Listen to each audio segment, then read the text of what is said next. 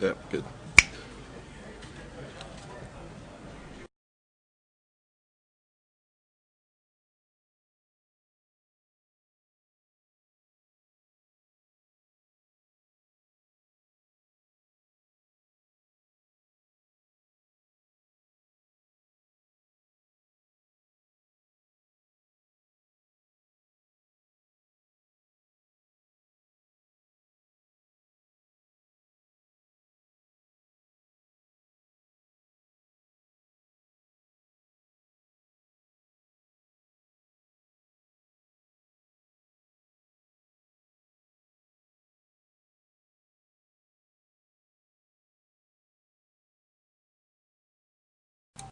Oi, oi. Testing, testing, 1, 2. Testing, testing, 1, 2, 3, 4, 5, 6, 7. What comes next?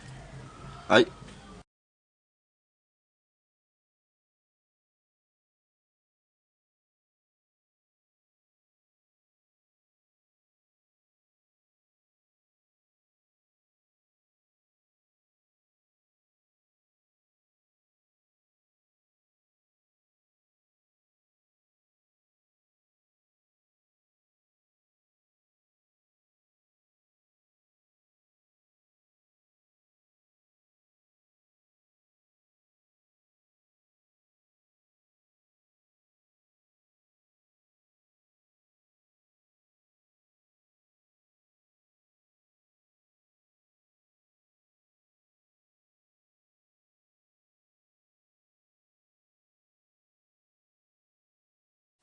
Testing, testing, 1, 2, 3, 4, 5, 6, 7, 8.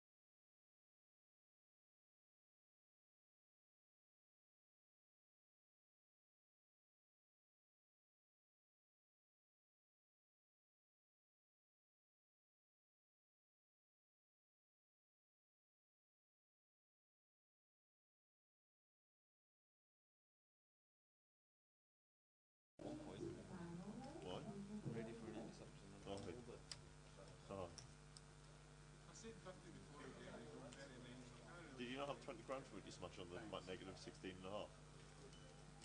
That's what I want to see.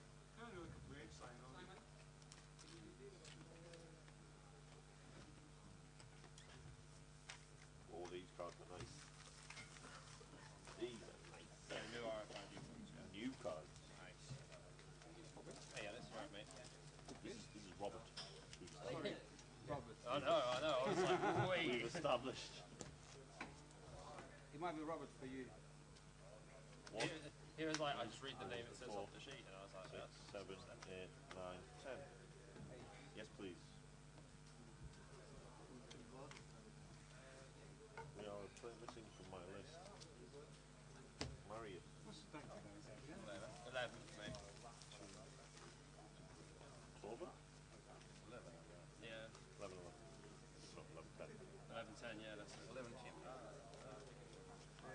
See, when I write it first, everyone should just follow suit. Oh, sorry. No, no, wait.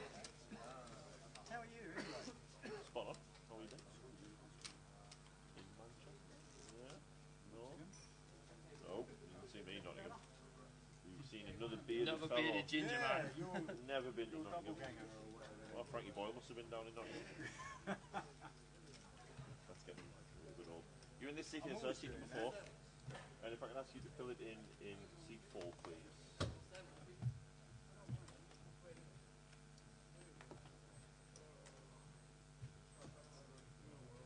Someone will answer. So is it 2 levels on the feature, is it? Yeah, every 2 hours it changes over. Yes, unfortunately. How are you? Yeah. I knew it was you sitting there. It was his.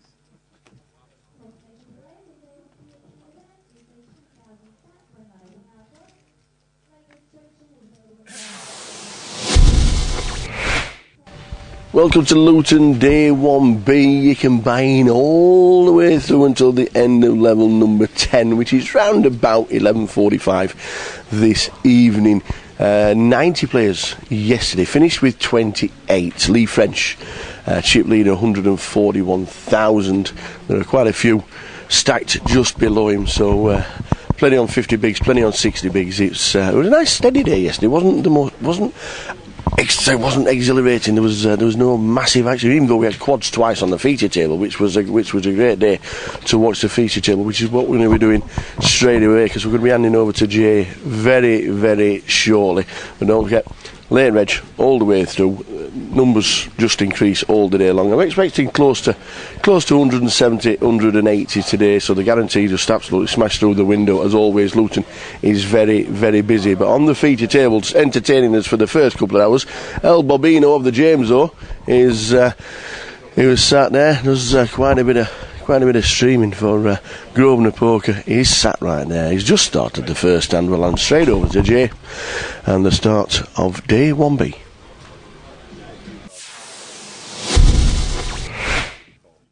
Thanks, Tower. Good afternoon, everyone. We are back for Day 1B here in Luton. Great day yesterday. 90 runners, 28 of which made it through. Chip leader is actually... we've had a bit of a typo. Yeah, Phil Suki. Lee French, I believe, has 14,800 chips, not 1. Maybe he just wanted to be chip leader. Maybe it's just a little typo, but I believe it's Phil Suki that is the chip leader. Maybe he just wanted to be chip leader, and he thought, you know what, I'm going to stick my name, I'm going to stick chunks on. Yeah. Afternoon, Miko, in the Twitch chat. Afternoon, Ashley. Harvey Norris is coming to the feature by the looks of that. And Bobby doing what he does best, first hand, flops trips, easy game. I wonder if he's streaming. You were saying yesterday he streamed loads during the series. Well, he's doing 12 hours a day some days, and he did it every single day. It was like 17 days on the trot, something like that. I was speaking to him. He was complaining he was having to work.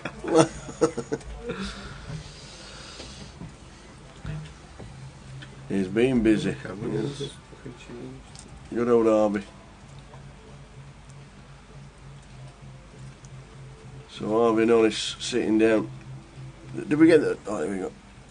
Is that Keith Talkington? Yeah, it is Keith Talkington in 2, Harvey Norris in 3, Ostein Blastic Nordil in 4, Tamovic Volodymyr in 5, Bobby James in 6, and Marius Hustapassi in 9. Easy for you to say. Yeah. They might have some cameras pointing at the wrong places. Oh, good. At least we noticed on the first stand. For the first... For the first 30 minutes, we might be Yeah. pointing in the wrong direction. Is that what you're saying? Yeah. They've definitely got some cameras labelled wrong. But we are changing it now. Right now. Morning, Mum. Oh, yeah, so seats 1 to 5 is now 5 to 9, as we can see. Yeah, no problem. Happy birthday again. Happy birthday, Mum. Glad you like them. Oh. Did he put my name on the label? Yeah, from Tower as well. I should have done that actually. I should have thought about that. Oh, I'm still eating the jelly babies you sent us. Oh, all the best, Gail. Have a fantastic day. If you're watching the live stream all the way through, we'll try and sing for you. Well, we got action here early on. Don't see it too early, but Bobby with the nut flush draw, and I'm going to call him Tam with bottom set here. I think Bobby should just be playing this passively. Early stages of the day, just go into cool mode, and then if we do get that, that's when we want to start putting some chips into the pot. But these structures, it's just no need to start sort of barreling chips off. King of diamonds, so he misses. So Bobby correctly gives up and sees the set of deuces. Yeah, will not bother showing anybody them two. So, good morning, everybody. If you're on YouTube and social media, here's the details. Grosvenor Poker on Facebook, Grosvenor Poker on Twitter. We've also got YouTube/GUKPT and also on Twitch/GUKPT, and there's our handles for Twitter if you want to get involved. Yep. At the Tower 68 _just J__. Good afternoon, John. Have a good day, lads. Unlike my mate that didn't last long yesterday, gutted I didn't get to see him on stream. And the mother says, I thought your flowers were arriving later, Tower. Oh. Have a great day, Gail. Morning, Chris on Twitch. And got Lewis rooting for Bobby in seat 6.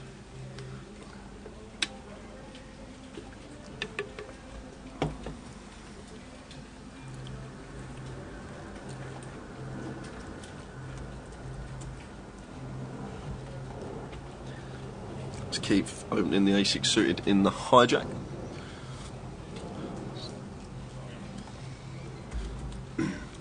Dan Ross on. We know the camera angles are a little bit different.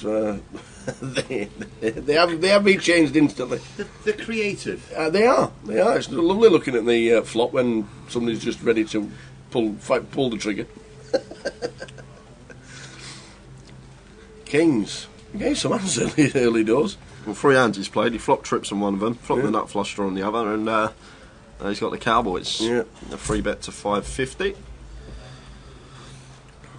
So action on Keith here with the A6 suited. This deep, probably going to peel in position. To be fair, that's a lovely table, and the logo's super. It really is. But both players think better of it and just let it go, and Bobby picks that one up. Dan Ross says Harry Ross is going to win it. Maybe they're related. What's your guess? I'm guessing they're related as well. Tower. Good morning, YouTube. Good morning, Twitch. And also, good morning, the GUKPT website. Going to flick on Facebook very shortly as well. Morning, Ashley. Ashley. I'll say Ashley. Thought you didn't watch Coronation Street. No. Fred Elliott. Obviously not enough.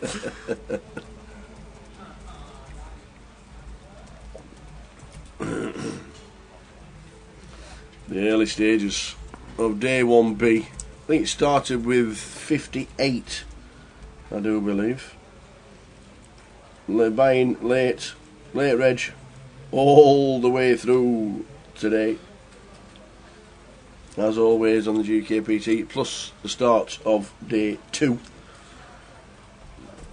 My Poker Live app is not picking up my location. No, I don't know whether yours does. But it says I'm 28.3 miles from Luton. No, certainly not. I'm in Luton. And you click on the live app and it says there are 73 sat down playing the main event at this moment in time. Chris Maguire came second in the Omaha last night. Yeah, he did. Well done, Chris. It's on the rail for him for a bit.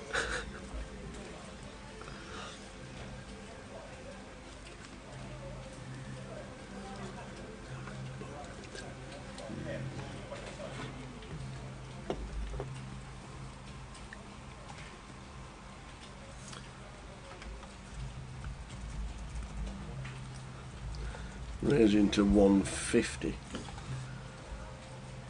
There's Taramovic. Damarovic. And creative with a 9-5.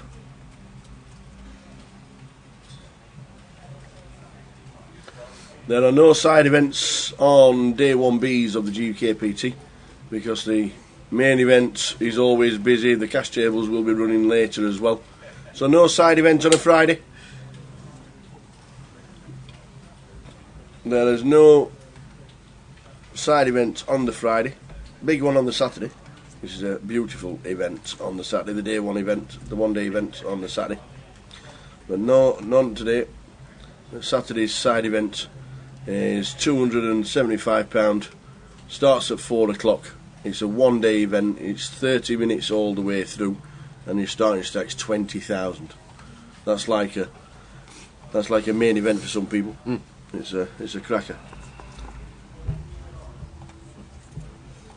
I think the cash. I didn't see the size of the cash. There was a big game. Must have been Omaha last night because there were chunks on the table. What, cash? Yeah. I didn't see it. Yeah, on the tables. Unless it was just an Oldham table. It looked like there was quite a bit of money on the table. Maybe 1, 2, 2, 5. Yeah, maybe. could've Probably be 2, 5. I think. I didn't realise that. It was good. Didn't realise that the poker came from, was created originally in Yorkshire. Yorkshire, was it? Yeah. Why? I didn't know that. That's why it's called Texas Oldham. Yeah, your line of 95 was good as well. Texas. Oldham. Oldham's in Lancashire. That's what I said. Hey, Yanis, how are you? No. How's the floor? You can witness this, Tower. This is something you won't see very often. What's happening? How much does he owe you? Yen is shaking a hand with Andy. Who's he making a bet with on the numbers? Oh, no. Who never misses? Andy. Never. No. Oh, no. What was the line? Oh, he created a silly line. 103. Oh, yesterday? Yeah. Ah. It's not a silly line though. And you went the unders. I went overs. You went overs, 103. Ah. I have a new line today. I think I'm going to. Have you already got the number in your head? Yeah. I think your line today will be 160. I'll take overs. I have overs as well. No, I'm just saying. I'm trying to guess your line. I'll take overs. What line are you setting? I'll take overs. I'll give you whatever you want. What was your line? So what line do you want? No, you're betting with Andy. Andy's got the money. Andy? We just play. We just work for Jelly Babies. How many was last year? Ah, I can't remember now. I know. Honestly, I can't remember. I know. You do. Ask Tower. Was it 170 or something? Last year was 195 on the Friday. I have the overs on The that. biggest stack from yesterday was 111,000. Philip Suki. How many's in now? No. 75. 78. Oh, so you're trying to gain angles. I think That's fine. You can do whatever you want. a fair line for today would be Are you going overs no matter what? I would say a fair line for today would be 190. Ooh. Put it in the hand. and say what are you You doing? have an overs. Oh, 190. I think 190 is a bit ambitious. To achieve? Yeah. You think it'll be unders? I think you're nearly spot on, but I think it's slightly under. I do, yeah. Okay. 10, Well, just 9, have double or quits. 8. 190's a push, 7. not on the overs. Oh, the deal's done at 190. Yanis knows something we don't. I know, yeah, he's on bars and stuff. I just done a deal with over 225. Oh, so you've hedged me. You've edged the bets. 225. That's like. Who said massive. JJ. What, JJ Hassan? He's never been good at... You've got the No, Anything. I'll overs. overs on I still have 225. overs on 225. Yeah. You'll lose on both. He's got the Latvian Winter Olympics team coming through. There's a bus outside parked up waiting. That. Oh, I know. So the line is set between these two at 190. What do you guys think? What do you? Ash thinks 175. I was thinking 175 as well. I was thinking 175.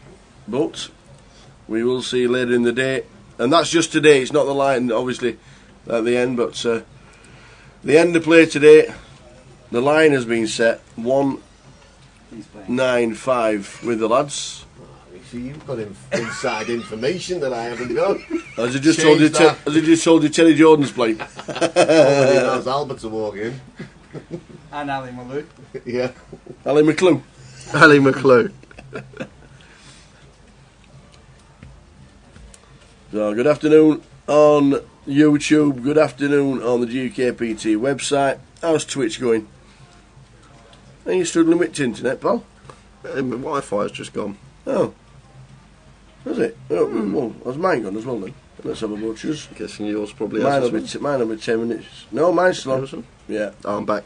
There we go. Good lad. No, you're not back.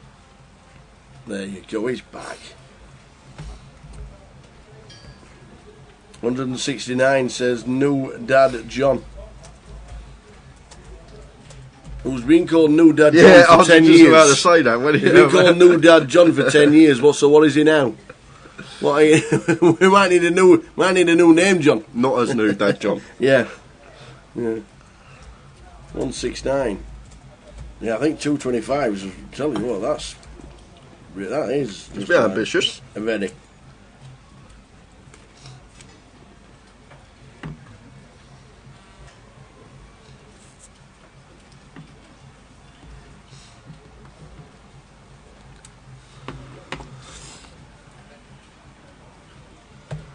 So 175. What was the line? 195. And Andy's got the unders. 190. 190. Yep. And Andy's got the unders. Good afternoon, Gary, in the chat. Afternoon, Gary. Hope you're well, pal. You'll be off to listen to some music this weekend, I'm sure. Whatever's on locally.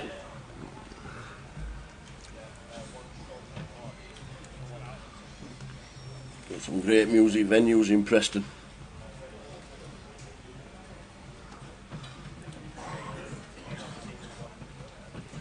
Line's 25.50 on a 60-minute clock. Sorry about the camera angle. It does get changed, but obviously in 13 minutes' time when we catch up with the live stream. Harvey with 8s in the cut-off though. He's going to be opening.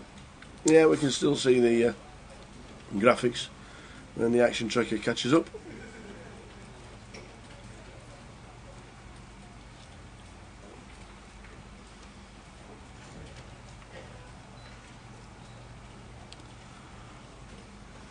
Bobby going to defend the 9-6 in the big blind.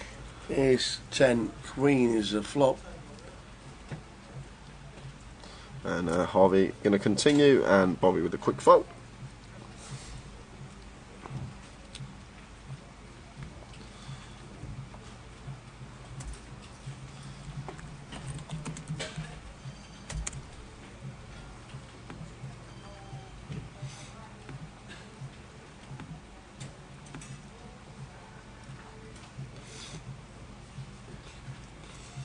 Had a good week playing Lex Live last week, did Bobby? Yes. Yeah, won the. Came second in the high roller for 6.5k, and then he went down to the Vic, played the 180 Saturday deep stack, and won that for 5.7 in the space of 3 days. So, good week for the man in seat 6.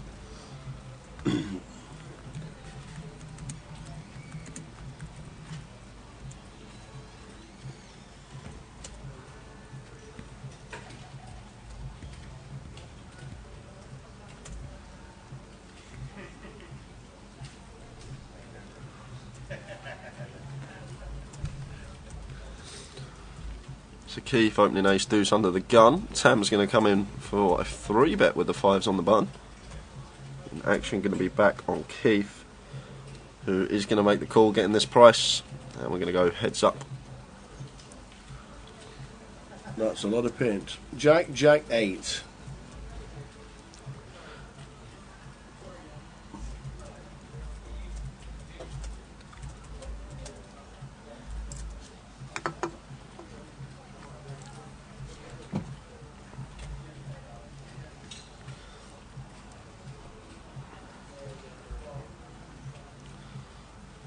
Continue from Tam, quick fold. So blinds 25.50. Got 10 levels today as always. Late reg available all day.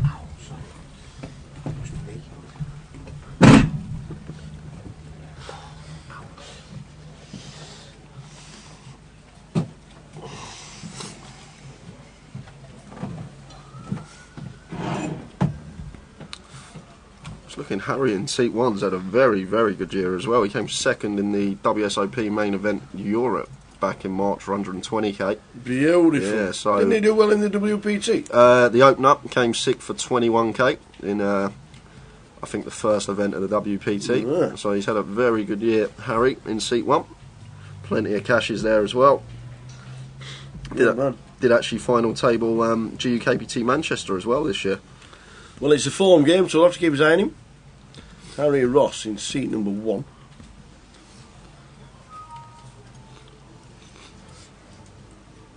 Do you think we've got his name wrong? Do you think they've got his name wrong on the...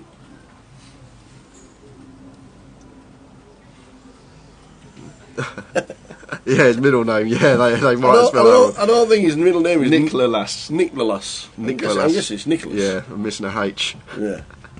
Nicholas.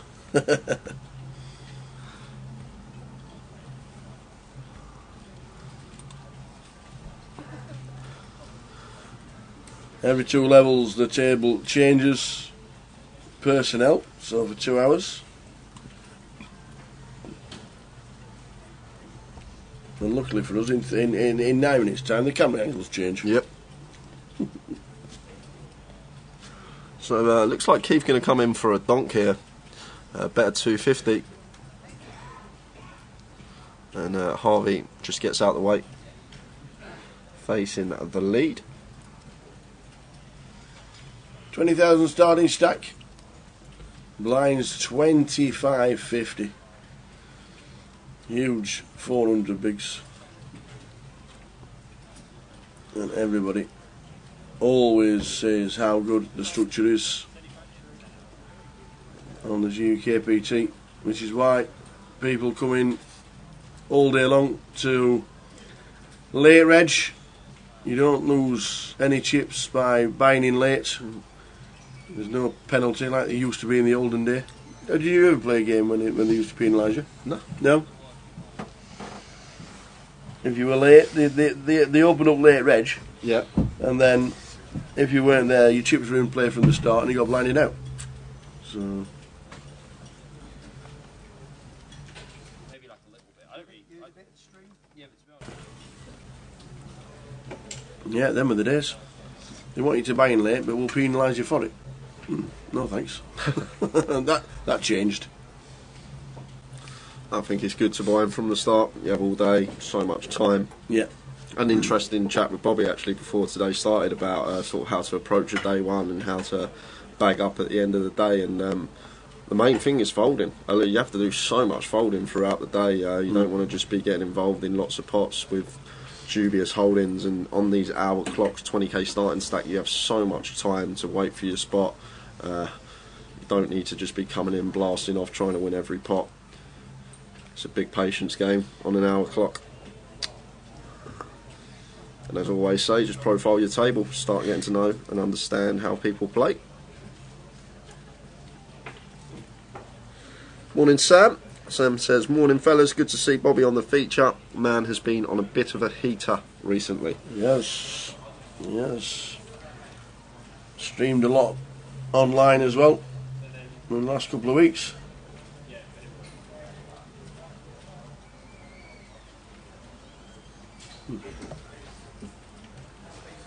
So Harvey going to get the check mark here.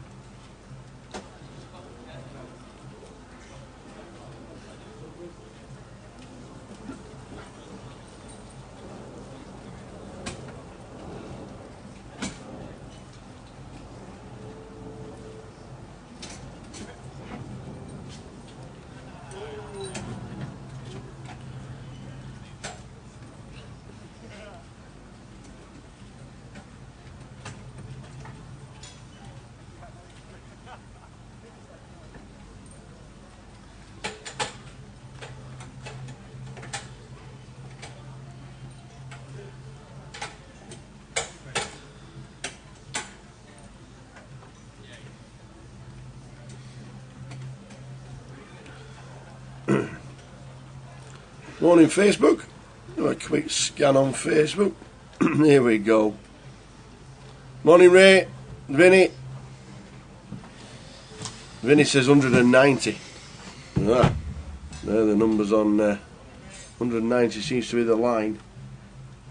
I'll definitely still have overs on that, I think. Well, I'd definitely have the unders. Friendly pound? Friendly pound. All right, Is we'll there have anything a pound. friendly about a pound? Yeah, go on then. We'll have a little pound. Go on then. I'll have the overs on it. So if you are watching on Facebook, good afternoon.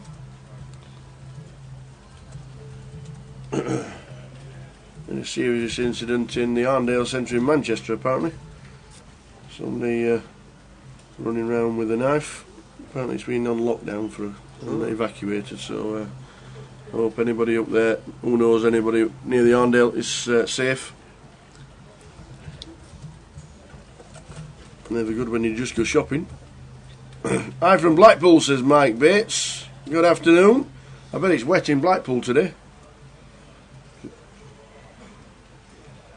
Why is the feature table not full? Says Vinny.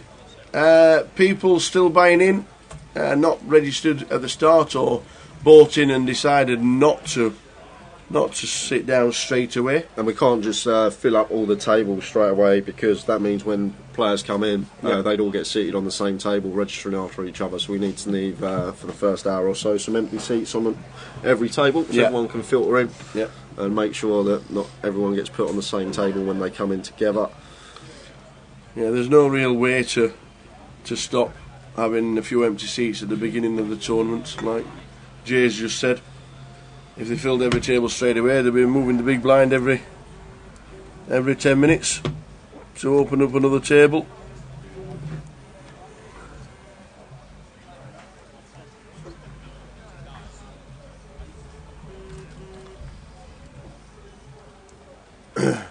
Now, as we know, the camera handle does change. It was stuck on the flop cam as camera 1 to 5. So when he gets to number 6, he goes wide. Bobby opens King 10 of clubs, raise and take. Afternoon carpet catcher on Twitch. Oi oi, good afternoon. And chat family, I like that. I like chat family.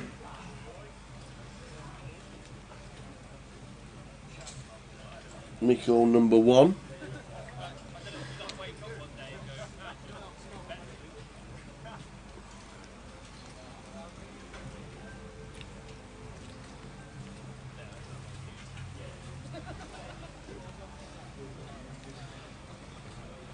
Watch all day on Facebook, on Twitch, YouTube and the GUKPT website, whichever platform you're on.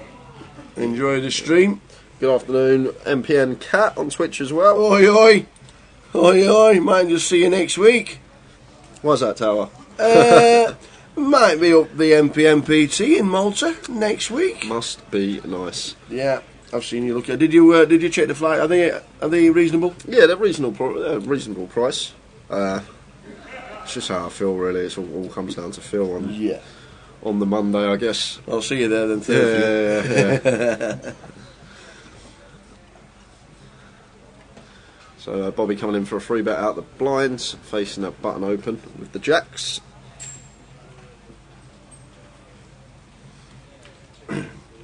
Research, that's what it is, Cat Research. Watching El Bobinho, sat in seat number 6.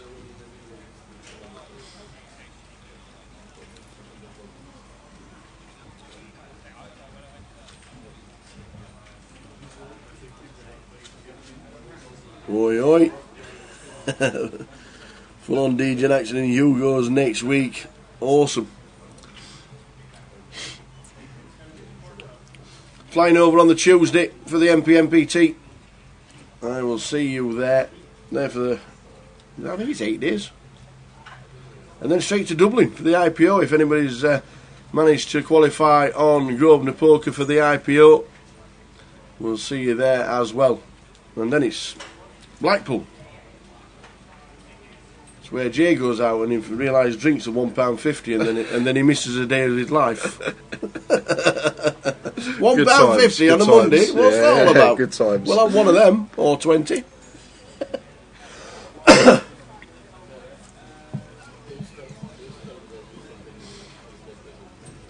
Yeah, Blackpool's always the fun leg, and we know it's November and a bit harder season and the illuminations have just been turned off, but so many people still turn up. It is fabulous. And they turn up for the week as well. Right, you can get I think you can get a week stay for less than a wanna.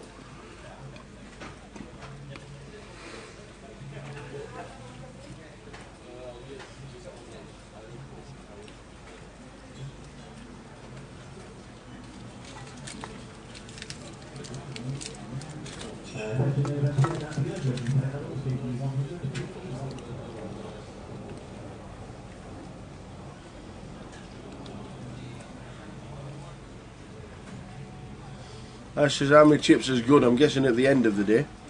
50k would be 40 big blinds coming back tomorrow. That'd be plenty. Yeah, plenty. No, even if you bag up a bit more than the starting 25k, which is 20 bigs, it's still fine. On an hour clock, 20 bigs is chunks.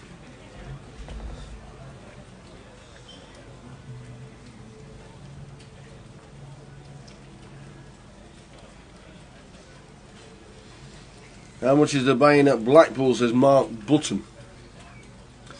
It's a £1,000 tournament, so obviously plus the juice is £1,110. 11.10 buys you a seat into the main event. £200,000 guaranteed tournament. So obviously needs 200 runners. Usually a busy place. Blackpool, plenty of satellites running live. The team do so well.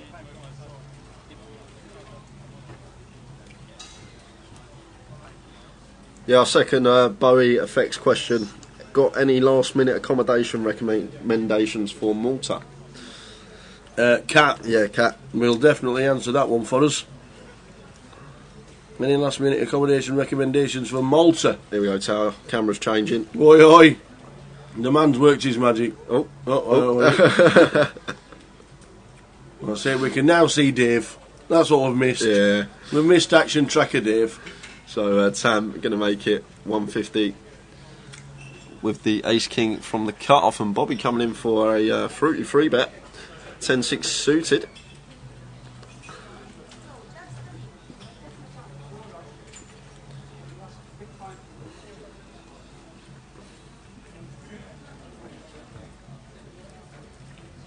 Oh yeah, I get to see Bobby James in drag. That's where he lost his prop bet with Jamie Nicks. Yeah. Awesome.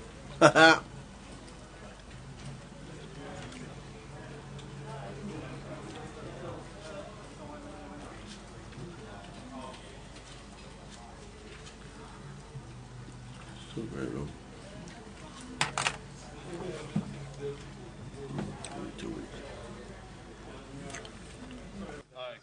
21 in January.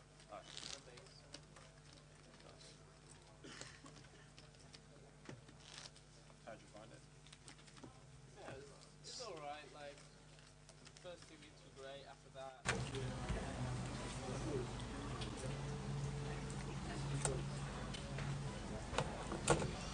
Early stages. Luton, day 1B.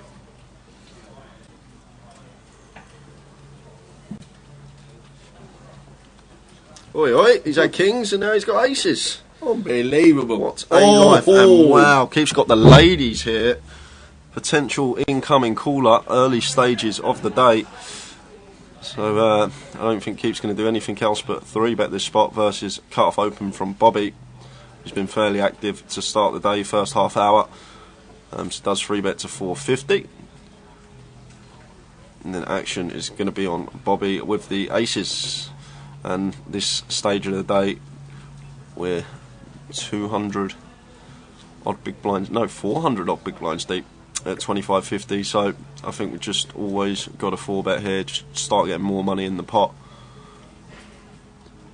Makes it 1.6. Yeah, I like it, maybe a bit on the large size, but want to start building the pot here, early stages.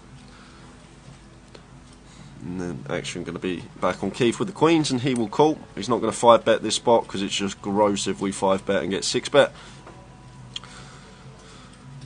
So Keith will make the call, and I'm pretty sure we'll be going heads up to the flop.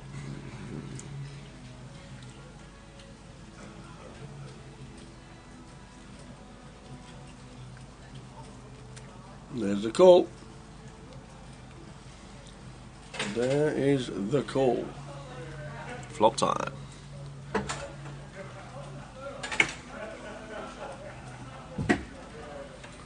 Four, 2, 3, 2 hearts.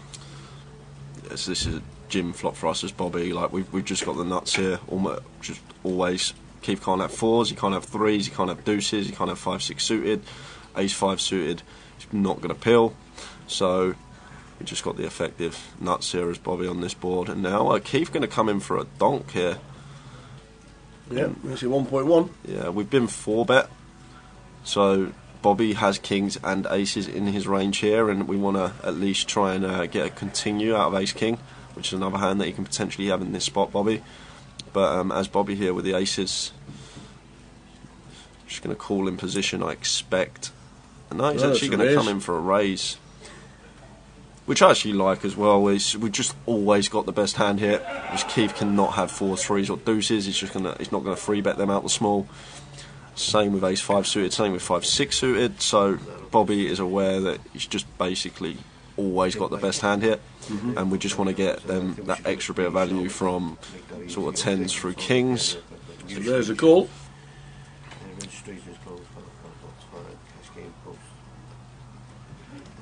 Taken that out, just made that one post. Press the call button there. Games are available when little stars, how many players, blah, blah, just be one. There's the 3 on the turn. Yeah, so this is beautiful for us as Bobby. So we want to be sizing up again to set up a river shove. So Keith's going to play and flow, he'll check.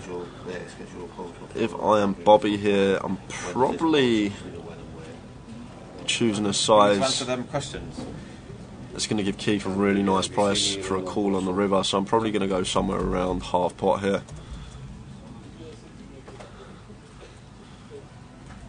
There's just no bad river. Yeah, like an ace, a 5 and a 6 seem like bad river cards, but you think about Keith's range here in the 4-bet pot, they're not really bad cards for us. Like the bad cards to peel off on the river are like Jack, Queen or a King that could potentially give Keith a set with his overpairs. But Keith taking a long time in the tank here, and there's the check. And now if I'm Bobby here, I want to be sizing up to set up a river shove that gives Keith a really nice price.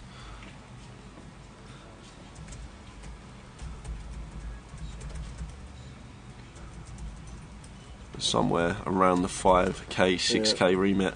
I say half pot side was be enticing, and Keith would flick it in.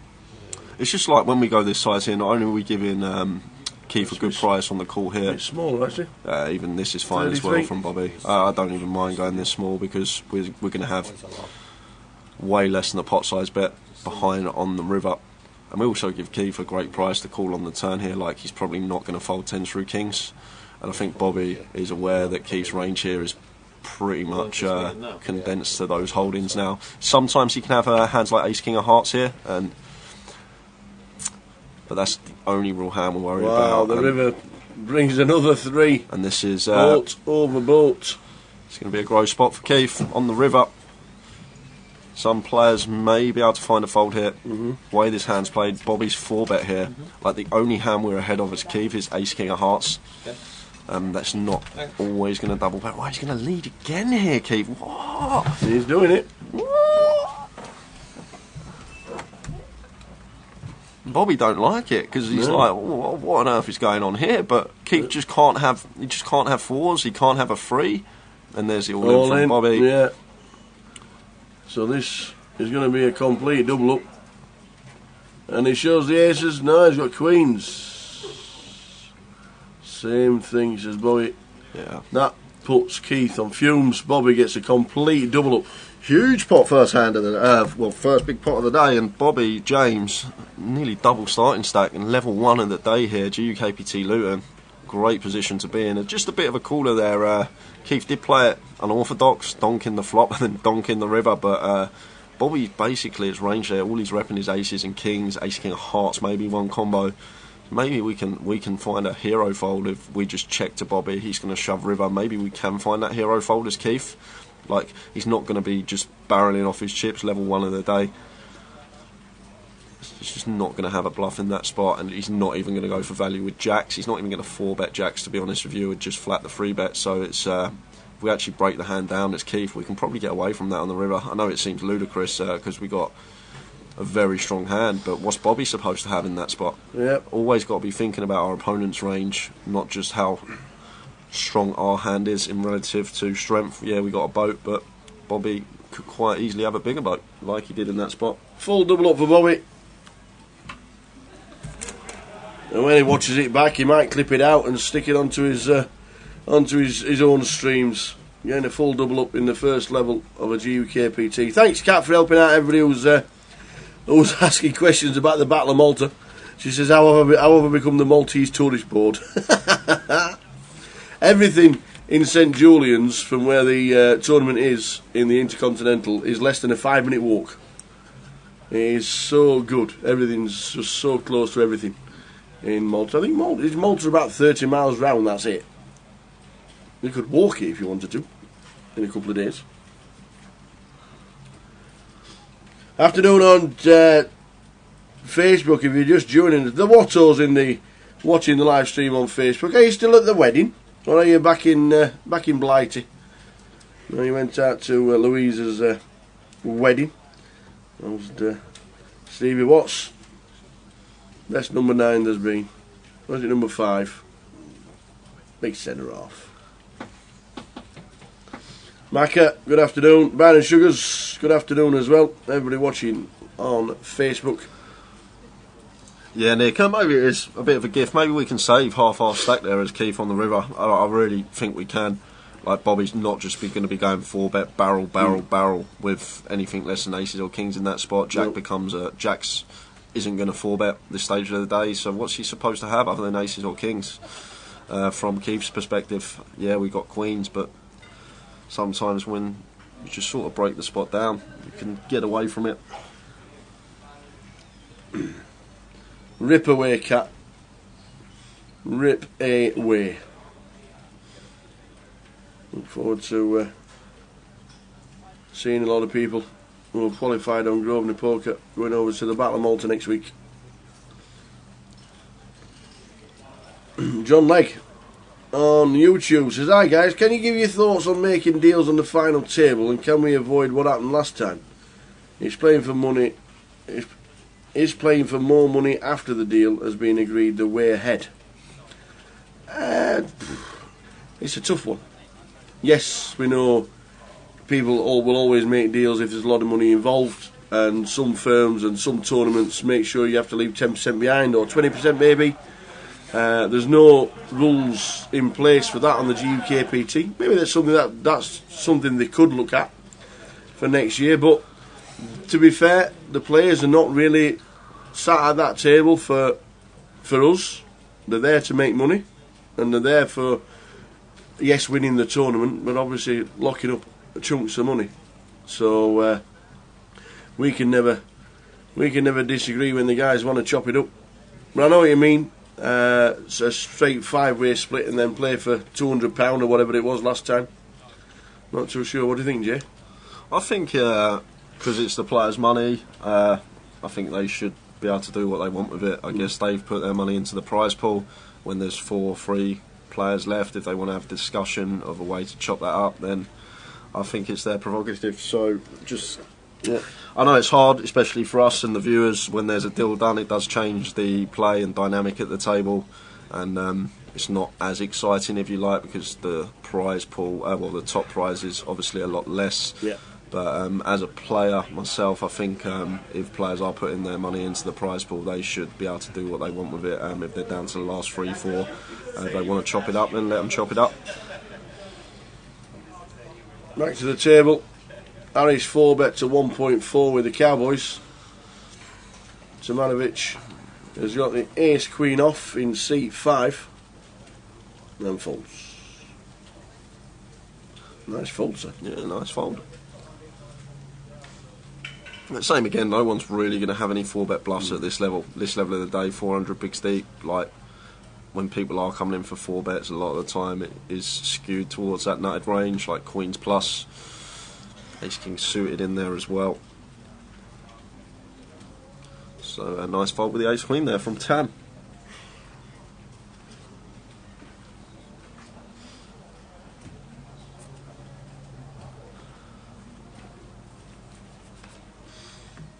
Yeah, we had quite a few discussions, obviously, about the mobile phone content yesterday.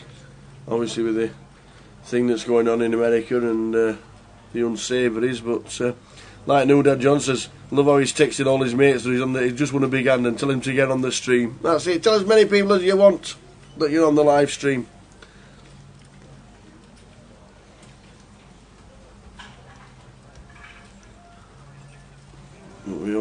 We also know the scenarios of the blow up online was totally different to what we do. So we'll mention that as little as possible. Yeah. No integrity lost for us, that is for sure. But if you are on the live stream and you want your mates to watch, that's exactly what you do. Send them a message. 9 ball, corner pocket. Boom. Ostein turning trips here. Tam probably just going to wave the white flag now after he's been called once after leading, and does, and now this should just go fold.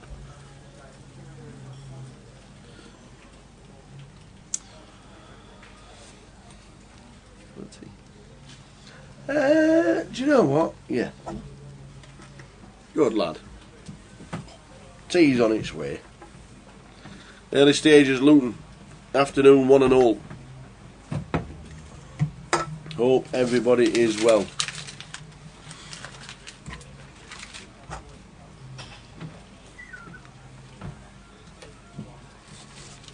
Hope everybody is well and doing good.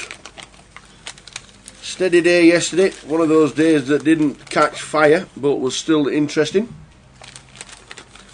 But today, with more runners expecting. Well, we've had the start like we have. Aces against queens. Now Harry's got the aces again. Oh, we had queens. This time he's got the aces. We had kings last time.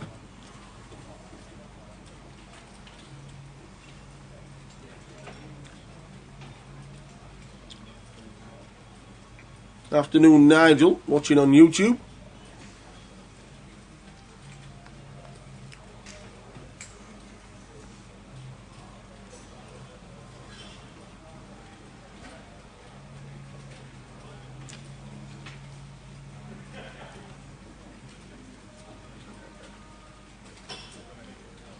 Queen Eye flop for Oystein. Piece for Gary. And Harry's got the overs.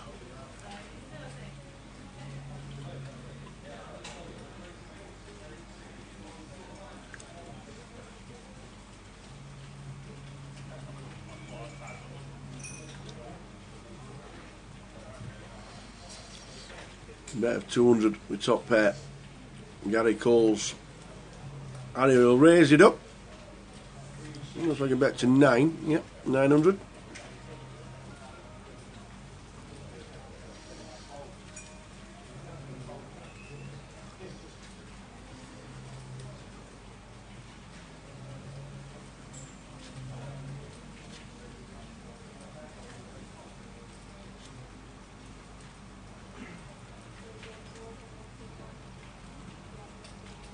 How are we seeing a turn with top pair?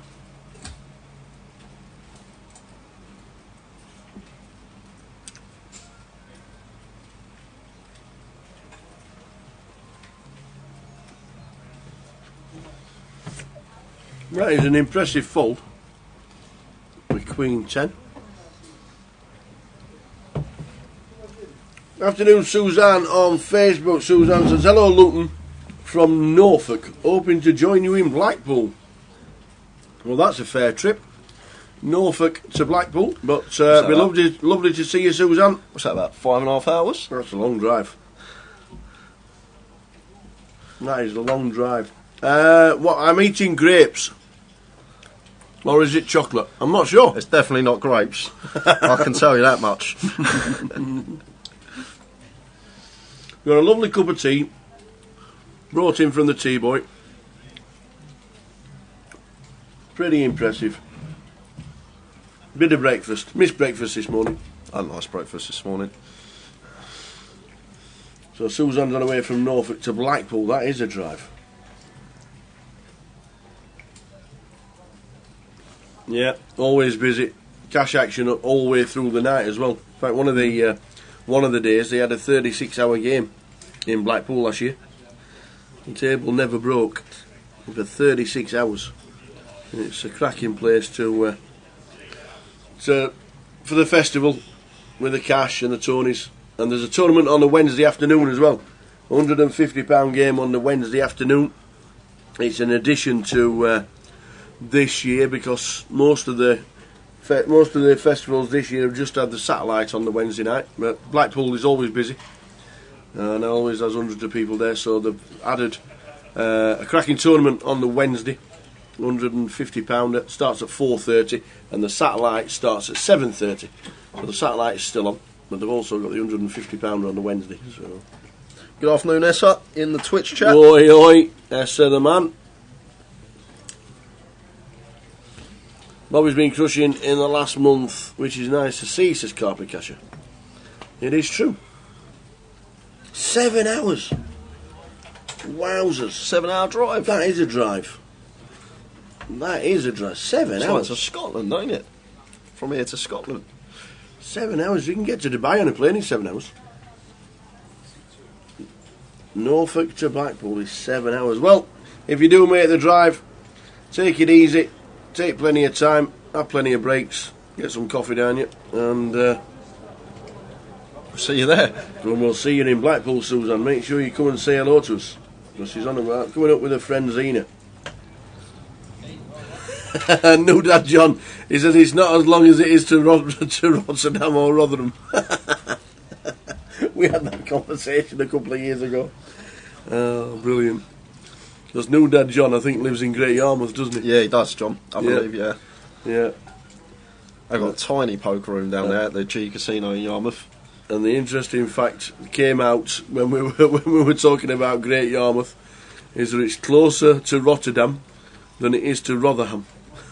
And Rotherham's obviously in the United Kingdom, and Rotterdam isn't. Just an interesting fact that came out during a chat one day.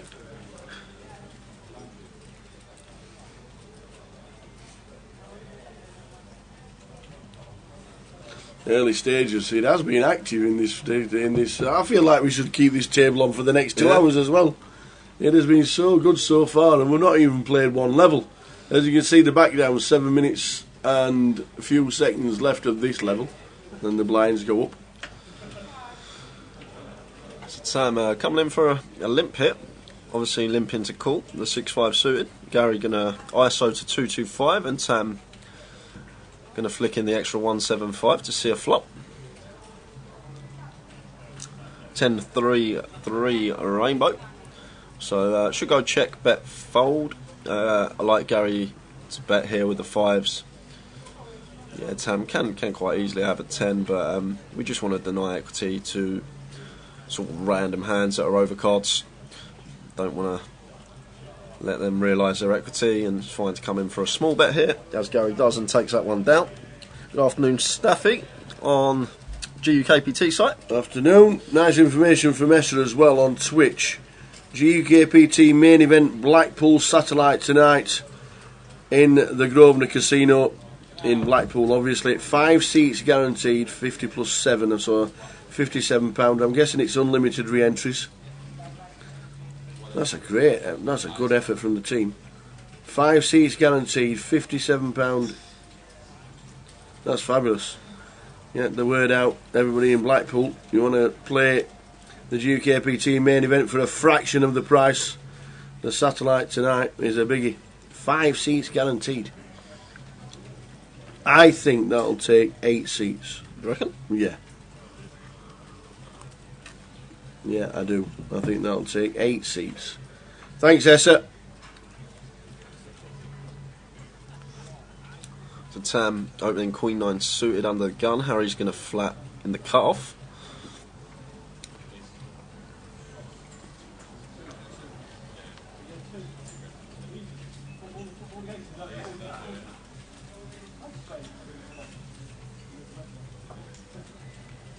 Six, King, 4, 2 clubs.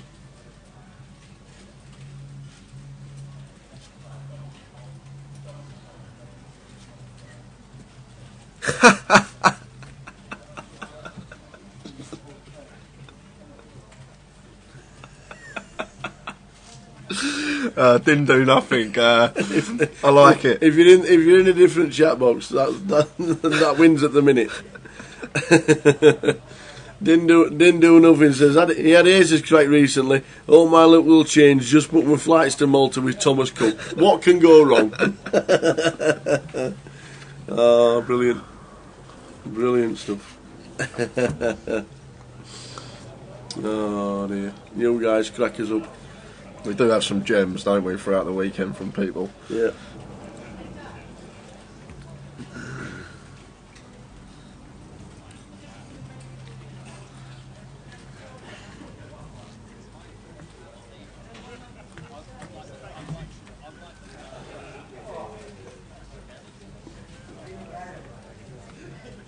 So Suzanne says actually have 2 casinos.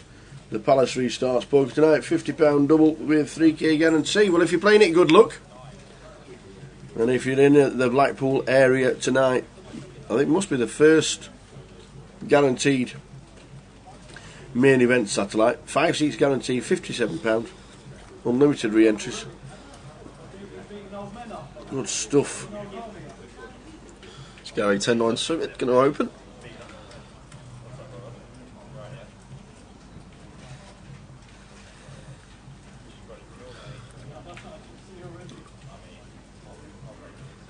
Look at Keith, he's still got 24 big blinds. I know blinds are going to go up in 3 minutes and that's going to half, but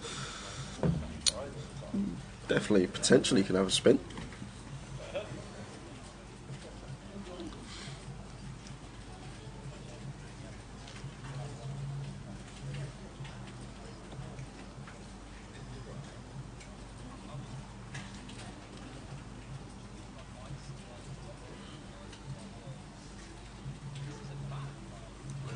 Troubler comes in onto the Twitch and says, "Good afternoon. Have I missed anything?"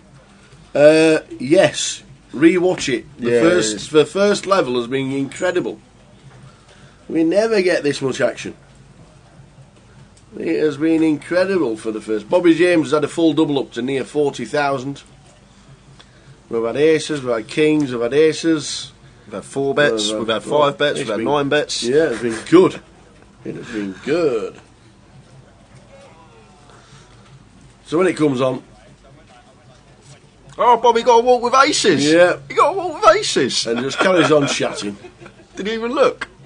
Yeah, he turned over.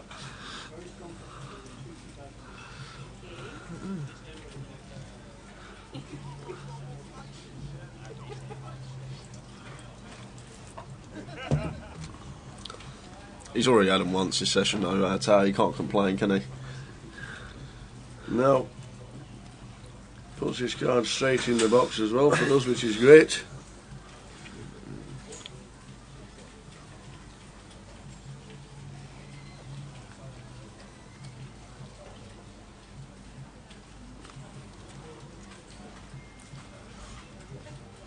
Well, all the big hands are out in force. Queens for Ostein now in the cut-off. Makes it 150 and Tam on the button here. Going to make the call. Bobby gets out the way. Action on the big blind. And Gary will make the call with the Queen 5 suited. This is a fine defend from him. I know we can see he's absolutely crushed against the Queens, but Queen 5 suited most certainly. Flicking defend, getting that price. And Ostein coming in for a continue. Gets two quick folds.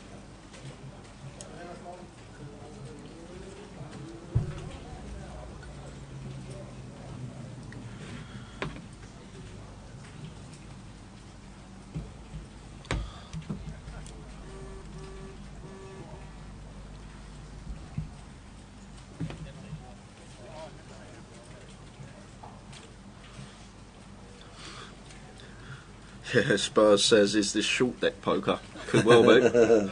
Could be a bit of short deck. Yep. Oh, new deck. Oh, they just. You know?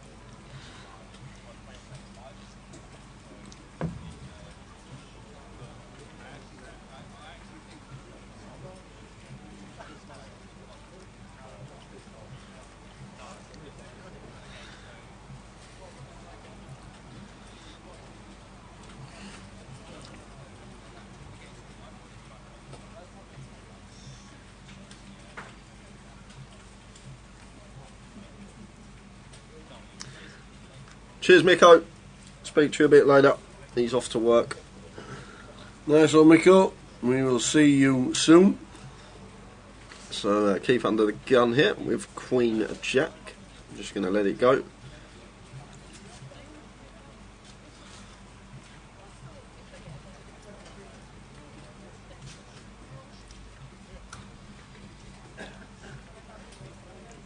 So the blind's up. Next hand. As you can see, the clock has changed in the background.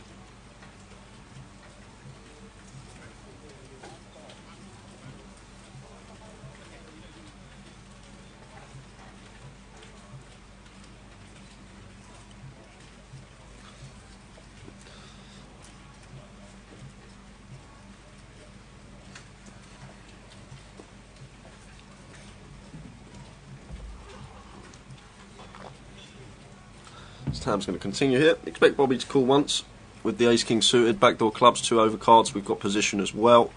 And we will actually have the best hand here some of the time. Versus Tam's cut-off 3-bet versus hijack. So he's going to have some Ace-Queens, Ace-Jacks in there, King-Queens. It's still a large part of his range that we are ahead of. And we have now turned the nut flush draw. And Tam has checked, Bobby checks behind. And the river is the Jack of Hearts. And now Tam going to come in for a bluff and a quick fold from Bobby.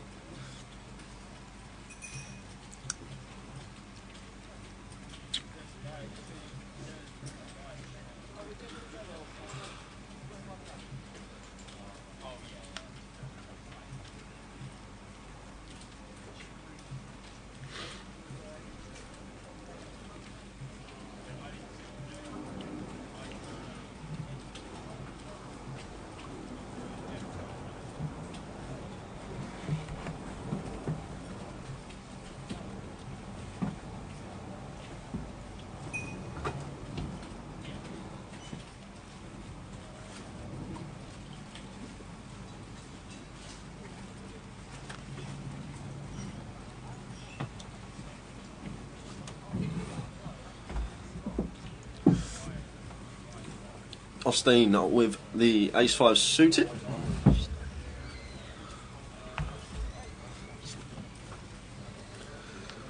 The GTOs. Chris Kember says, is there just cash up there tonight? Yes, there is. No side event tonight.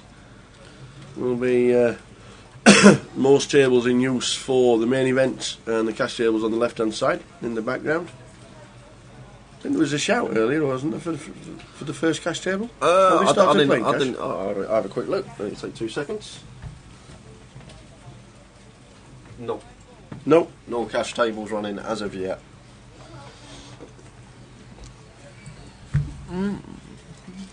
Ace side flop, both check it. 10 of clubs on the turn. Probably go check again, won't it? I think Ostein's probably going to come in for a bet now. Tower off. We check back on the flop. 2 checks, force a bet. Well, we can start going for value. Like, it's good to have some top pairs in your check back range, and like the ace X with the bad kicker are really good top pairs to have in your check back range, because obviously no overcards can come off. So we're going to chop it up if we get to showdown.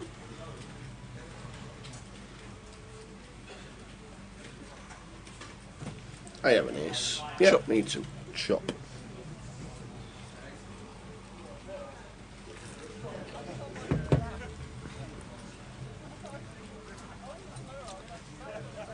It just comes down to, really, if you're a player that just, when you flop top pair, after having the betting lead and it's checked you and you always bet top pair, the times that you check, like, you cap yourself, and you just, and like, good opponents will punish that. So you need top pairs in your check back range as well. You can't always bet top pair. You need to select some hands which are good hands to actually check back, and try and induce some bluffs on later street, obviously for pot control as well, especially with ace 5 in that scenario. Not the best kicker. We don't really want to bloat a pot that particular holding. It's just about understanding what hands are good to check back as top pair and what hands are better bets.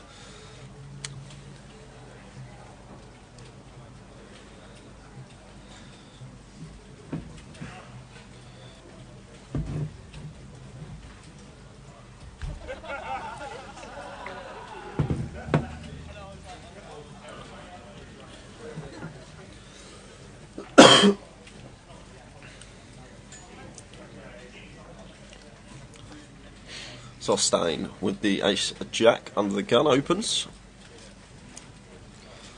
Blinds are now up, we're now 51. And Harvey got an easy defend here in the big with the ace 9. He'll flick in the 150, and we'll go and heads up to the flop.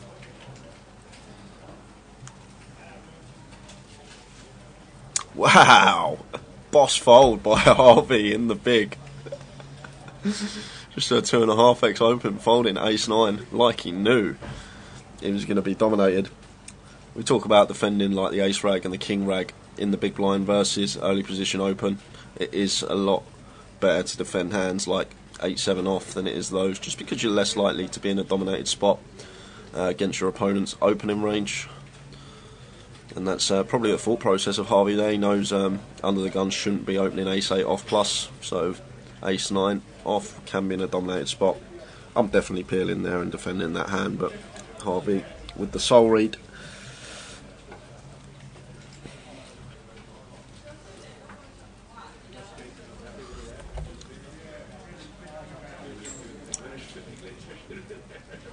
Right there, for example, Tam just getting rid of the ace 7 off under the gun, and that leaves room for Bobby to open with his reggae ace UTG +1. It's going to be folded to the blinds. And raise and take for Bobby.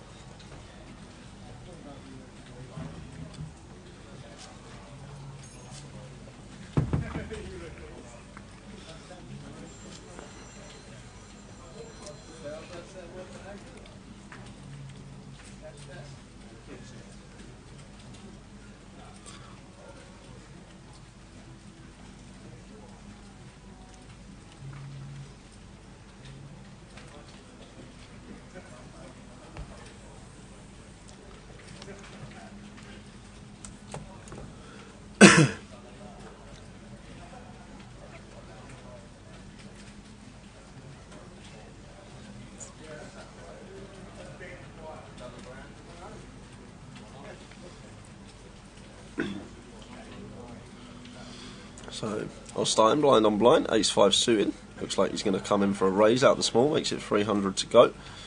I'm always peeling this as Tam. Heads up, we have position.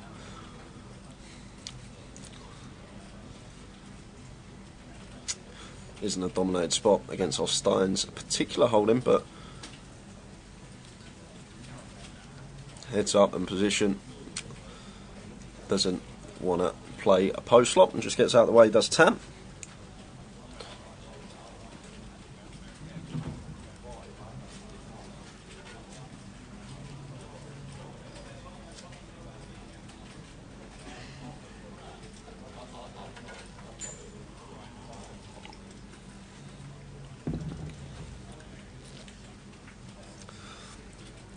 Yeah, Spurs defending ace-9 seems fine. So many opens and lower suited aces plus all pocket pairs. Yeah, I'm 100% defending it 100% of the time against that particular open size, but just Harvey would have had his reasons not to defend.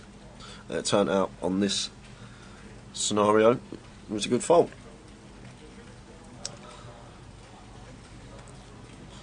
So Harry can open the 5-4 suited.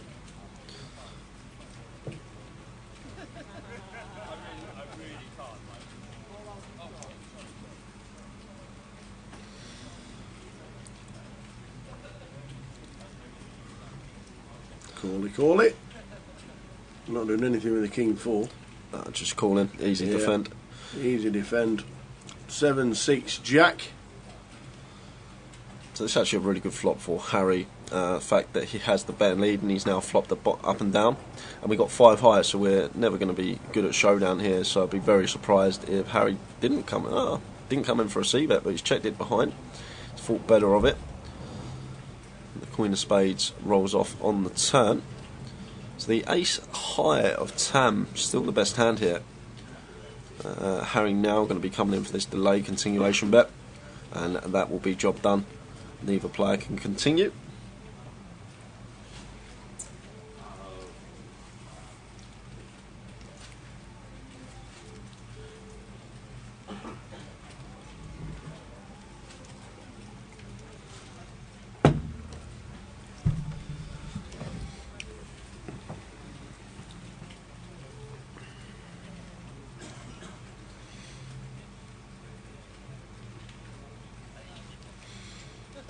Have you ever seen someone get pocket queens 9 times in about 2 hours? Because your mate, Danny Strange, had it last night and lost once. Must be nice for him to keep holding up. Yeah. Win with them every time. Is this cash, do you reckon? Yeah, I'm guessing it's probably cash. I don't know, Chris. It's just I don't think I've seen it, but it can happen. You get them mathematical anomalies in this game sometimes. And aces making an appearance again. This time for Harry under the gun. He's had the kings, he's had the aces, now got them again. What's that? 250, 225 maybe?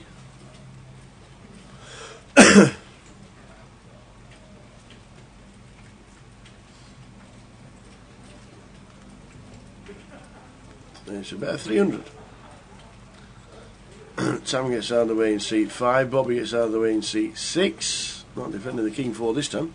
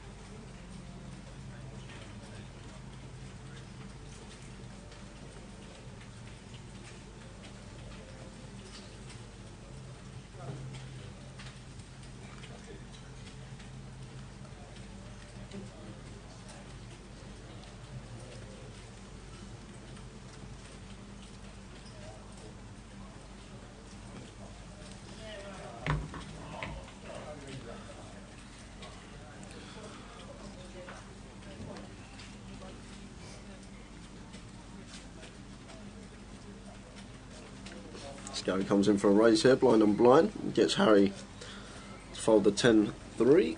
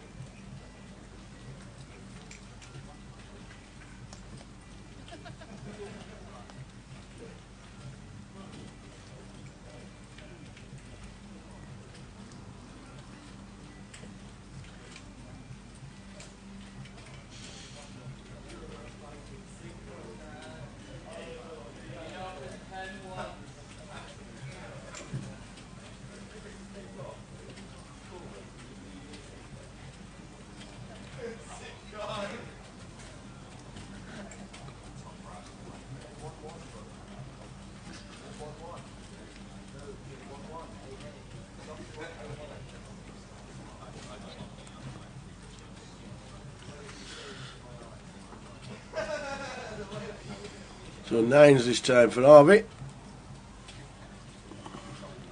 Looks like we've raised it up under the gun, and a call coming in from Tam.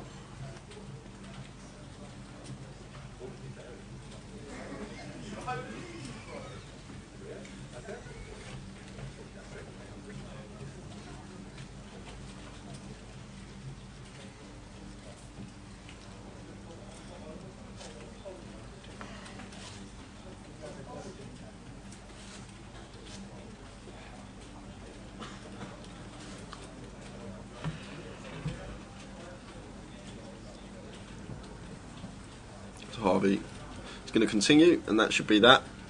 Can't see Tam continue with the ace jack. Well, it looks like he is. Ah, this is strange. He's just come in for a raise here, makes it 600. Harvey will make the call and we'll take a turn, but Tam making moves.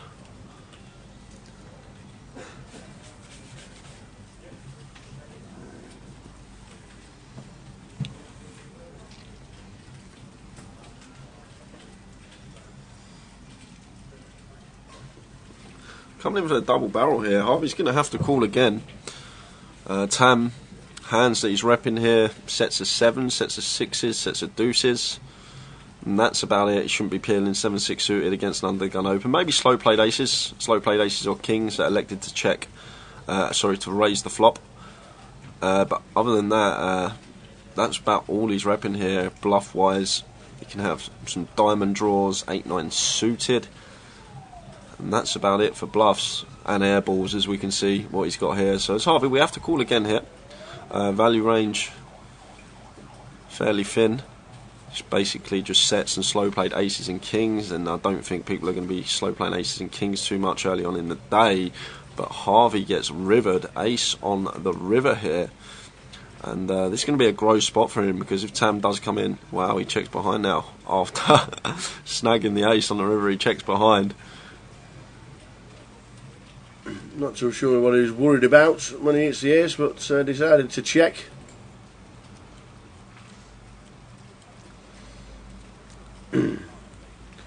Yeah, we can carry on talking about the stones for as long as you want, but we're not going to gloss over somebody who's trying to make a quick buck. But it's got nothing to do with us. It's a completely different scenario. It'll never happen. So no. We'll let them text in, let them tweet away, have a chat with anybody who they want to. They're only on the table for 2 hours. It's not as if they're sat there for 14 hours and having somebody on the inside working with them as well, allegedly. So, not at all. Completely different scenario. And until somebody says any different, we'll just carry on as normal. Is that Jerome? It's Jerome. Is that Jerome Bradpiece? Yes, it is. As in, like, Jerome that won a GUKPT, like, in the second season and then decided to slow down and quit and then just play cash in London. Wow! I've seen Jerome for a couple of seasons. Top man.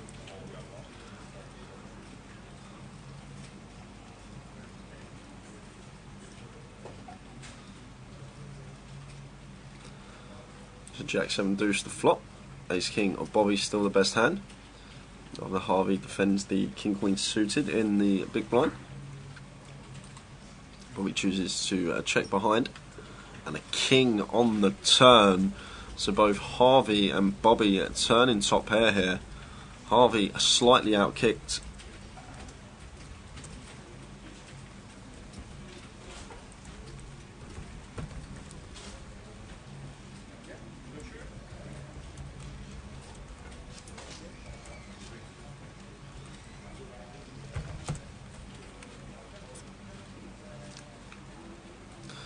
So bet 600 from Harvey. Bobby is just going to call here. Don't want to be raising. Harvey calling out the big blind. Range very wide. He can have plenty of bluffs here. He can have some 2 pairs as well for value. So we don't want to be raising top pair, top kicker here. So we're just going to call this river bet as well. Unless he's gone very small. He's gone half pot. So Bobby may actually be thinking about a very thin value raise here. If he expects Harvey to go a larger size with his 2 pair plus hands, maybe we can come in for a very thin value raise, and he has like it a lot.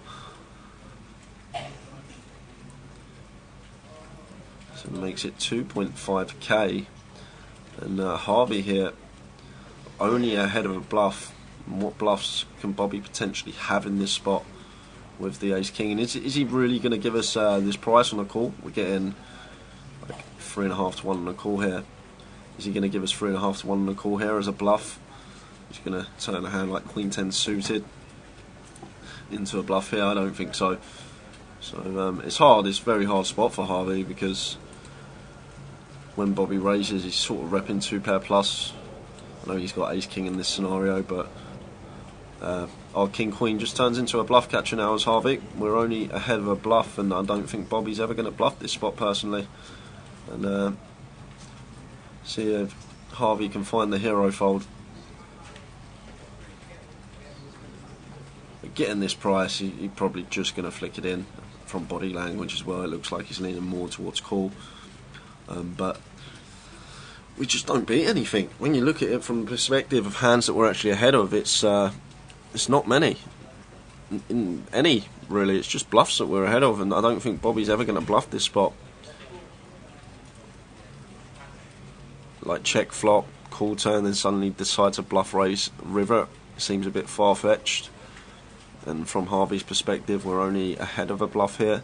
Bobby not going to be doing this with a hand like King 10. I think he flicks it in. It's a tough one, Tower, because it's the fact of the matter, we're getting 3.5 to 1 on the call. We got top pair, second kicker, but the main thing to take into account here, Bobby just shouldn't have a bluff. That's a great fold. That's a really, really good fold, Harvey. That is a boss fold, getting that price as well. Yeah. But just breaking it down, Bobby just shouldn't never have a bluff there the way the hand's played. And is he really going to give us that sort of price on a call if he's got a bluff in that spot? So very, very nice lay down from Harvey in seat 3 there. I thought he was making the call, to be fair. Well played, Harvey. Well played indeed. It's the biggest weapon in poker, that. Yeah. Folding. People don't realise a lot of the time, but I've got the best weapon then. yeah, folding, yeah. That's my second name when I sit down at poker table.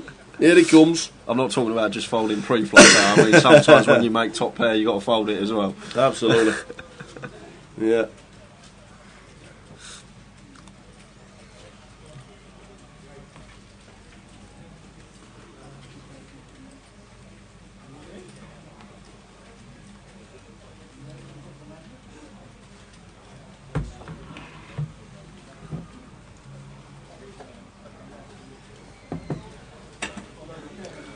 Play it all in.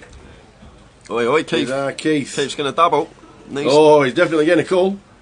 Needs to fade the lady. Yep. Definitely getting a call.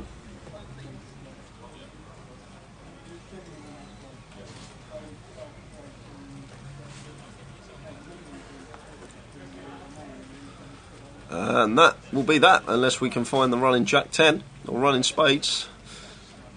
And there's the double. There's the double. So Keith doubles up. No. Oh.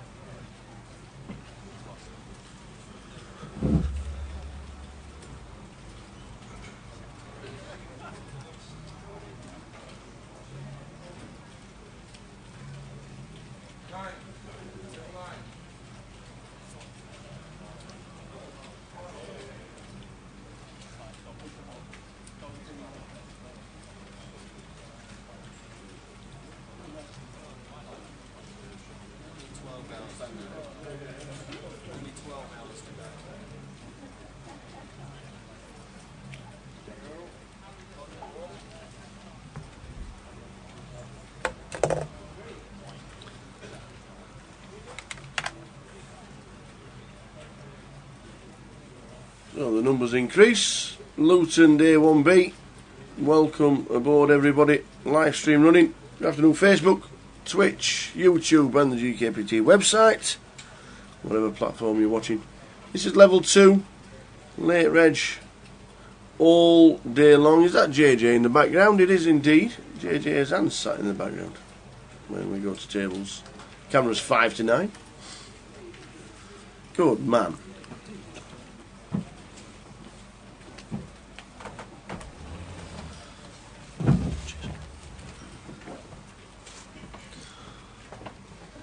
So going three-way to the flop here. Jerome opening the queens under the gun. Harry peeling the king jack UTG +2. And small blind comes along with 6-5 suited. Complete with for Tam. However, Harry has flopped top pair, second kicker. Jerome with the overpair here. So should go bet, call, fold. Be very surprised if anything different occurs.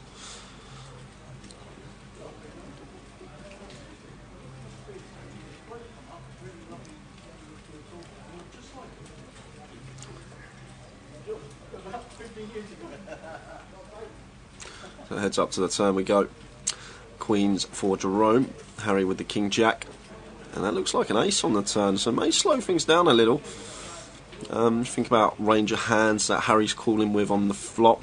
Not too many of them contain an ace, other than ace jack, and obviously ace x of clubs as well. But other than that, it's not too much of a scare card for us as Jerome with the queens. So he is actually going to come in for a second street of value here, try and get some more value out of some jack x type holdings.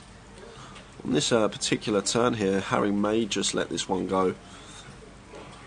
Jerome opening under the gun, he's going to have ace king in there, he's going to have ace queen in there, ace jack a possibility as well, ace 10.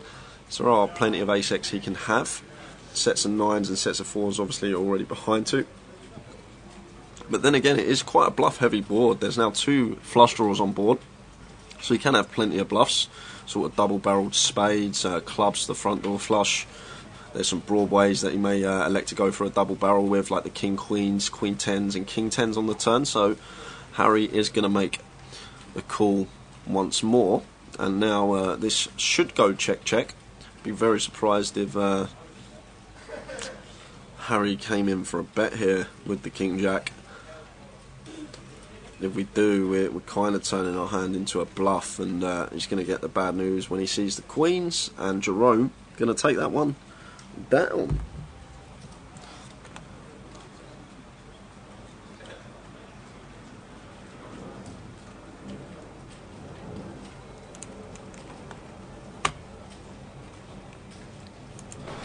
So, social media, you can find us on Facebook, Grosvenor Poker. Follow us on Twitter, @Grosvenor Poker. And for all your live stream coverage, /GUKPT on YouTube and Twitch.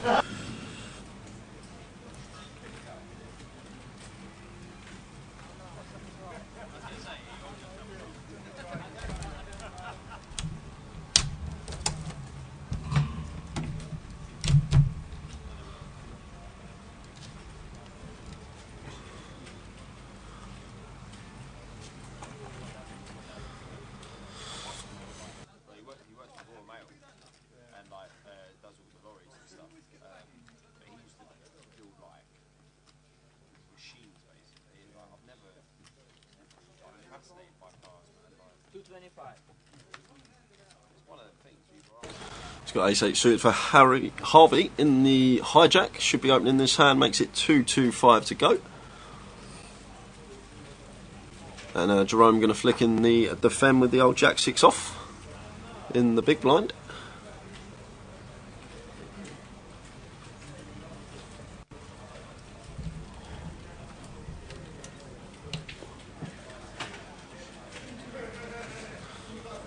Queen, deuce, deuce, 2-club flop. Continue from Harvey, quick fold from Jerome. It's got about half hour left of the first session of the day, guys. It's probably been the best session of the tournament so far. We had a very quiet day yesterday for day 1A. Anyone that was tuned in for that, I'm sure you will remember it was quite a slow day, not too much action, but been a very good first session to start the day, and hopefully it continues. Will be a 20-minute break, I believe, today. We'll get some clarification on that. Okay, take that back. It will be a 15-minute break today, so breaks are kept the same.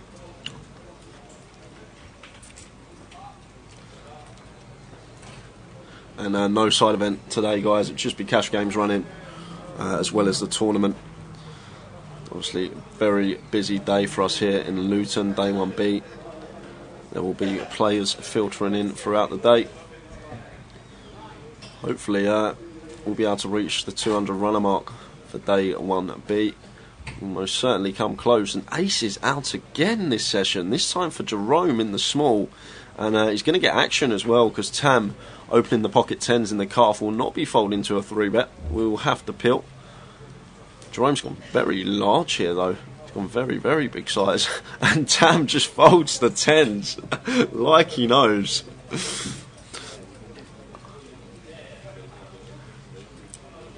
Yeah, 200 big blinds deep. Folding 10s to a 3-bet.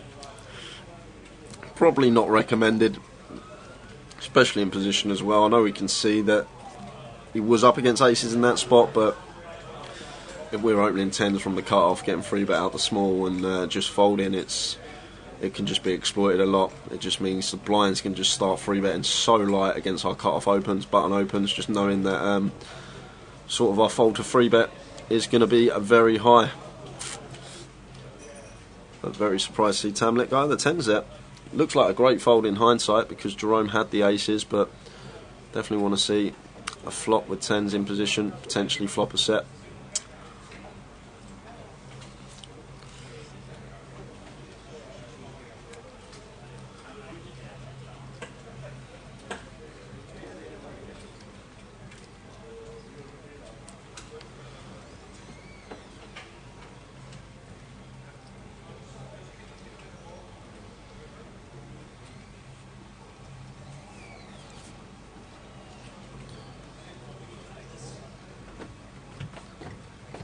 Oh, what we got here? What we got here? We've got Bacardi and Coke. Bacardi and Coke. Yeah.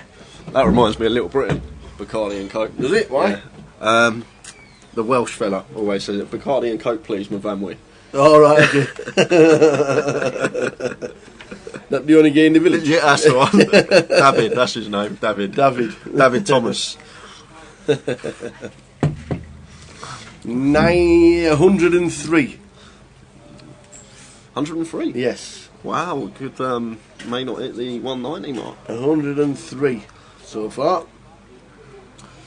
Got some action here, because both players in the blinds flopping trips here.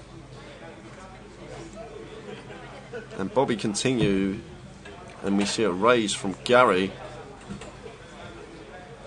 and then a cold call from Harry, and then Bobby's got an easy fold with the Queen Jack.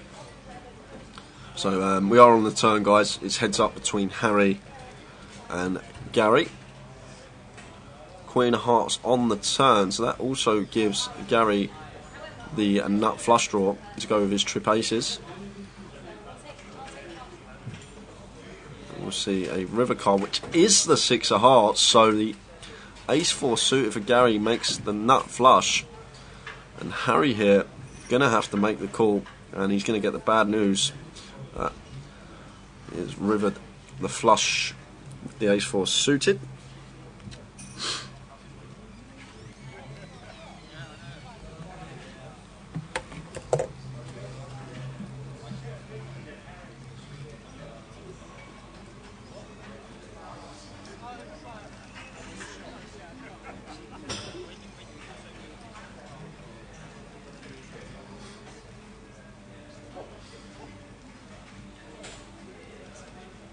So it's been an interesting start to day 1B.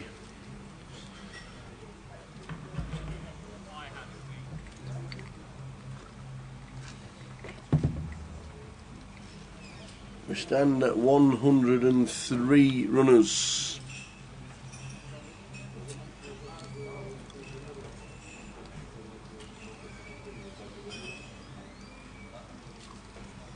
Whichever platform you're watching the live stream on, good afternoon. No side event here in the club today, just cash a little bit later. As you can see in the background, all tables being used for the main. It's a busy one.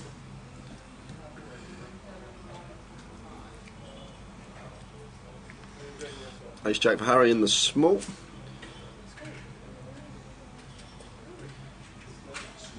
Afternoon Rich in the chat.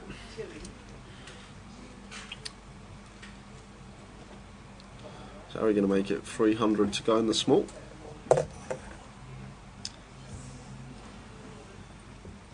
Surprised Harry hasn't just shoved here for what is 20 bigs effective against Keith, blind on blind.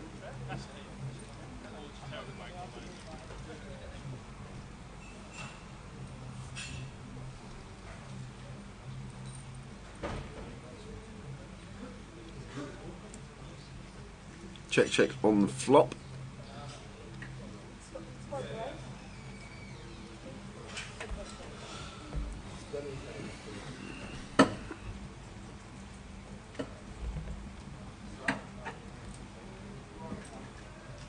Check, check on the turn, and the 10 of spades on the river.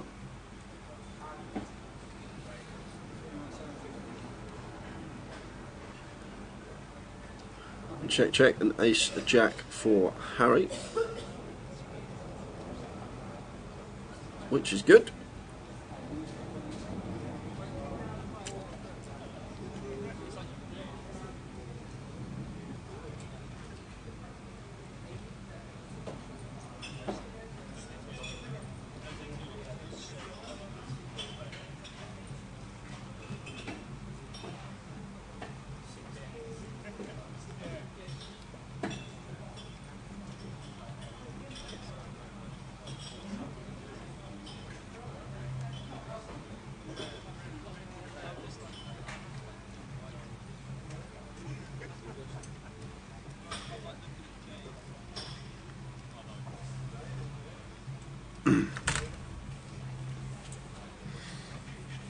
So a fun table, talkative table.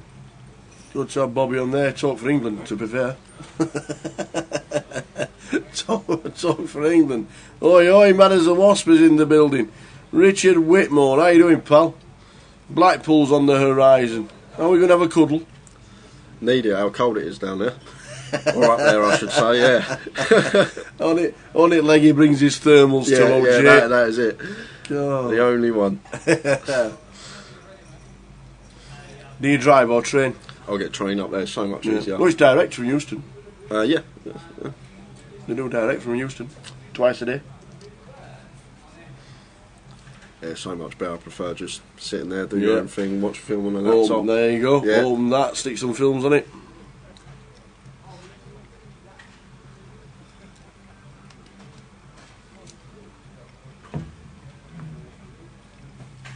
Ace King for Harvey.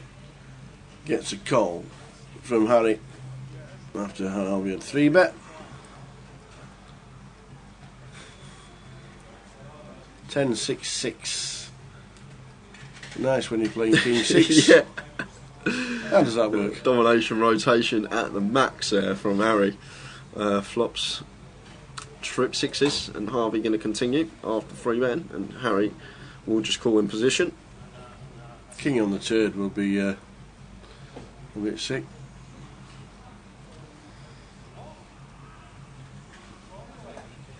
Not been running the best, has Harvey? No. This session, he's probably been the player at the table that's run the worst.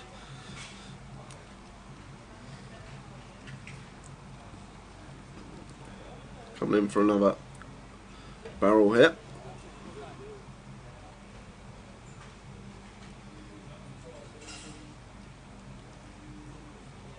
So about 500 from Harvey. Raise That should be the end of it. Oh, we'll have a think about this. I don't think he'll be calling the race. Ooh, Harry's only repping a 6 here, Tower, for value. Yeah, he's, like, I was just about to say, I wouldn't be surprised if he flicked it in, because value hands wise, like, Harry's basically just repping a 6 once he raises turn. And obviously it's double flush draw board. He can have some gut shots that have picked up diamonds. He can have some hearts that have picked up some gut shots. There's a lot of bluffs he can potentially have, and lovely river for Harry here. The 4 of hearts, giving himself a boat.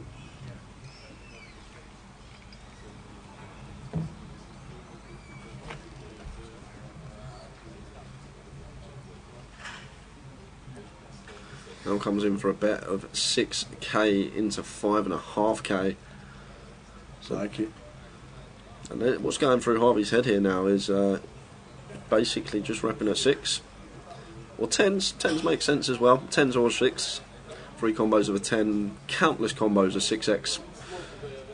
And all this comes down to, Tower, all it was pre-flop. Harry opened to 250 and Harvey made it 400 out of the big blind. He's just clicked it back with the 3 bet, which means Harry has to pill any hand that he's opened there in position, just because the price is getting player flop heads up in position.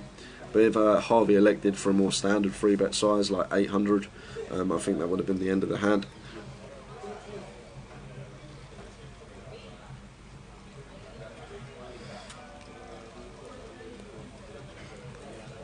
Interesting stuff.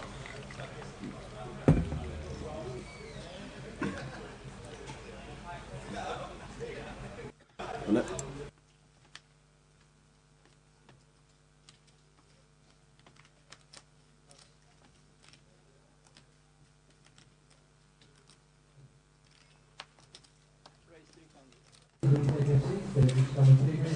So Jerome comes in for a race, Queen 10 off,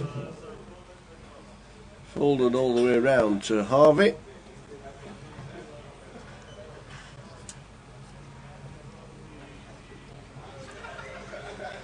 And that should do it.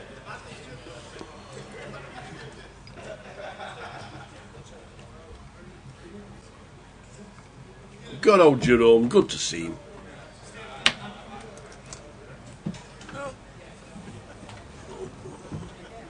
Grapes are coming out. There's the grapes.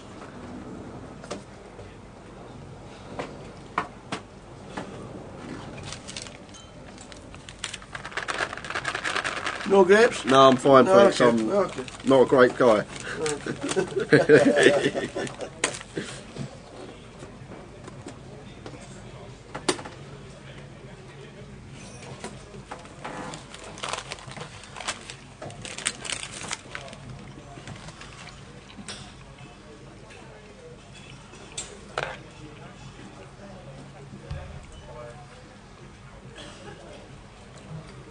So he's had aces twice, he's had kings once.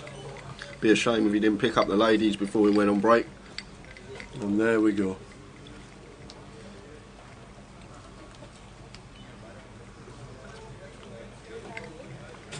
Harvey wants to see a flop. Yeah,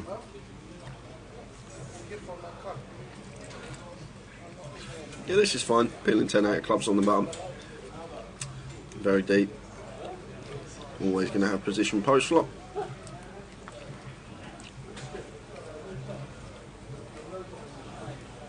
Harvey picks up a piece as well. Ace, 8, 4, check, check. 5 of hearts on the turn.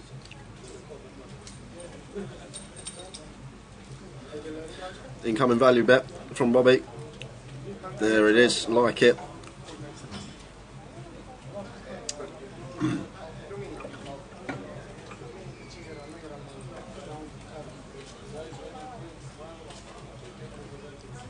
Have we got 10s? He says. No. He has a 10.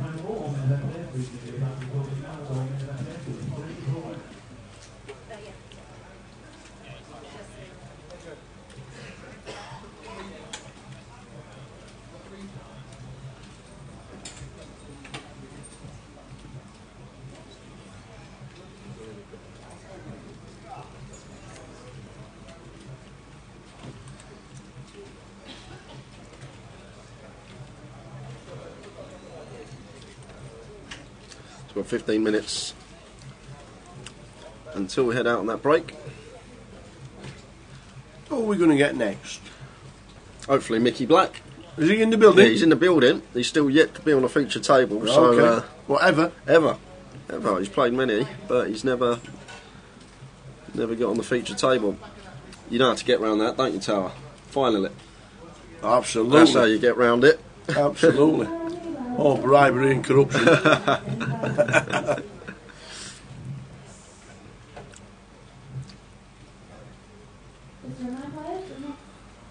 Going to get action from Oystein. It looks like Westein's came in for a 3-bet here. Yes. Makes it 1k. This is fine. And Gary will peel the 9s here, and we're going to go heads up to the flop.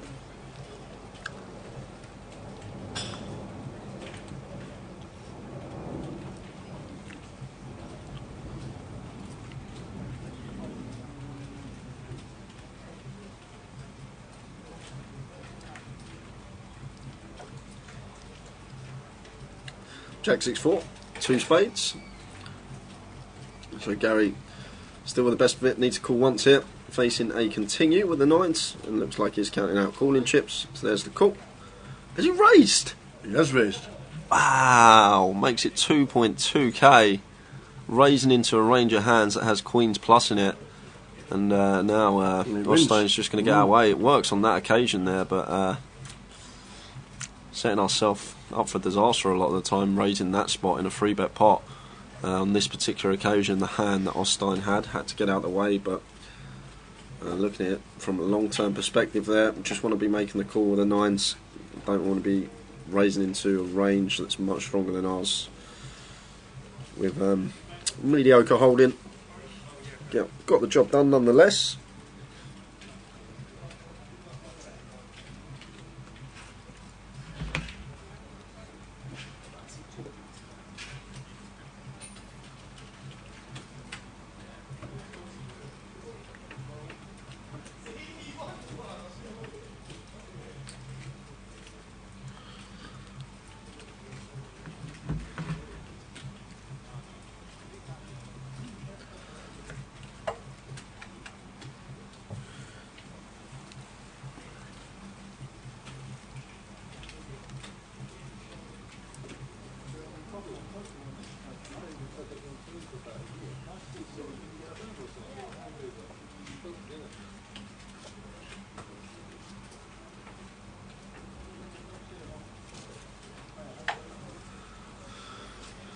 Speaking of Mickey Black, here's the 6s. Oi, oi. Oh, he misses. Hit the wire. Ace, Queen, 5. So Harry definitely going to be continuing this board high frequency, unaware of his holding, but should go check that fold.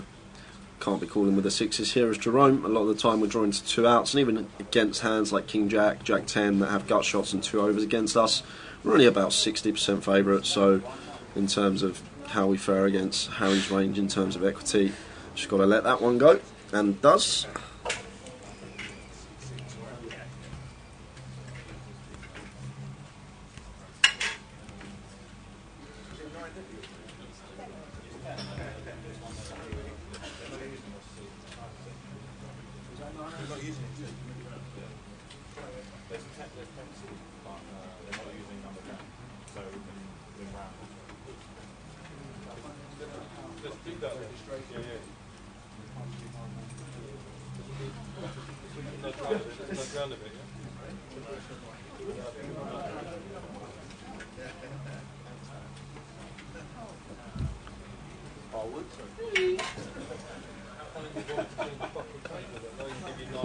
Jack Marston, who's always in the chat, yeah.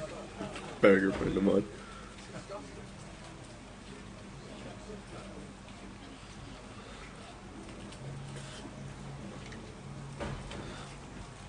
Got Tam here in the cut-off, King Jack. Going to be opening to 300.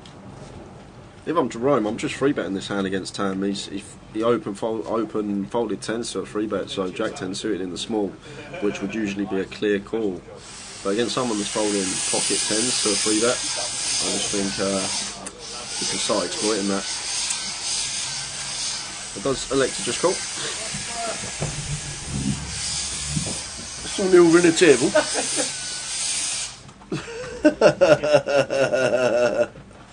We've got the oven out. I want to break feast coming on. Queen 6 on the flop, 1 bet, 1 win. Heading towards the break, just under 10 mins.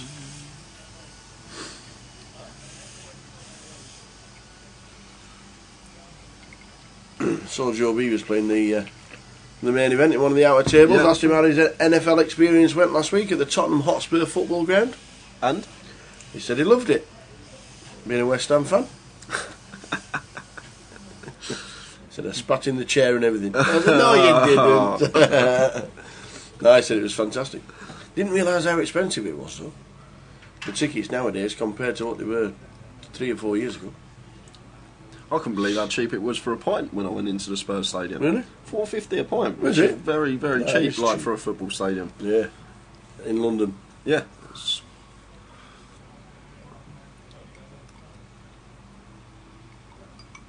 No, he said he loved it.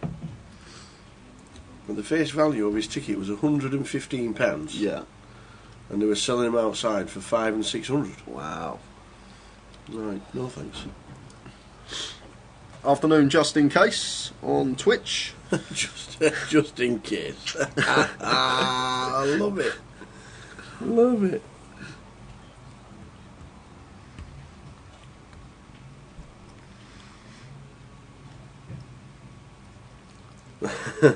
More stick for us poor Spurs fans. The pain is real. Yeah, it's tough times where you are at the moment. The guy to our left is an avid Tottenham fan.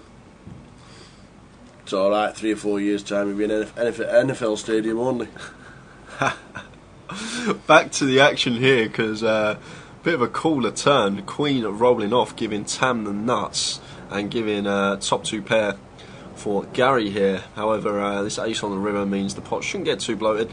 Gary going to come in for some value. Tam's going to come in for a raise. Yeah, just over half pot, 650. I think Gary would have to call. Yeah, he can have value that we are actually. It's going to be a strange spot for Gary with Queen Jack. I guess there are some value hands that we beat, so we have to flick in the call here. I guess Tam opening hijack. He can have some Queen 8 suited, some Jack 8 suited, 8-6 suited in there. That he's going to raise for value on the river. So Yeah, yes, I cool. think we have to call here as Gary with the Queen Jack. We just beat some value hands, and always say when you do get into that remit of No, Gary that led out with the Queen Jack. yeah, Gary led out Yeah, and Tam raised. Tam Tam raised and Gary snap called.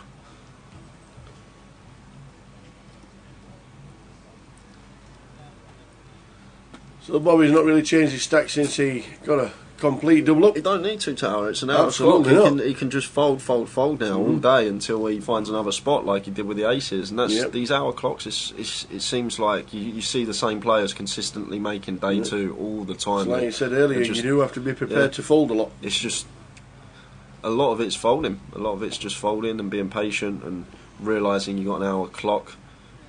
And structure is great, so you're going to have all the time in the world to pick your spots throughout the day and grind your stack up slowly. You don't need to take a high variance approach, getting involved in bloated pots with mediocre holdings. The times you do want to bloat the pot is when you do have united hands, especially at this stage of the day. As we get into day 2, day 3, strategy tends to change, but for now it's usually the way to make it and bag up at the end.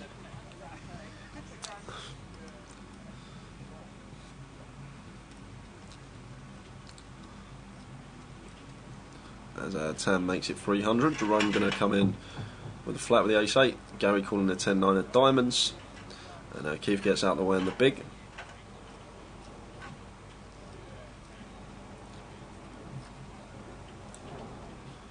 Ace 8 10, top and bottom for Jerome, Gary with middle pair. So once checked to us as Jerome, we should be betting this. Pre-flop aggressors checked as in Tam, so we want to come in for a bet, start trying to get some value from some ace-x hands, perhaps some 10x that may call once, and obviously some Broadway draws. Jack Queen is a double gutter as well. That's going to be continuing if our opponent does have that holding. turn is the Jack of Spades. So up and down straight draw now for the 10-9 of Gary. Jerome still with top and bottom. So going to come in for another bet here. Start trying to get some value now from like Jack Queen has to call again, some King Jack that was in there with a gut shot. Obviously worse Ace-X as well.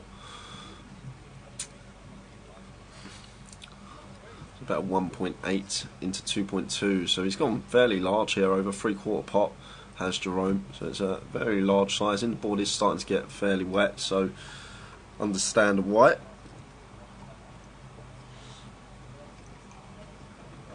I think we've now picked up the up and down straight draw. We're going to call this, haven't we? We do have some dirty outs in the fact of a queen though, Tower. The times that we reverse straight and a queen rolls off if our opponent does have a king X type holding, we're going to lose a lot of chips.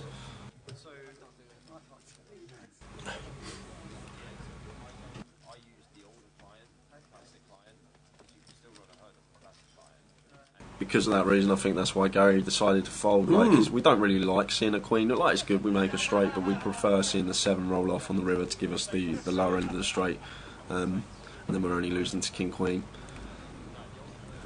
So good fold from Gary there with a 10-9, very disciplined, good lay down.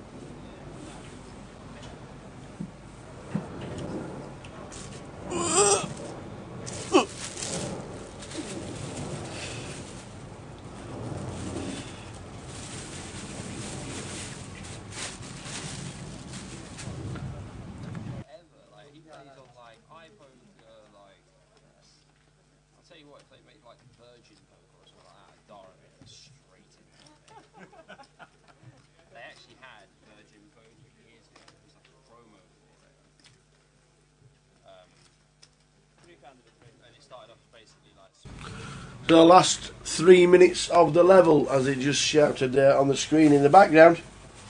The clock goes red when it's under 5 minutes.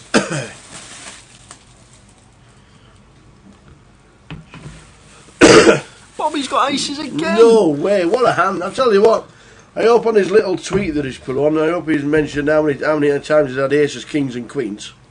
3 aces, once kings and once queens. What a first session it's been for that man. I've played 3 days of a tournament before and not been dealt aces, and the fact that he's got him 3 times in one session, boy, it is running hot at the moment. And you're going to get a street of value here from Harvey as well, but elects to go for the more dicey approach, which I can get behind as well. Do need some strong hands, as always, saying check back range, but now we've got a clear bet on the turn once Harvey checks to us twice, and we should get 1 street of action from Harvey with this particular hand. I'm not folding the ace-4 as Harvey here after Bobby checks back flop, so it does flick in the call, and we will see a river. Case ace? Nope. The queen of diamonds. Excuse me. So Harvey checks once more, and Bobby thinking about what size to go here for value.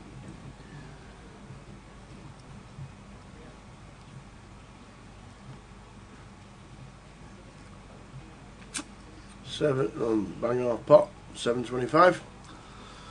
Now it's Harvey. We just don't really beat much.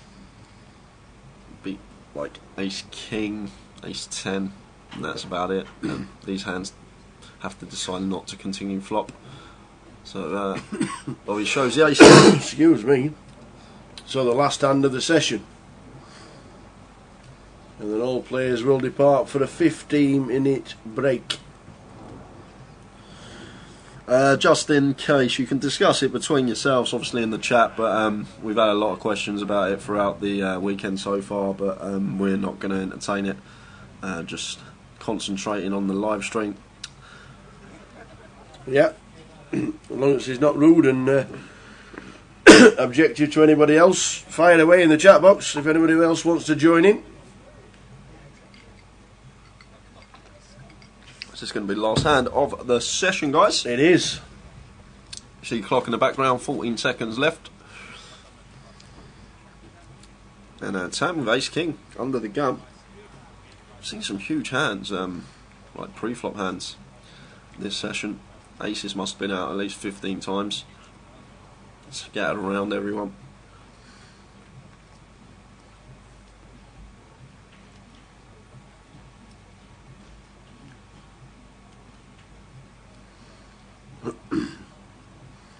And that is it. Everybody's standing up as we get Oystein defending with ace 7 of diamonds. And it's going to go a check, bet, fold, and that will be that. And we will see you at quarter 2. Absolutely. That's exactly what's happened. See you in 15.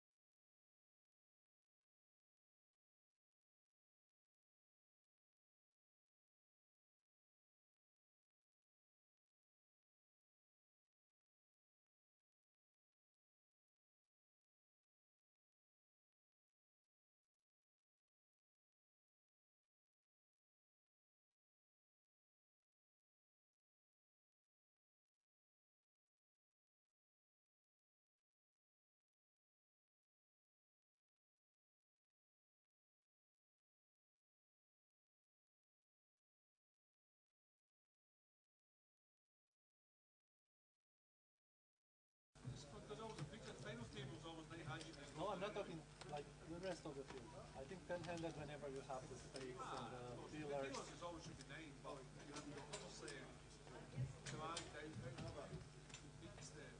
I really doubt there's many people that have a strong preference for 10-handed. Whereas I think there's a lot of them that prefer 9 or even less. Well, that's the dream, but you can get that. It's very hard to reach probably. Yeah, the front room. I'm all for that. You're not allowed at all. Like the Goliath. I was surprised. You have to leave the same way here, like, quite I think it would be like 2 more tables. I was surprised. Playing experience from like squeezing in the actual Of course, you get 2 more hands as well. exactly. You meant play more hands. Calling 10-handed, no one team. You can stop the best of this. We're back. We are back. Second session of the day, just about to commence. New feature table, players taking their seats. Going to run you through who we have got. In 1, Fabio Esposito. In 2, Oliver White. In 3, Sigvir Shankawalia. In 4, Neil McCulloch. In 5, John Gilchrist. In 6, Paul Noble. In 7, Ed Swales. In 8, David G. And in 9 is Florian Duta. You noticed the table in the outer sections? Yeah. We're praying. Yeah, We're we're hoping. praying. We're praying. Yeah, it's got 3 of the top 5 in the National League on it. Ali Malou's also on it. Mickey Black's on it. And Mitch Johnson's on it as well. So it's an absolute, I don't know, this is a good table in itself. Looking through, we got obviously Florian Duta on here. But one of the outer tables got, most certainly, could see that on the featured after the dinner break. Fabio Esposito in seat 1. Esposito. Esposito.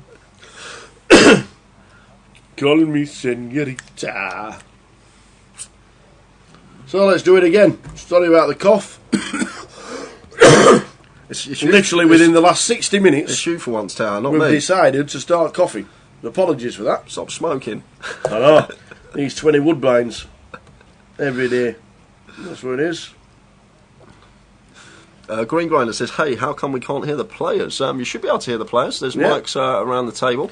I've got my headphones in and I can hear them, so I thought everybody could hear them as well. Maybe it's just people not chatting. See if we can hear it in the background. Let's have a quick listen live to our commentary box. Everybody could hear them as well. Green Grinder says, hey, how come we can't hear the players? Let's have a listen. There's mics around.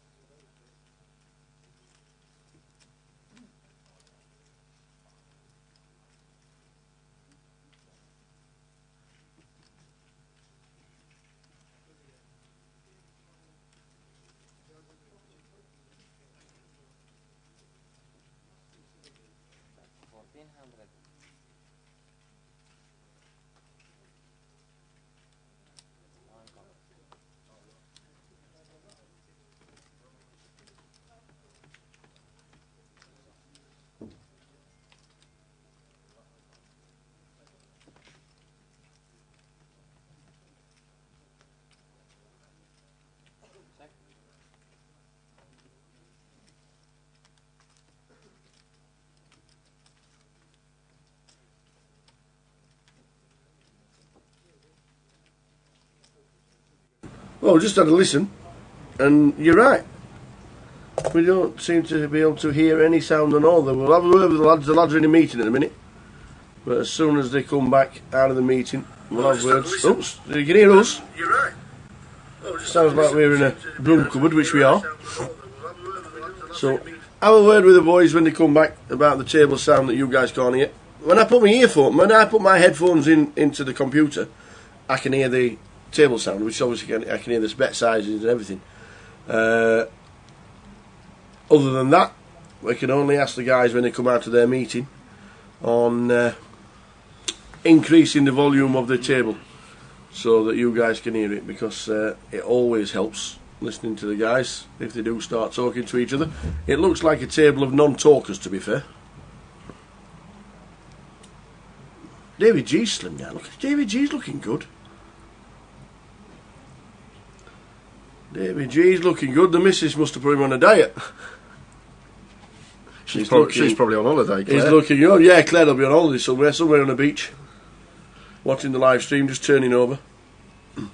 But yeah, we'll try and sort that out for the sound. So Fabio here, I'm going to be opening the Queen 9 suited in the hijack. There it is.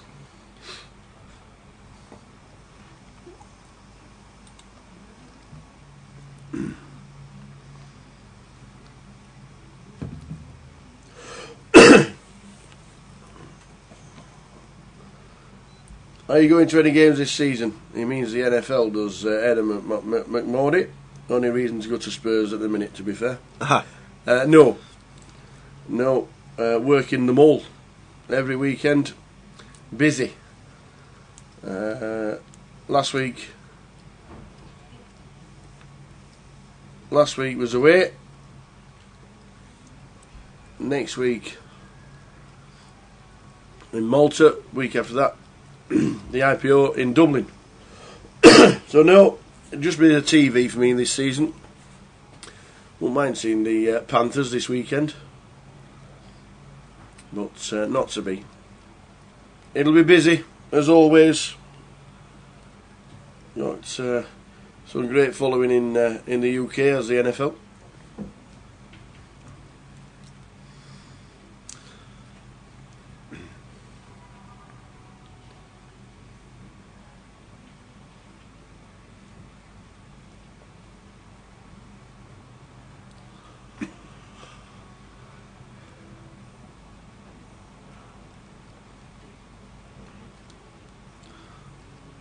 So Ed are going to open the ace jack under the gun, makes it 400 to go. Folds round in turn. Looks like Neil is going to peel on the button with the nines, and big blind's going to get out of the way. So we're going heads up. Ed with the ace jack, Neil with the nines to the flop.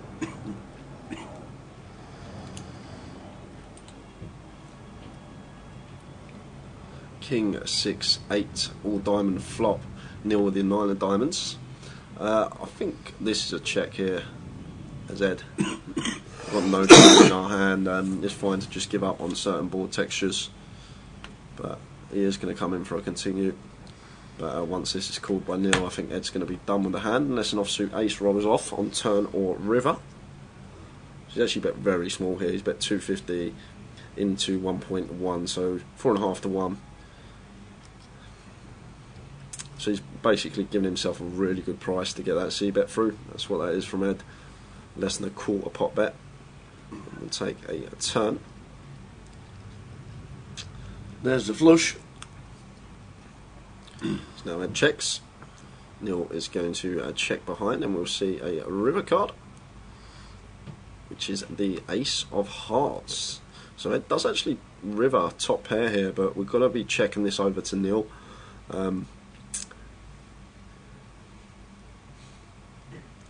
And now Neil will decide whether he wants to come in for some thin value or not, and he is going for that thin value bet on the river. You expect Ed to lead all his ace and queen of diamonds that he would have here.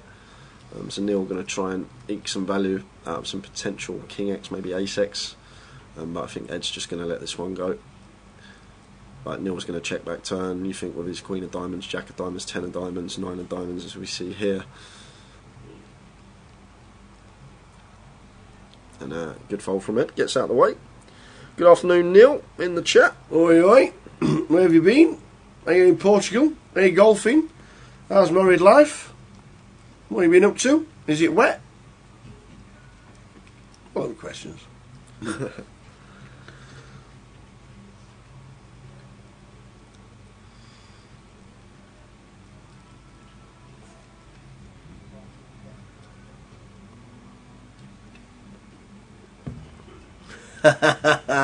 Claire G, she's about to do the school run. We'll be watching later on. Come on, Team G, you need another holiday. I swear Leeds was only three weeks ago, Tower. Need another holiday after 3 weeks. Absolutely. Laid on the beach watching the live stream. How's the hubby doing? Well, he's back on form now, and here he is. Just over starting stack, 22,000. And betting with the 25 tips. That's it. It looks enormous. It's like when you type in 1731 online and it comes up in 17 stacks.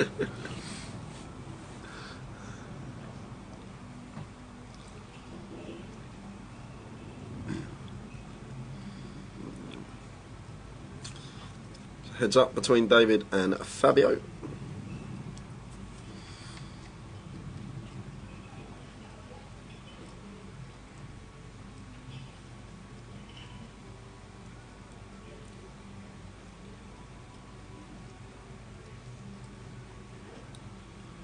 Not a bad flop for the fives. Yeah, so Dave, probably going to continue here. It says he's checked, but I think we've got to be continuing this board once opening the fives. It does look like he's put a bet out, bet 750. Fabio will make the call.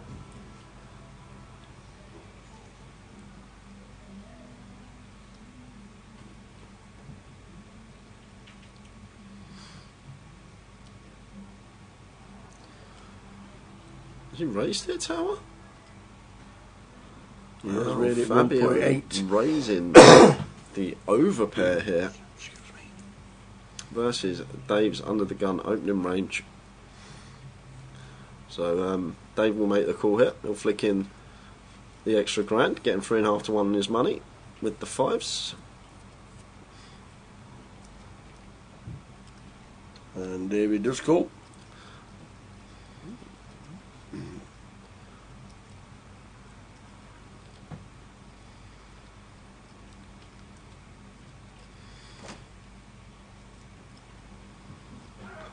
Instant service. And this is really good for Dave as well, because he shouldn't have hardly any 5x in his under the gun opening range. So it's very hard for Fabio to give Dave credit for a 5x type hand. It's 9 of clubs on the river, so Dave going to be coming in for a bet here, trying to get some value with his pocket fives.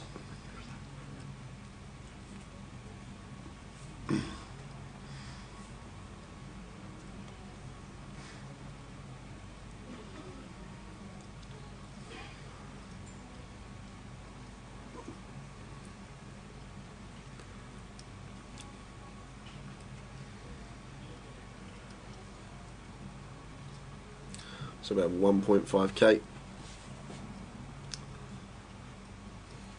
Now Fabio with 10s here. You think Dave obviously has jacks, queens, kings and aces in his range after opening and then calling the raise on the flop, and then those hands could potentially come in for some thin value for this size on the river. But Fabio going to flick in the call with the 10s and see that he got unlucky. And Dave going to take a nice pot. And he flips over the 10s as well. Neil Wolf is at home in Exeter. And yeah, well, just outside. Yes, it's very wet. Not a live stream before, as it would be. Just waiting to go into surgery. That means no golf. Is it the back or the knee? Sit at home watching the golf and the racing on TV and watching the live stream as well. Can't beat a good Friday afternoon when it's pouring down outside. Seat's got a bit of Paul Jackson about him.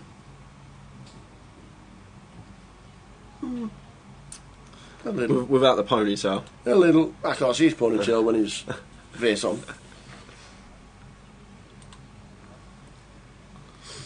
No side event in the club today, as the main event takes precedent over everything, plus the cash. Cash doesn't really start until late afternoon here in Luton. for whatever reason. I thought the cash games would carry on. I just think it's because people that bust out, most people nowadays have another bullet. So rather than going to the cash, go and put yourself on the cash list, they flick it back in the comp. And David G, who just won a nice pot with the pocket fives, find aces in the big here, facing an open from Neil in the hijack and queen jack suited. So Dave probably going to make it around 1200 here out of the big.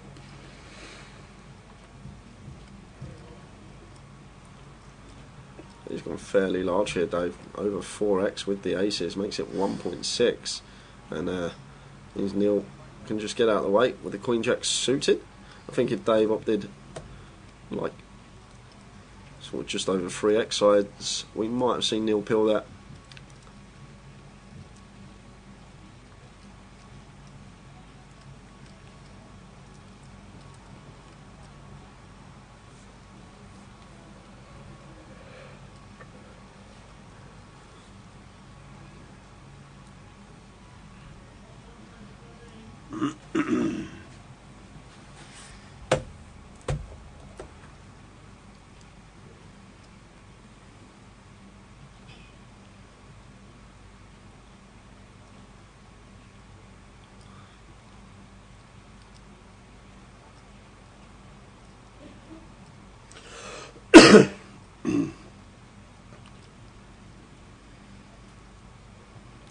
Oliver makes it 400 with the ace queen.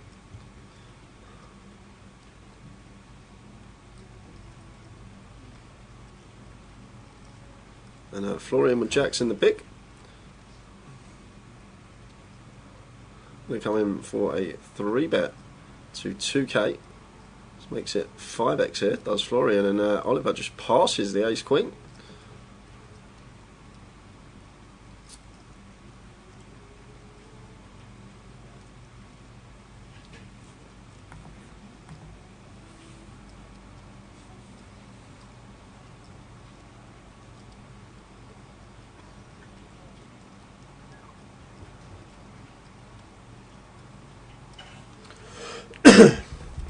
It might be a tea run, mate. We might need cough mixture remedies as well soon.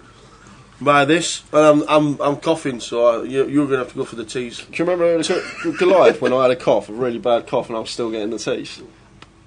No, completely forgot about that. No, can't remember them days. Too long ago, yeah, 2 months.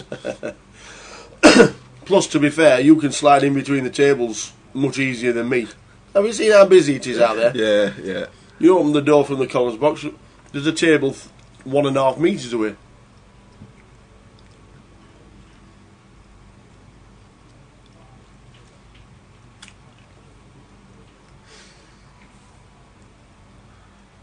Paul. Oh, in fact, there it is. You're going for the teas, look, already. Can't get through.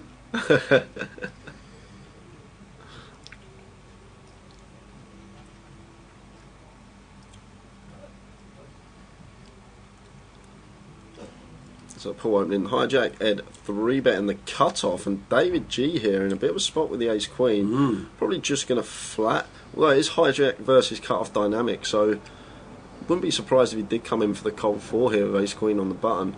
Looks like he has. And does cold 4. A quick fold from Paul. Makes it 2.9. Well, all the aces are gone.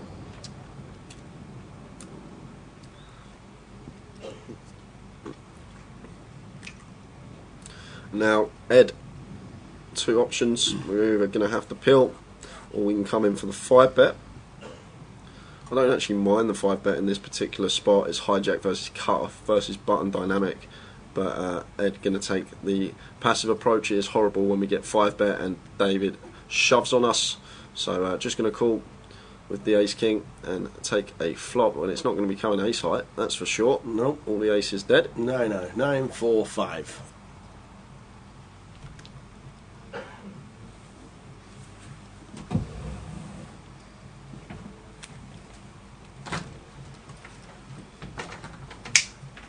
That sensor.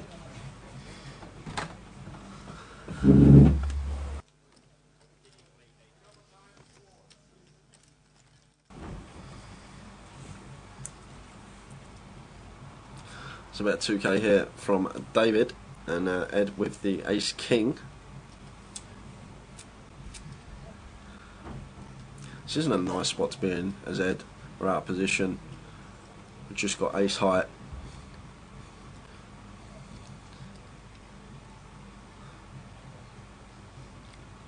Oh, David absolutely gets there. So finds the 3 outer on the turn. There's 10.4k in the middle already.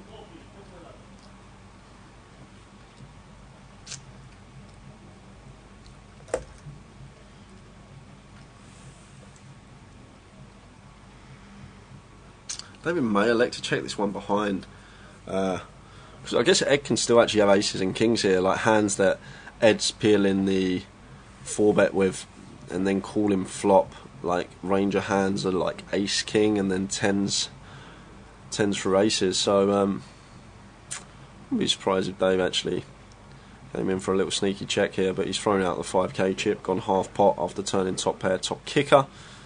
And now Ed with the ace king here. Just gonna have to get out of the way, you suspect. And there's the fold, and Dave G gonna take a nice pot again. Nice one, David. Good start to the session for him.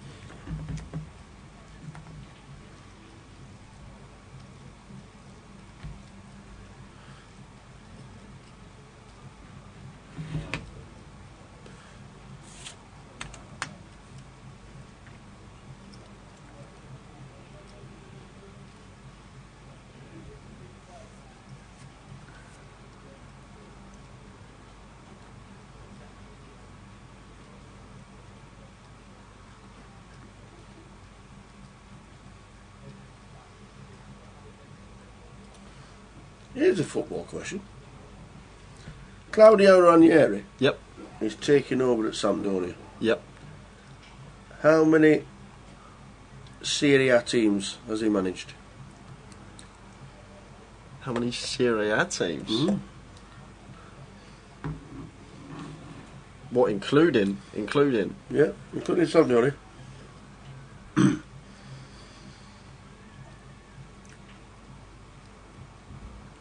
2? Leave it open for 60 seconds. Well, he was there before Chelsea, wasn't he, actually? So it could be... Claudio Ranieri has just been appointed Sampdoria manager. How many of the Serie A teams has he managed? I don't know who was that before Chelsea, so could be...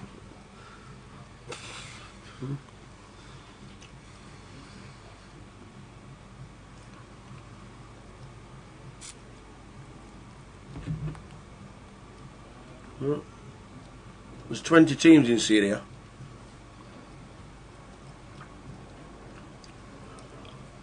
He's managed 8 of them. 8 of them? 8. Wow. 8. That's incredible. It's like Sam Allardyce of the Italian league. That's unbelievable.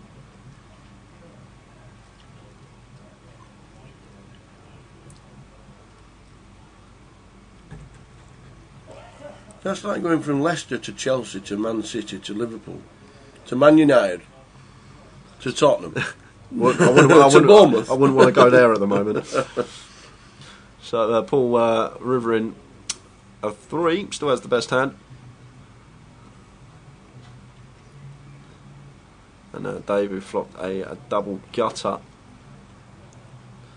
They choose to bluff this river if Paul checks.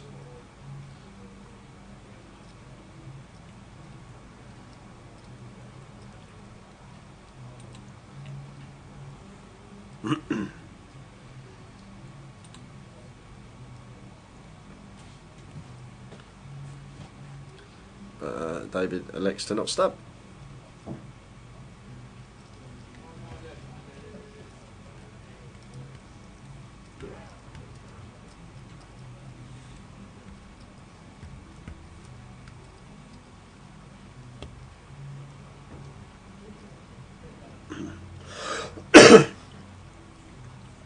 Oi, oi. Adam Neal. How we doing, pal? Hope things are good. Have you been playing much lately? Is Adam in faraway lands? Could be. Where are you, Adam? Wasn't it Adam that won the package to go and play abroad? Like the Bahamas or something? No, I don't think so. No? Where are you, Adam? Oh no, and if it's not you, who am I thinking of? What, the one, what, Platinum Pass? No, no. Tell us in a minute. All good, just back to England last night, been in Virgin Islands for 3 months. There you go. Just got back to England last night, 3 months in the Virgin Islands, playing poker. Life's a dream. Any plans to return? Or is it England for the wet, cold, miserable, snowy, windy winter? There you go. Been living with 9 other poker players, sponsored by Bill Perkins. I don't know Bill personally. Neither do I. But good on you, Adam. I hope things have gone well for you.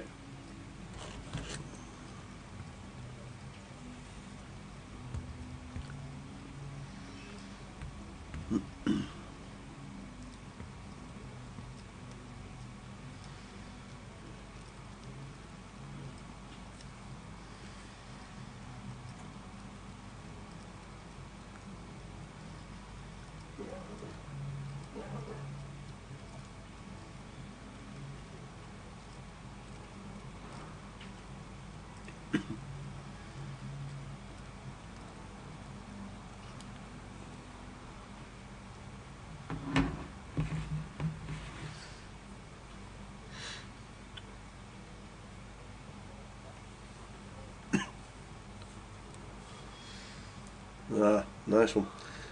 Staying in the UK till January and then back out for the final 2 months of the project. And he's on his way up to Luton tomorrow. Well, the side event starts at 4 PM if you're playing the side tomorrow. £275 side event. Will be a busy one. Excuse me.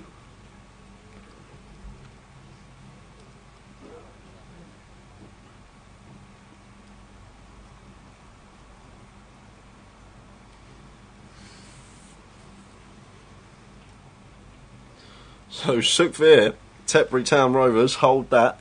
He said this table's boring compared to the last, but now we've got Sukvir coming in for the old free bet with a 9-7 off of an 8k stack, and Neil here with 9s in the big blind.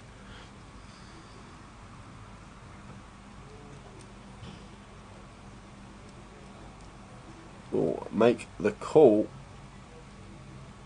It's going to be heads up to the flop. Sukvir crushed in this spot. King 7 6 2 diamonds. Has caught a 7 though, and is going to continue.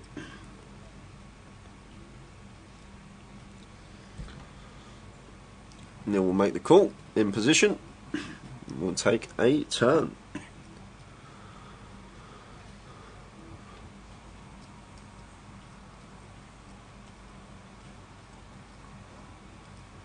Moves all in on that turn as well. Didn't see the turn.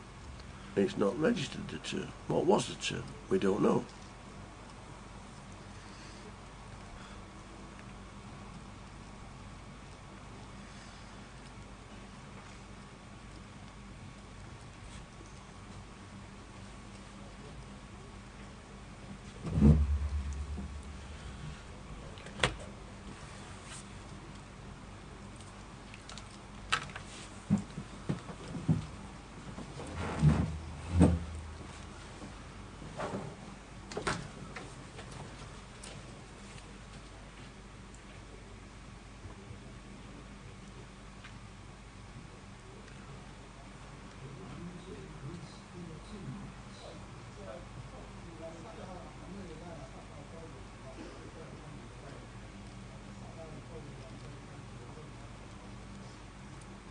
So Sukvir going to open this on the button. Once it's folded to him, makes it 400 to go.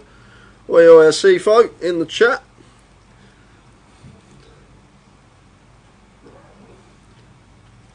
And John in the big blind here, King Jack suited, will be continuing. So just going to make the call. Heads up to the flop.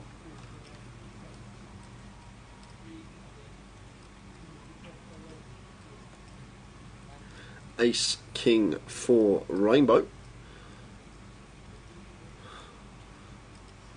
And Sukvir going to come in for a bet of 500. John will make the call. The turn is the 6 of diamonds. Action turn card. Sukvir turning 2 pair. John now has the nut flush draw to go with his pair of kings.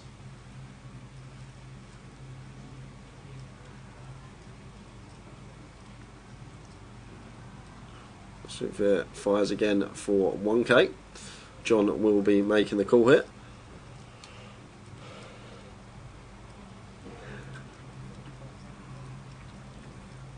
River looks painty, and it's the Queen of Diamonds. So John now makes the nut flush. He checks it over to Sukvir, and if I'm Sukvir here, I'm definitely coming in for value with me A6, and we're going to get the bad news very shortly, because John is now going to set us in, and then we're going to have a decision for our tournament life.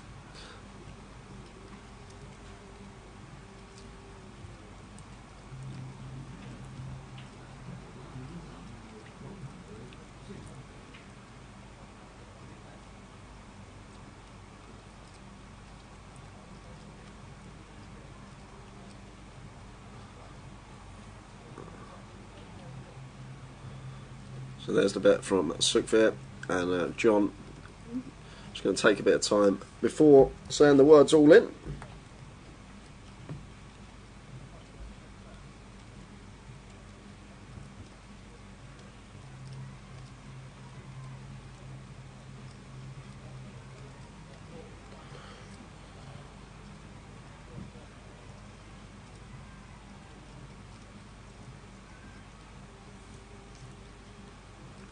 And now it's Sukvir here,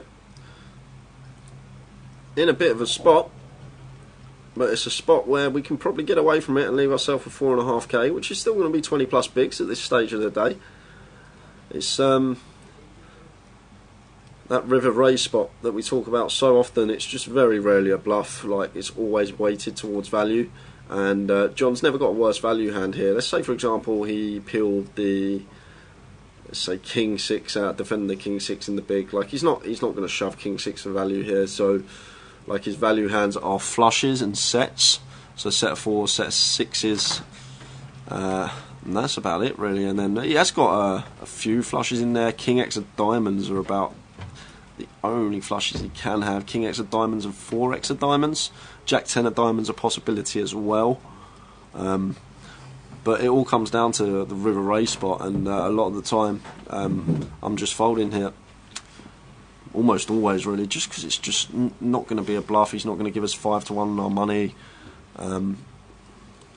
He's not going to bluff this spot, so it just comes down to, does he ever have a worse value hand? And the answer is no. Even if he had ace 4, he's just going to call ace 4 on this wet river, when Sukvir has ace king, ace queen, queens, kings, all the strong hands in his range. So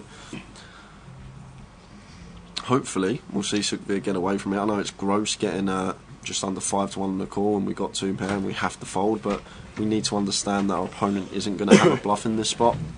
It's just never going to be a bluff. So when we don't actually beat any value hands that he can have, just got to toss it into the muck, and that's a really good fold from the man in seat 3. Unlucky river, but very good fold. Tiring that.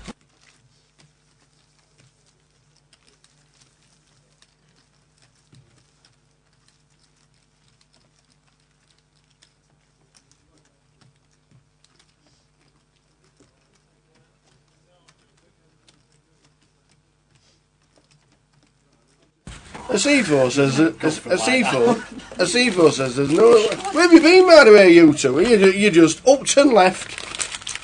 Upped and left, you Should did. have been here. No direct flights to Malta on Thursday now, says SE4. Well, why haven't you booked it before? You won the package a month ago. You've known you're going to Malta for the last 12 months. Why are you complaining there's no flights? Because you've not booked one for next week. Why? Why? Sort it out, man. Preparation.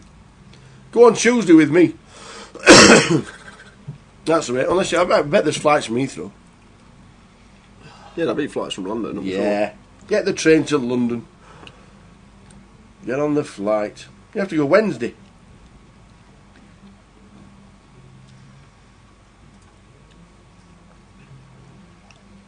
Florian opening the King Jack. Oliver going to flat the 10s, and Paul coming in for a 3-bet out the big. Florian got an easy fold. Oliver will be peeling the 10s, and we'll be going heads up to the flop.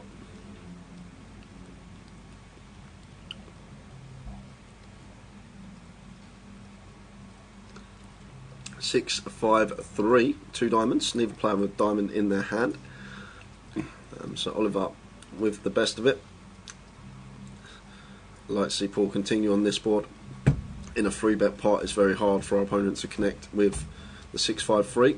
So we're going to just fold out all the suited Broadway hands, some ace-x, and pretty much only getting continues from sets and overpairs and flush draws. So bet 2.1, Oliver will make the call with the 10s, and then we should see a turn. We should.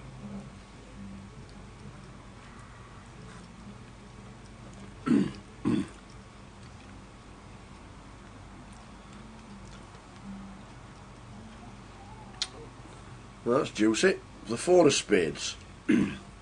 Interesting turn.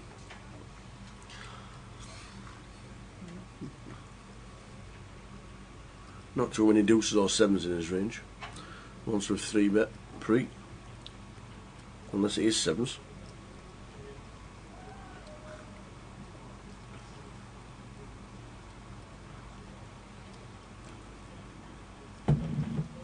It's about 1.5 from Oliver, and Paul just gets out of the way, and Oliver going to take that one with the 10s.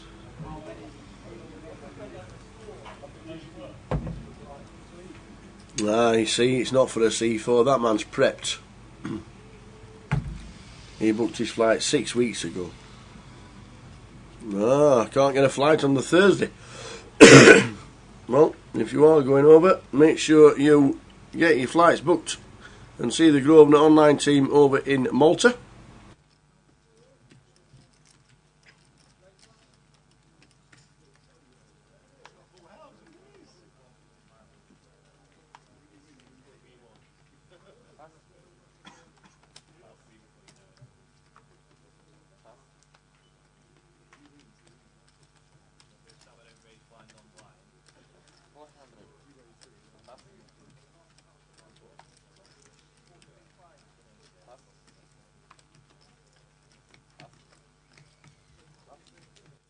So the lads are just testing the table mic for us.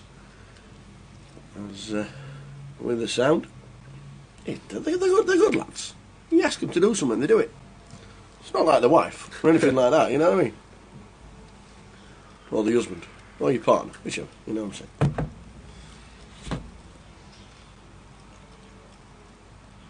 Oi oi. A C4's already telling everybody he's got a bed available for 4 nights. Have you really? How much a CFO, out of interest? Ah, there you go. You might actually have a potential customer straight away. £1. pound a night. Yeah, Be it's just, a samosa. you just need to turn it up. Just want to take them, and it'll be the one without the light on. If you, I'll watch in here. If you go and turn it up to what you think's quite loud, and then I'll tell you what, I'll tell you what, do you want to stick the radio? Yeah. I'll just ring me. I'll tell you when it's hardly registering on the bars. Flop time. Oliver raises to 400, took calls with 10s. What are 10s about? 3-3-4 is the flop.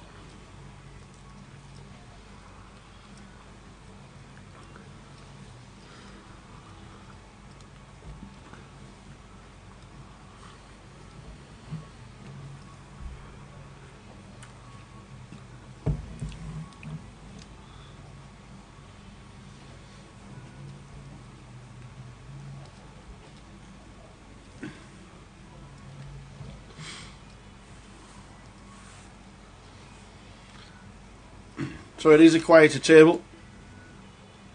Obviously with Bobby James not on the table it would be a quieter table anyway, but it is a quieter table. Great first session. A lot of laughs and some big hands as well. We're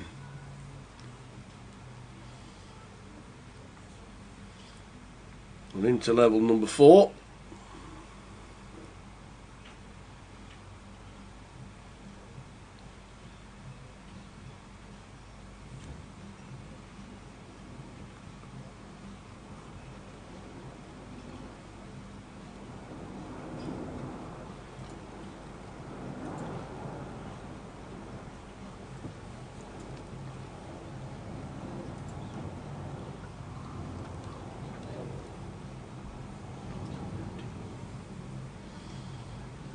Twenty minutes to go.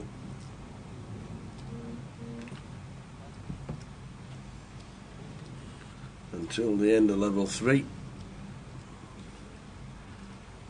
And level 4 at the end of that will be the 60-minute dinner break for the players to go and have a chat at the bar.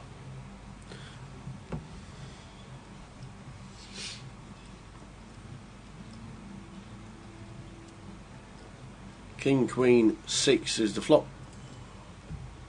Second pair, Florian. Check, check, 4 of diamonds on the turn.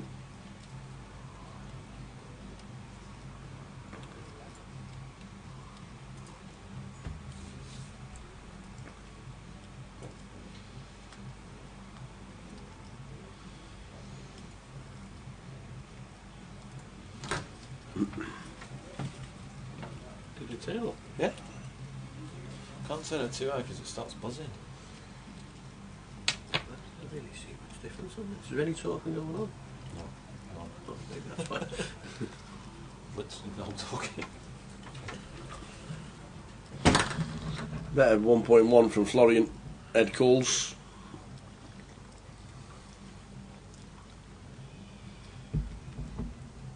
See the river.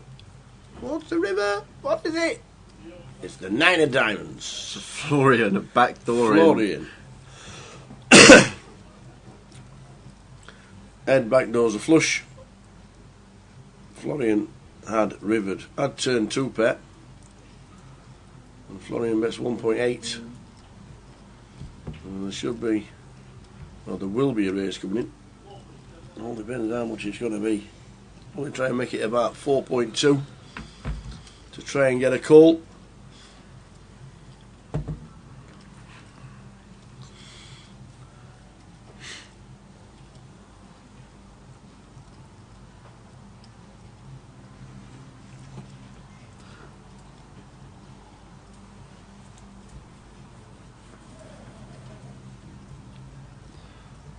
What? That's huge. Has Ed raced here? He's got the nuts. Yeah, Ed's got the ace 10. I thought it was Florian with the ace 10. No, Ed's got the Florian ace turned 10. 2 pair. I think he's made it 6.7. I think he's made it 6.7. And Florian And a gets snap out the fold. way. Yeah. Well done, Florian.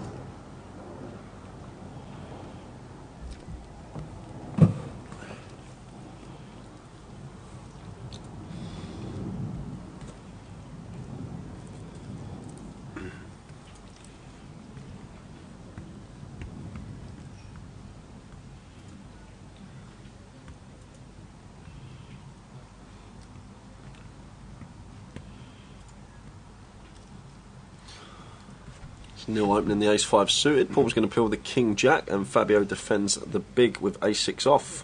3-2 at the flop. Ace-high flop as well, ace-9-3. So Neil looks like he's going to come in for a bet here with his top bet. And Paul will fold the king-jack, but Fabio will make the call with the ace-6.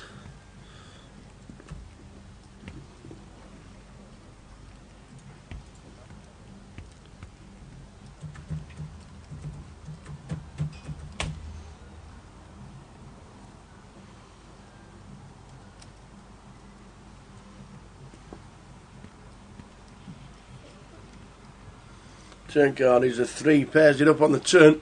Excuse me. Could go check, check, which it does.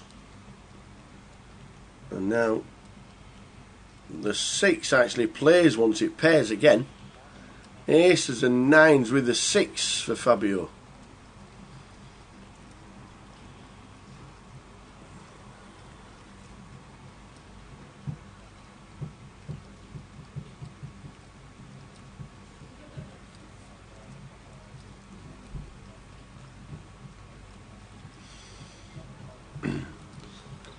So the 6 comes into play and it goes check, check.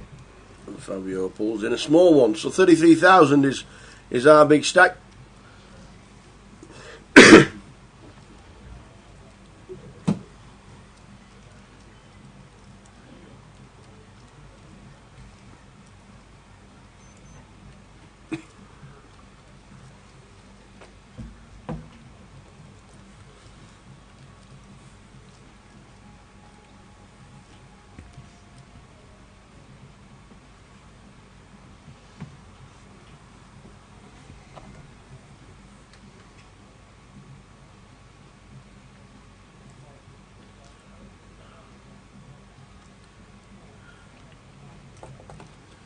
$75, 150, 13 minutes left at level number 3.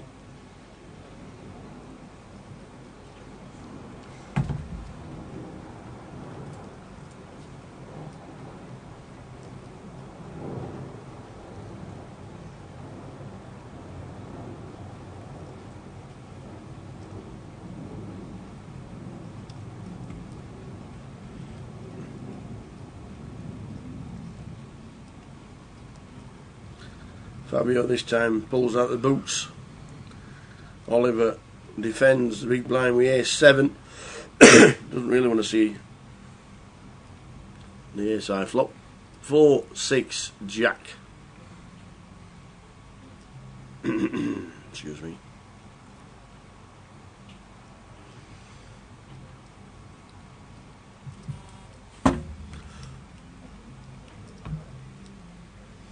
Better 600 from Fab. A call from Oliver. There's a redraw. Not anymore. King of diamonds on the turn. So should go bet fold. Fabio coming for the second barrel.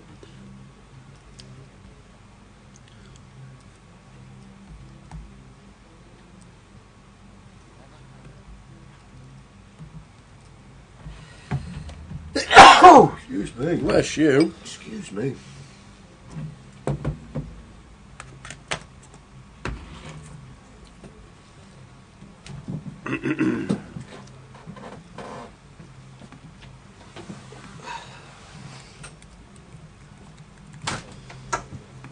No side event on the GUKPT on a Friday.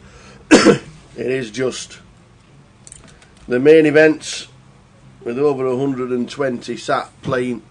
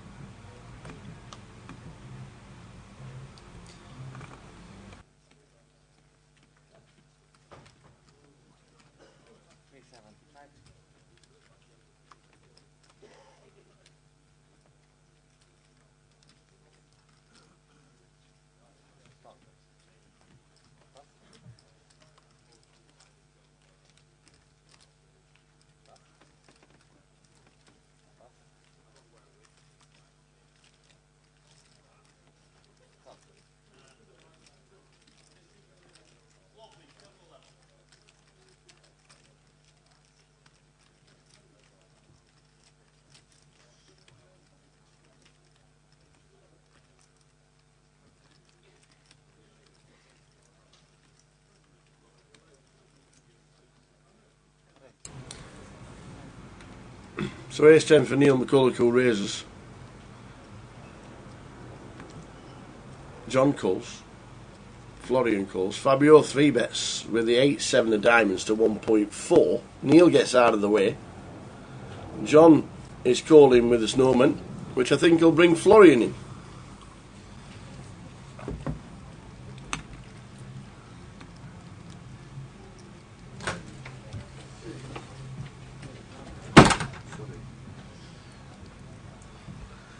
And it does. 3-way action, 4-8 king. Case 8 on The case 8 for John. the flop. John is going to be loving this.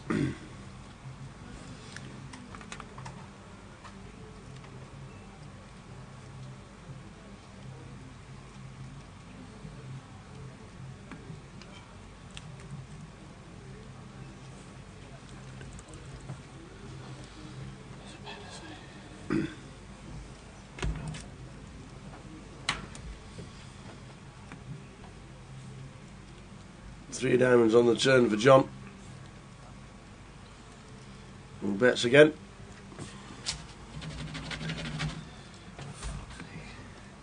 That's 5.5. Florian gets out of the way.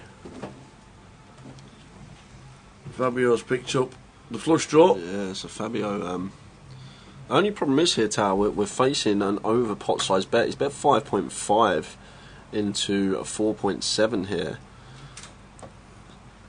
So basically, a lot of the time, we're just going to be drawing to our diamond or an 8, and we're not exactly getting an attractive price. Ace of spades on the river, so this should just go bet fold.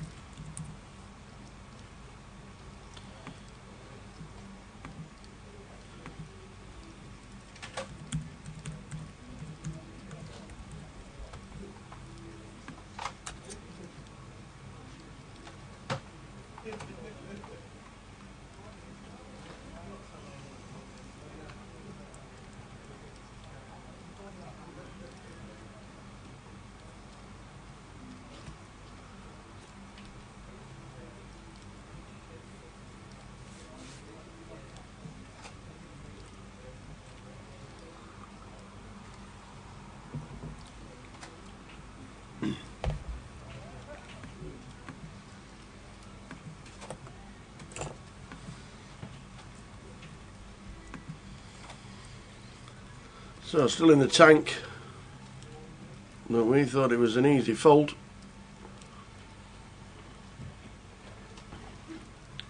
Bad river card. He's pulled out the 5.2 to call. He's got it in his hand. Is he going to try and make the hero call? He's most certainly thinking about it. You've got to think of hands that John plays like this. Obviously, he's got flop sets. He's got some. The thing that's going through Fabio's head here is like King X, which it looks like John has a lot of the time on the turn when he leads big.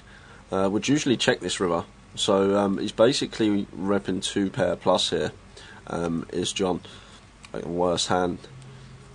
It's hard for him to actually have 2 pair after he calls Fabio's 3 bet. So he's basically just sets, and we block one of the sets as Fabio, but eventually does make the right fold. And John takes a nice pot after flopping the set.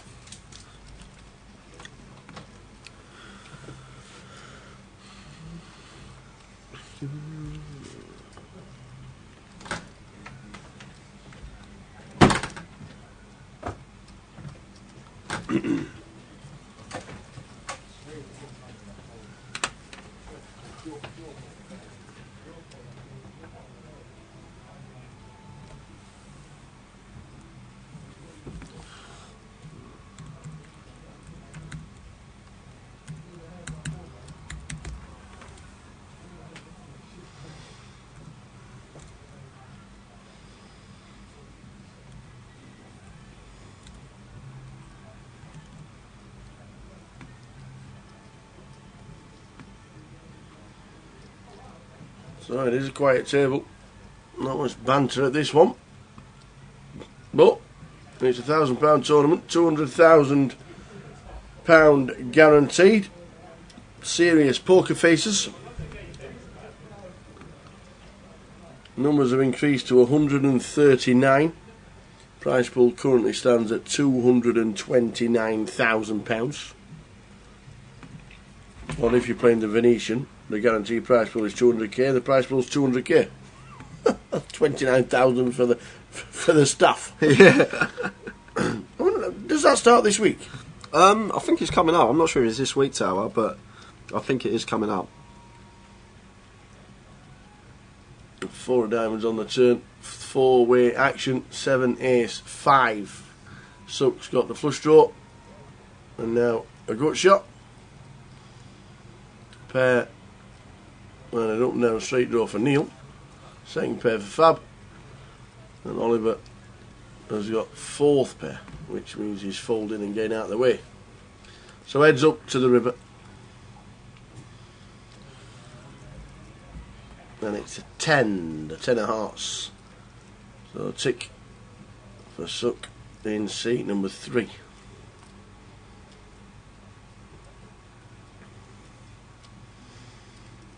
Looks like a check. So the 8's 10. Well, we've just rivered the 10. Neil is looking and thinks, how did I lose that one? See you next week.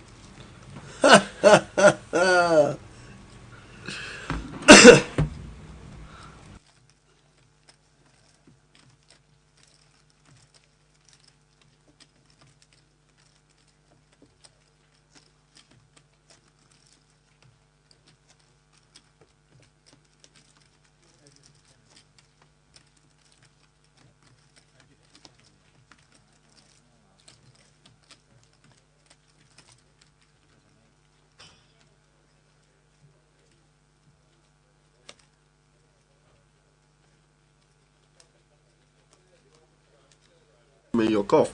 Sorry, So I was giving me his cough. there's no kissing going on, honest. You need a coffee with honey in it. That's the way forward, man. Might have to have another.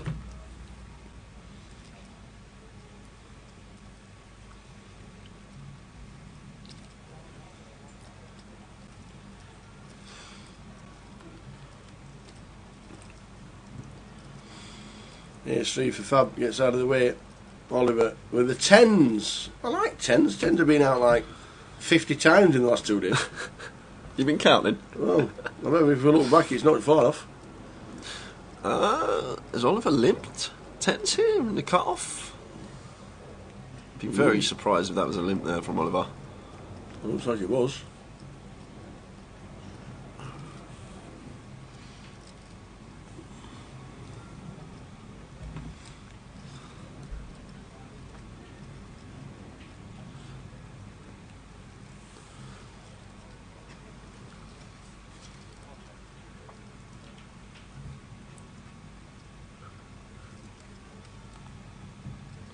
And a 10-eye flop as well.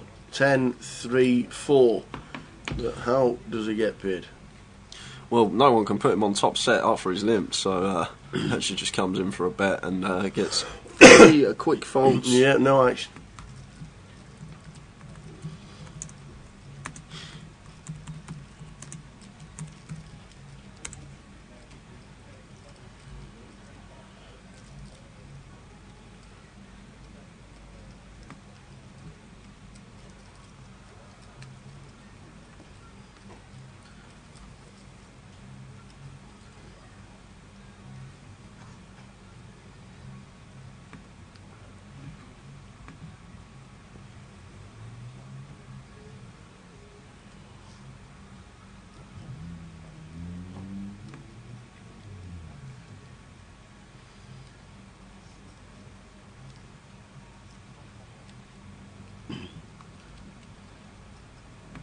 So raise to 400.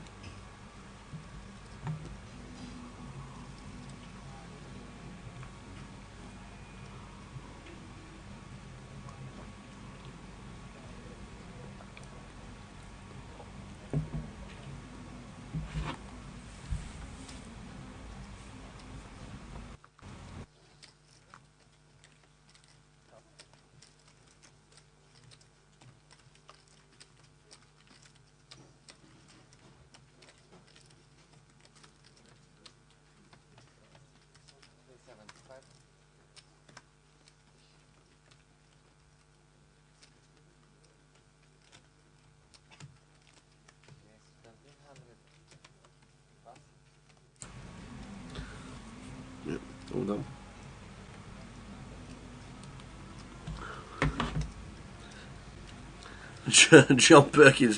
When nobody's talking at the table, I laugh when you see their faces. Where you go? We're reading that. And then they wonder what happened in the hand. Oh, get me on a Wilkie sofa and a quiet table, it won't be quiet for long. Yeah. We have different styles and different contrasts, and we all know everybody's different at the tables. This is just a quiet table, that's all.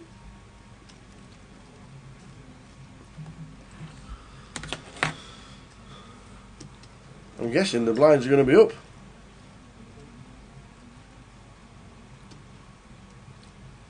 No announcement in the room. No tannoy announcement. I didn't hear. Oh look, T-Boy coming through. There he is, there with the Look at teasy. Slides his way gently through the tables.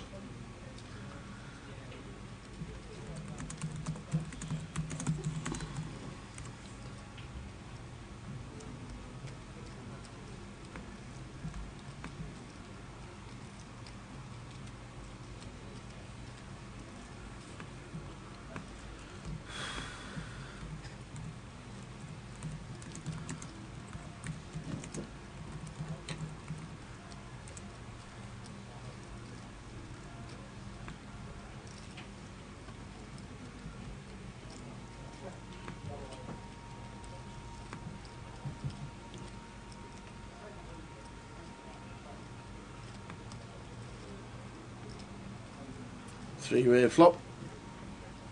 Ace 10 for David defending the big blind, and it's ace side flop. Ace Jack 5.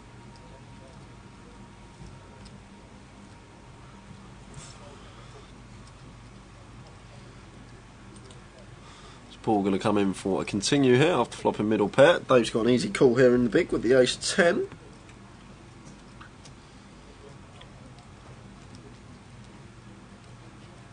So a bet from Paul with the jack, and a call from David.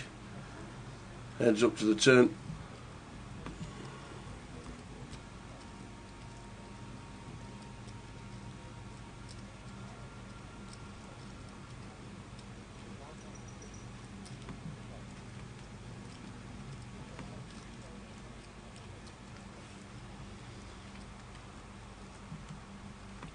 Ace of clubs on the river for David G.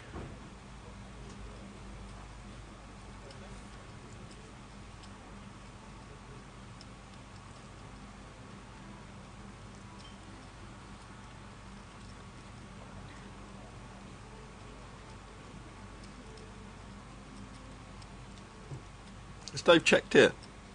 Where's in the tank? The old little finger. So Paul, got an easy check behind here. Way too thin to start thinking about coming in for some value here. Only ever getting action from a better hand or a chop.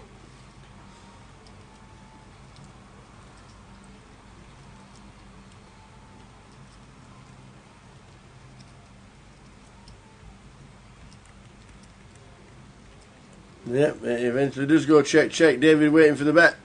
Nearly got one as well. With David G. Scoops in the pot. Afternoon, Tristan Chaplin in the GUKPT chat box. Good afternoon, sir.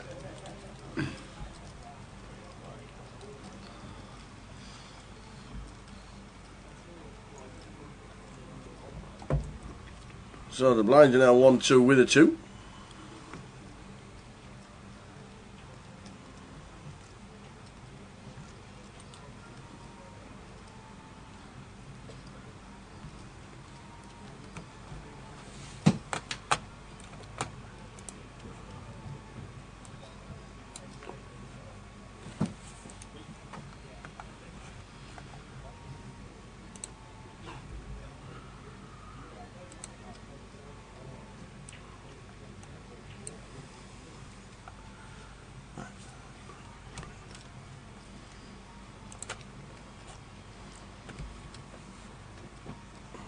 Nine eight suited at 4 Sukfir here. Going to come in for an open. Full 3x.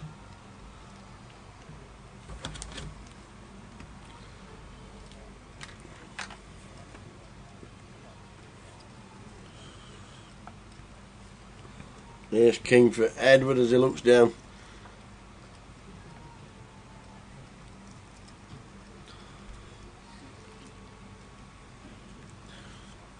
So it's got an easy 3-bet here on the button. Going to make it between 2 and 2.2k. Just below 4x with the limp.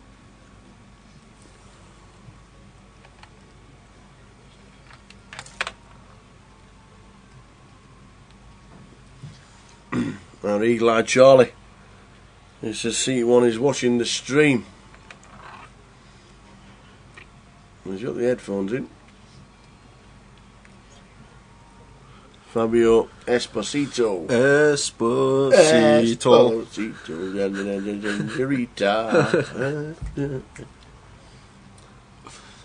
Maybe that's why he's got the phone upside down. So Sukvir pills. Obviously we're 30 minutes behind, so we need to relay that message. No live stream watched on the feature table. 753 is the flop. Good shot for Suk. He just shoves now with his gut shot. And Ed here with Ace King.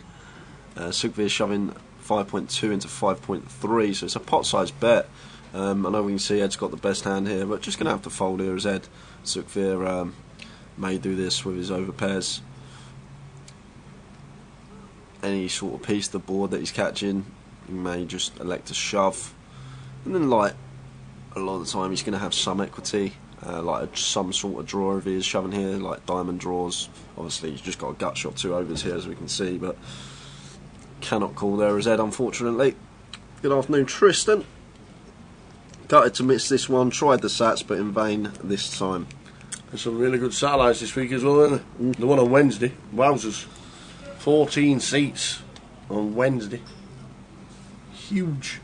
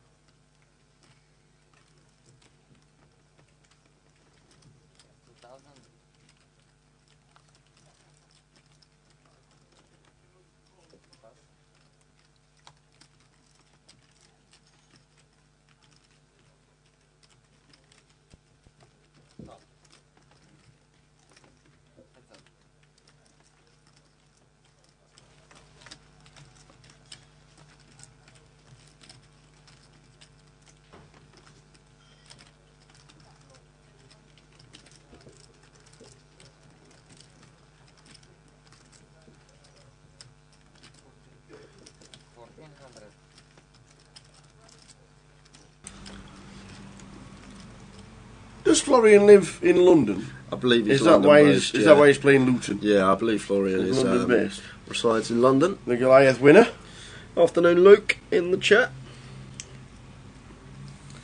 Do we know when the live sats are for Blackpool? Says John Perkins. There's one tonight, John. There is one tonight. 5 seats guaranteed. £57 unlimited re-entries. I think it starts at 8 PM. I'll confirm that.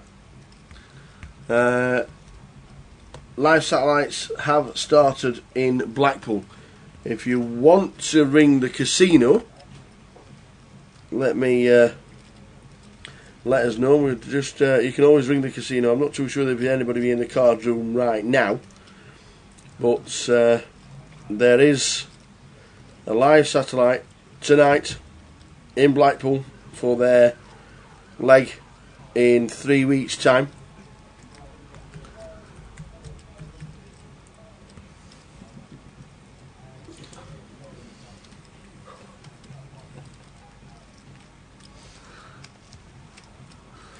Because it was Essa posted in the chat box. our intrepid reporter from Morecambe, or Lancaster-ish, and he told us there was a satellite at Blackpool. So we're going to always check social media as well. Normally comes up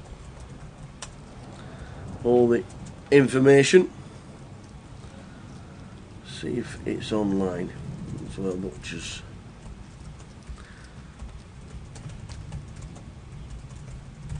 I hope it's tonight, seeing as though I've already said that. But, I know that they've got a cash game giveaway as well, which is very good.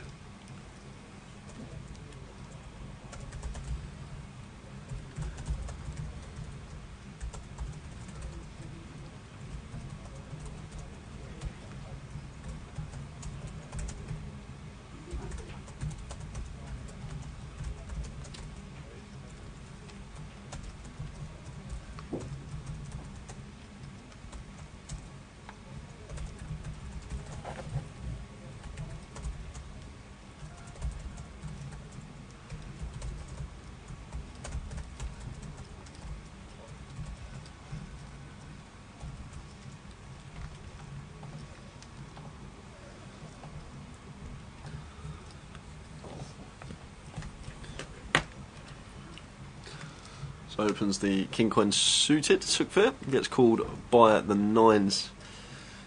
Oh, 9 on the turn, giving Sukfir a gut shot to their nuts, but Oliver turning a set here out of the big blind. So probably going to come in for a lead now after turning a set.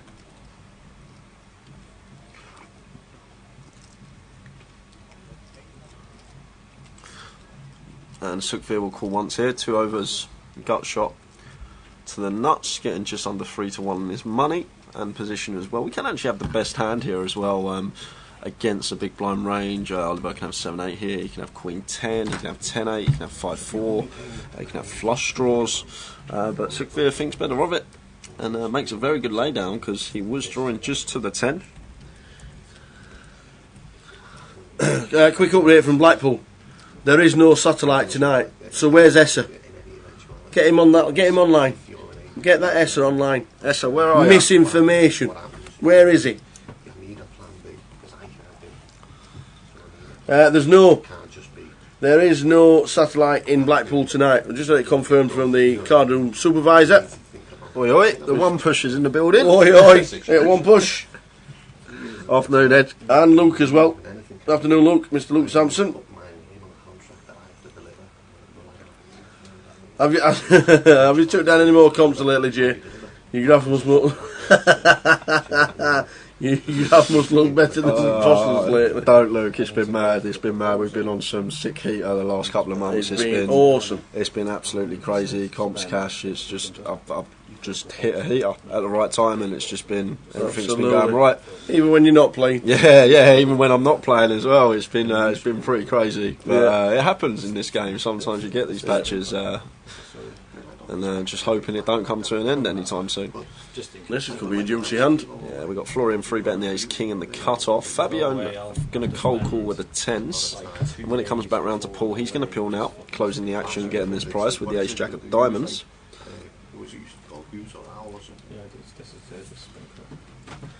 Can you do it on screen? Yeah.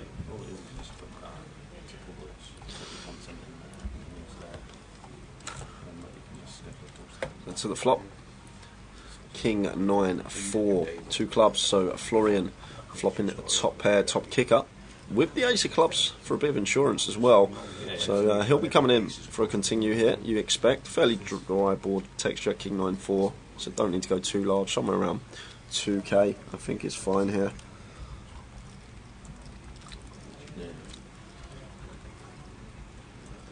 So a bet of 1.9 and we see 2 quick folds and Florian going to take that pot. Should mention about Ed Tower, the old one push, 100% cashes in GUKPT mains. Played his first side event, first GUKPT side event. Which one? The mini main. Yeah. And cashed in that. No way! Well done, Eddie. What a lad. He's got to bust one before the money, sooner or later. It's only a matter of time. Yeah, and just to reiterate, guys, there is no. If you're in the Blackpool area or the northwest area, there are no satellites tonight. It's just a normal £3 guaranteed comp. Misinformation from Mr. Esser. Cheers, Luke. Thanks. It's always nice, but yeah, it's been good. It's been good. 45 minutes to go until the 60-minute dinner break.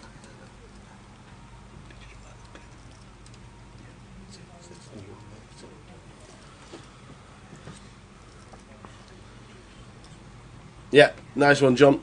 John Perkins says he's just looked on the Poker Live app and they have a lot of live satellites coming up in Blackpool near the end of the month and into November. Yeah, that's correct. 25th of October this starts. I was told online today that it was tonight, but that was misinformation. So I got in touch with the card room supervisor, old John, and he's confirmed it's not a satellite tonight, but the 25th of October is when this starts. Good luck, John, when you go and play the satellites in Blackpool.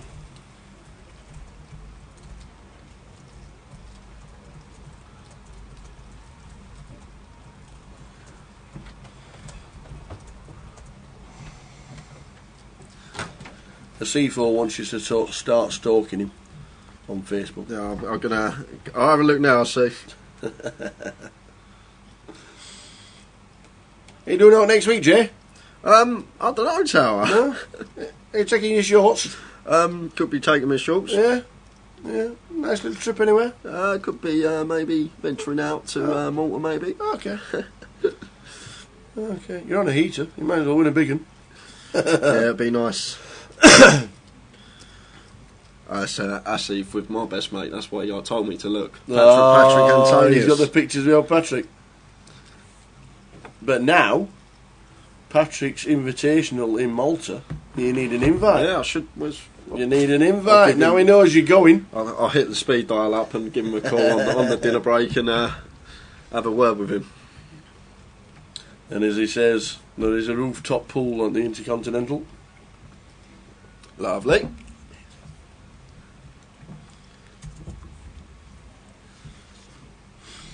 Anybody trying to qualify on Grosvenor Poker? One last chance on Sunday for seats to the Battle of Malta, which is coming up next week.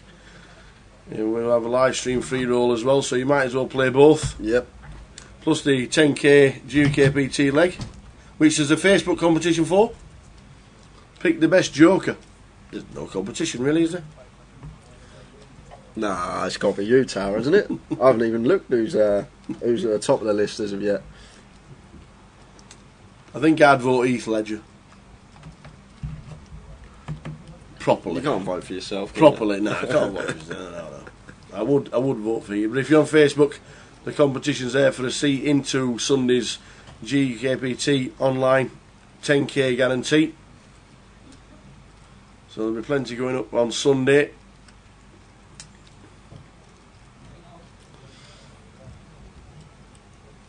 Ace 2 suited here for David, makes it 550.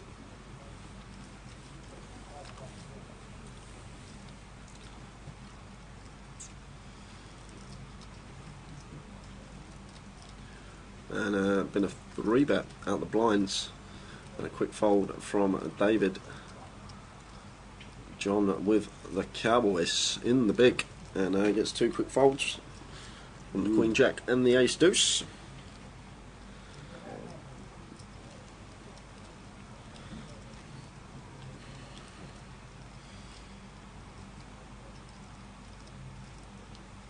Got me co-presenter dealing.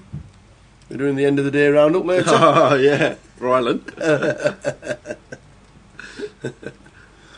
You saw the end of the day roundup yesterday. I'll tell you what, natural. Just grab the microphone, that'll do for me. I'll see you tomorrow, ladies and gentlemen. Thank you very much. 12 o'clock start.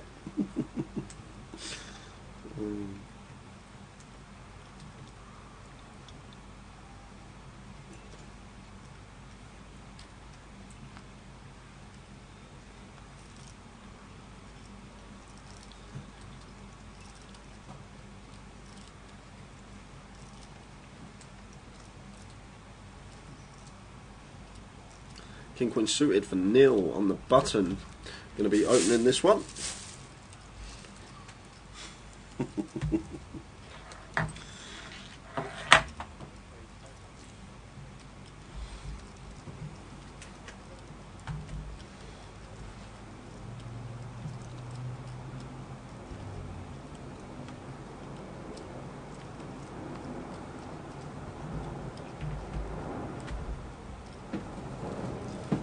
So call from John in the small, and Paul defends the 9-7, going a three-way.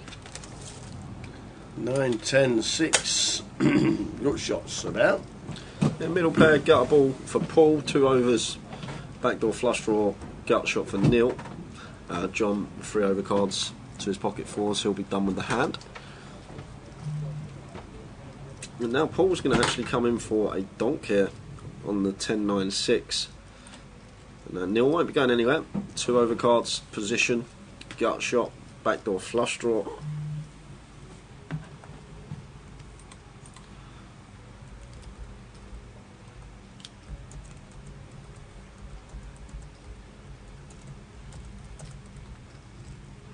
So the graphics actually incorrect here. John's actually checked, he's not donked. It's actually Paul that's come in for a donk, and Neil is going to call with the King Queen.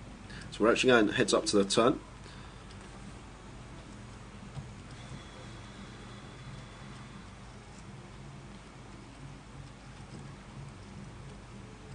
There we go, fours have disappeared. They have gone. What's the turn card?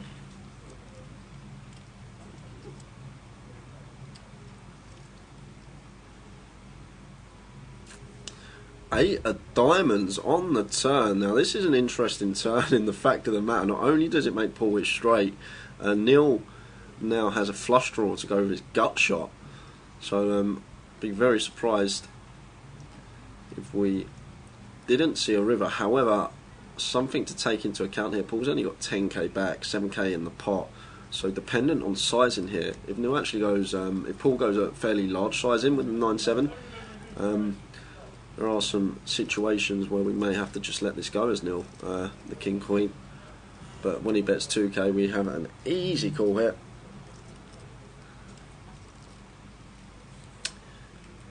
This is just a simple mouse problem, getting a 4.75 to 1 on a call. If we find a diamond or a jack from our perspective, we've got 12 outs once, so we're going to have around 25%. So we need to be right 1 and 3 times. We're getting 4.5 to 1 on the call, so we're getting more than the right price. And the river.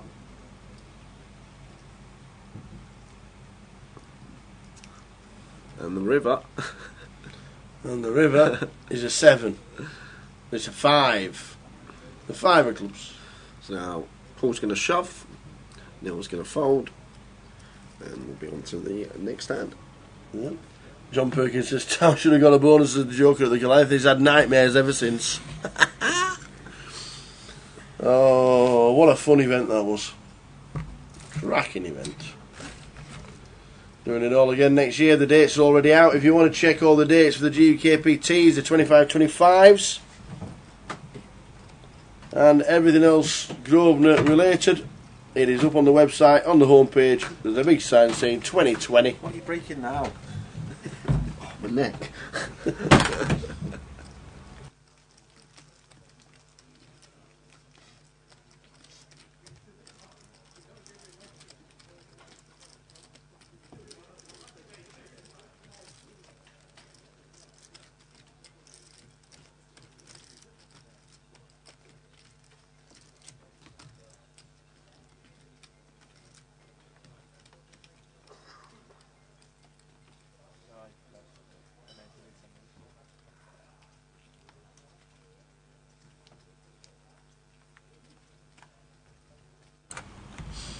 Out come the cards. Just over 30 minutes to go until the end of this session, and a 60-minute dinner break. The clock's in the top right hand corner, as you can see, and it is exactly 35 minutes.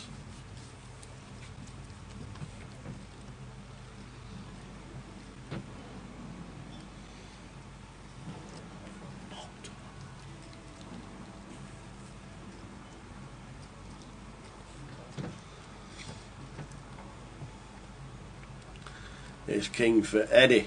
in seat 7. Any final table leads or bubble leads? Was that last year? He was in Leeds when his sister cashed as That's well. right. Back in That was last season, wasn't it? 2017. That was. That's right. They did not both final table the mini as well. I know Hannah did. I'm not sure about Ed, but they did both. Mincash, well, not even Mincash. They both had a fairly deep run in Leeds back in 2017. I remember. So Ed coming in with a 3-bet makes it 2.5.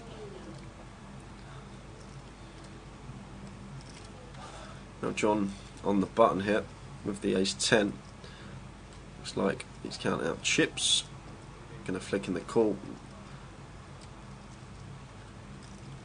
Oh, 4-bet time. And as Ed hit, we button versus big blind dynamic. We are going to put in the 5-bet. Don't want to peel this and play this out of position, so we're going to have the 5-bet here as Ed coming in for a 5-bet. Well, probably just shove. He's probably just going to shove here. There's no 5-bet size that we can really go to, because if like standard size we're going to leave ourselves like 8k behind, 7k behind. So I think Ed's just probably going to shove this spot with ace king. I most certainly would be against a button 4-bet. But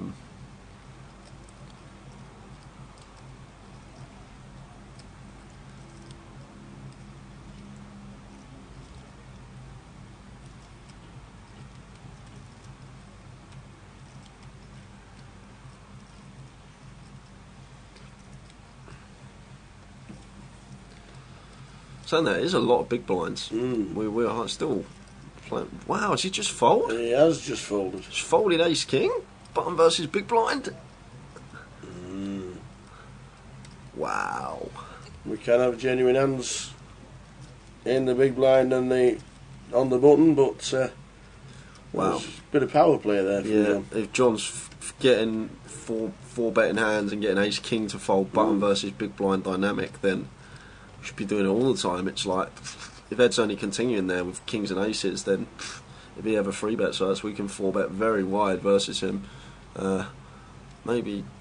Oh, I've got no explanation for that one, Tower. Honestly, I'm very shocked to see that from Ed. It's a strange one. It is a very strange one that he didn't come in for at least the flat. Maybe 100 plus bigs too much to shove. It is button versus big blind dynamic.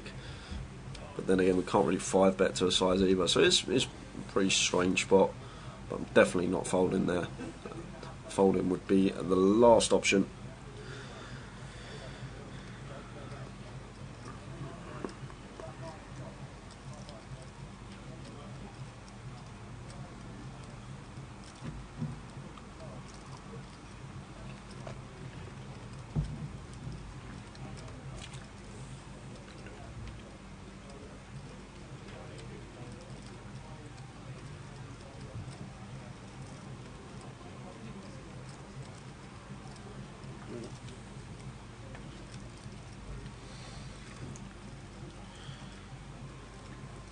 Good afternoon, Sean, in the chat. Oi.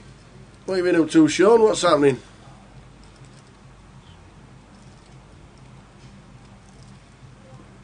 What's happening, Sean, around the scene? Any gossip? Any news?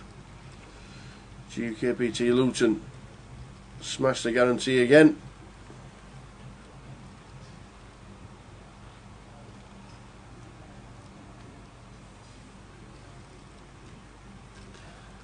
John will make the call here with the ace-4. Oh, sliding this on, I'm not that thin. I wish I was, but I'm not. We can tell. Ace-4 has been outflopped by Paul on the ace-deuce. Is it cold in restaurant? That's the best though. I'll walk away from you. Oh, you're going on the chocolate run? I might have a little look and see if I can bring some back, if you fancy some chocolate. Might get a bit stuck in my eye. Let's see a bit. So we got outflopped. Did John? Most of the time it's going to be a chop, but he's now picked up a bit more equity because he's picked up a flush draw on the turn.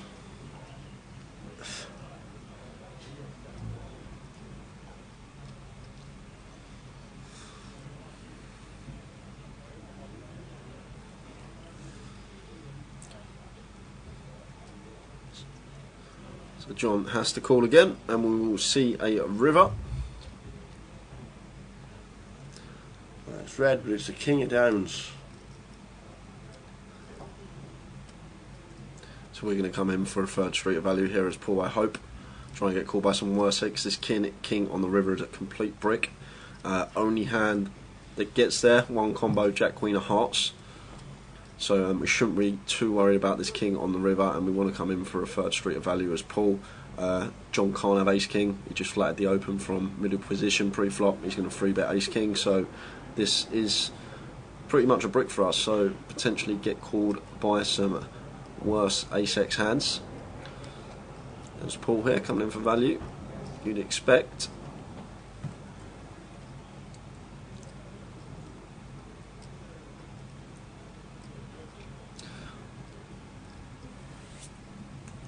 Like a lot of the time, once John calls twice, his range is going to be ace-x and 10x of hearts, and then maybe some like it's only Jack, Queen of Hearts he can really have. So his range is basically 10x, ace-x, and Jack, Queen of Hearts. The way this hand's played, he will have some sets as well. Actually, some slow played sets. I guess he can have deuces here, but that's about it. But John. Is there a belt on the river, or did you check that behind? I think Paul checked there. Under 30 minutes to go until the end of this session.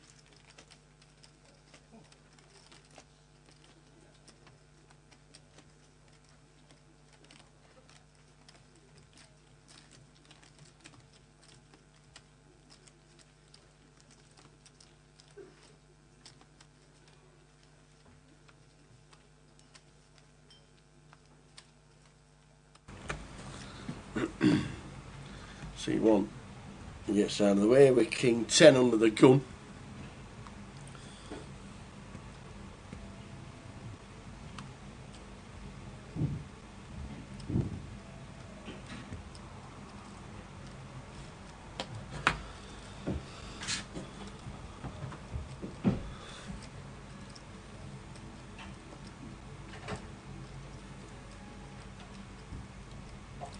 Fold said on the button, he's going to open the Jack 9. And David, potential 3-bet spot here. King Queen in the small, won't be folding. He's either going to call or the rebet. Comes down to how wide he perceives Ed to be opening on the button. But this is one of the better hands to use as a 3-bet bluff, and I'm sure Dave will be aware of that. Probably going to make it 1700 or so if he does elect a 3-bet.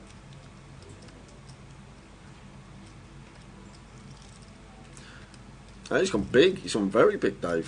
4, nearly 5x. Nearly 5x out the blinds, but gets the job done nonetheless.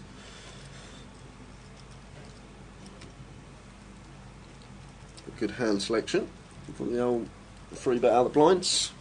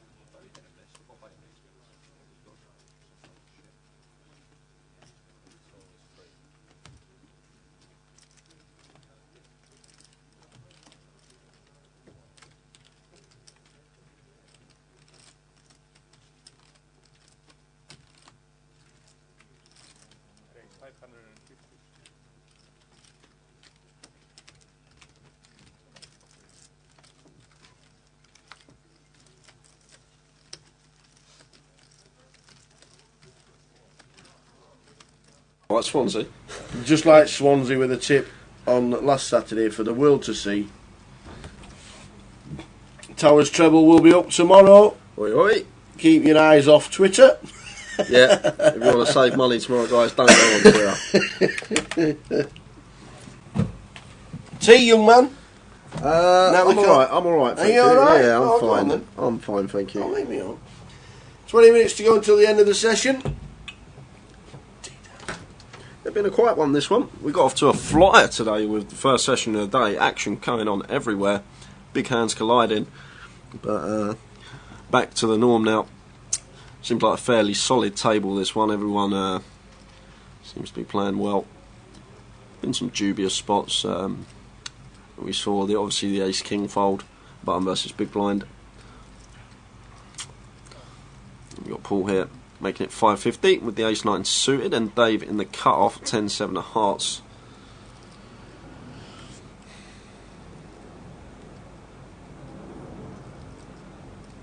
Going to make the call.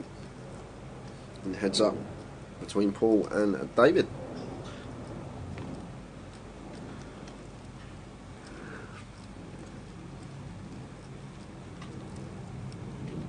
Queen, Jack, 10, 2 clubs. So bottom pair for David. Paul with a double gutter, or an up and down, whatever you want to call it. Gut shot to the Broadway.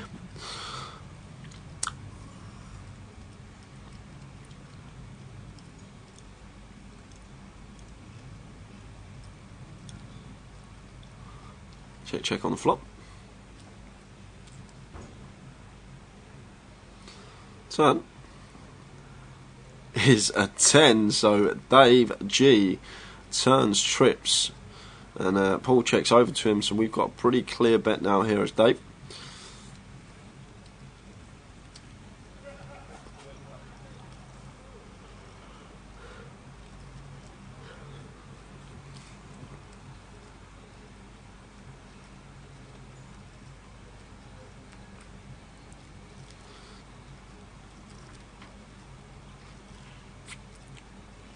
Dependent on size here, 1.2, so Dave's actually gone 3/4 pot. I'm just folding this as Paul with the ace-9. We've also got some dirty outs if it rolls off a king or an 8, and Dave's already got a boat.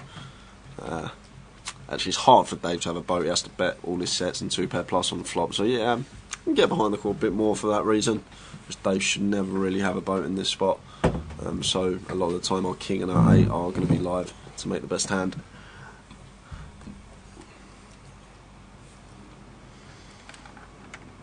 What's the line, Jay? 190. Yeah. How many we got? 148 at the dinner break. We'll still get over. We'll still get over. This friendly pound might be leaving my trouser pocket.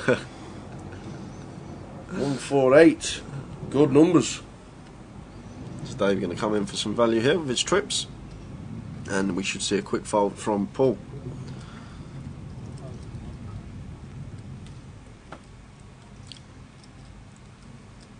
So it's actually Dave's that's bet this river, guys. It's not Paul that's bet 2.2k. It's Dave, and Paul is in the tank.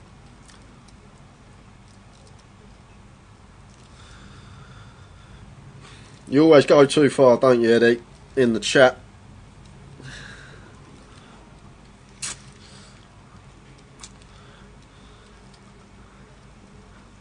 So there's the fold, the old one push, throwing the grenades.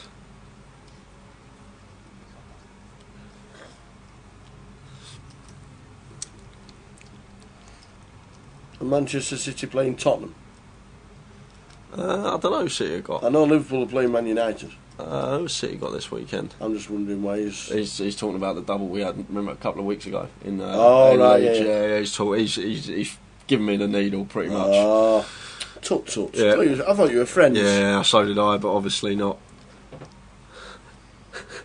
Obviously not. Obviously not. He's just getting over his pay It's grade just- now. He yeah, just cashes it's just- every comp he plays.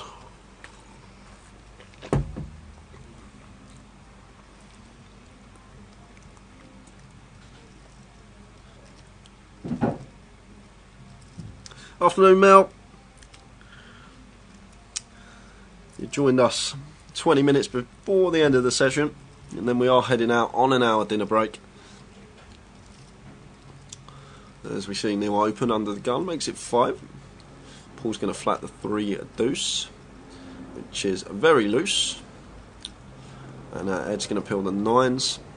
And Dave here with the Queen Jack going to come along as well. Some multi-way action occurring. And Fabio finds the 6s on the button, so he'll make the call. Oliver's out of the way. And action on Sukvir with 10-7. Going to defend here, getting this price. 10-1 on a call here.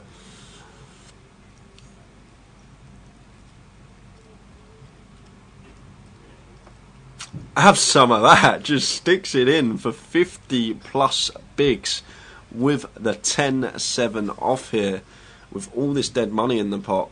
So Neil folds. Sukvir. Paul folds. And the 9s have got a decision. Yeah, Ed's actually got a decision here. It's 50 big blinds, like 9 should be a fold in this spot. But then you have got the dynamic. There was an open and 5 calls, so there was so much dead money in the pot. So it means Sukvir can be wider. You don't expect him to be as wide as 10-7 off, but it can most certainly be a lot wider. And he may even do this with deuces through 8s as well. So there's a chance as Ed that we can have our opponent draw into 2 outs. But the thing to take into account as Ed, he's never going to do this with aces, kings, or queens, because it just leaves way too much value on the table. He's going to come in for a free bet to probably around the 3k mark, so we can sort of exclude them hands from his range. So jacks and 10s are pretty much the only hands we're really worried about here. And then obviously we're going to be in a flip scenario a lot of the time, and then sometimes we will have our opponent draw into 3 or 2 outs. But it depends on player as well. If you think Sukvir is never doing this as a bluff, it becomes more of a slam dunk fold. But if Sukvir does have some bluffs in his range and can do this wide like we see here, if Ed has that info, he can maybe find the call, but not enough information. And now Fabio. Well, that's a decision. No, snap folds. So the jam from Suk gets him near 3k. Yeah, what play. Gets him up from 10k to 13.6. Not bad at all.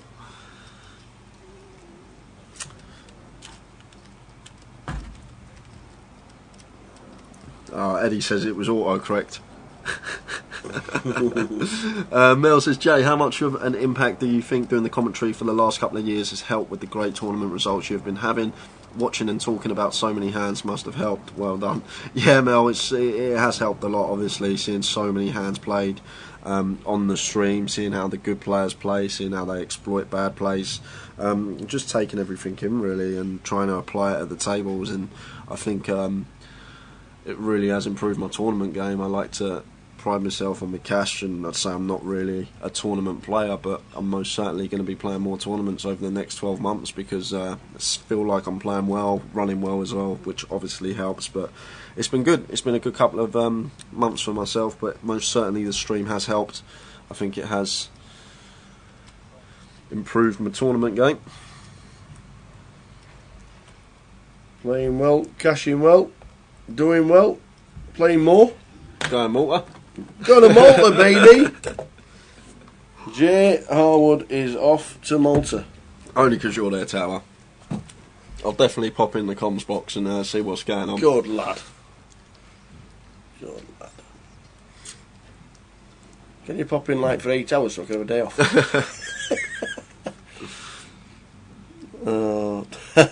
Nice one, Melanie.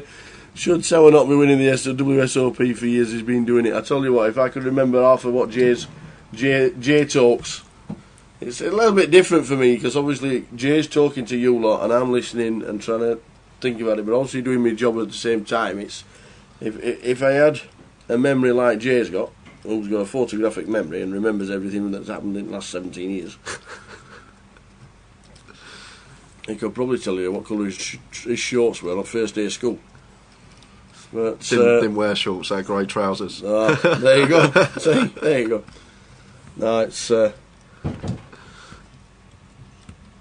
is a pleasure listening to him. It really is.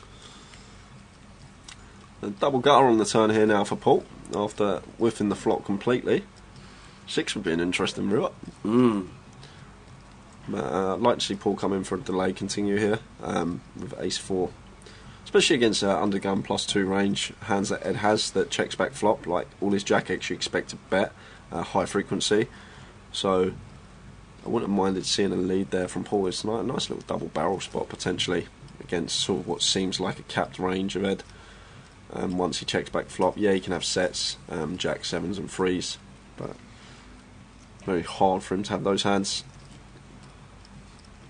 That misses everything. Pairs the jack.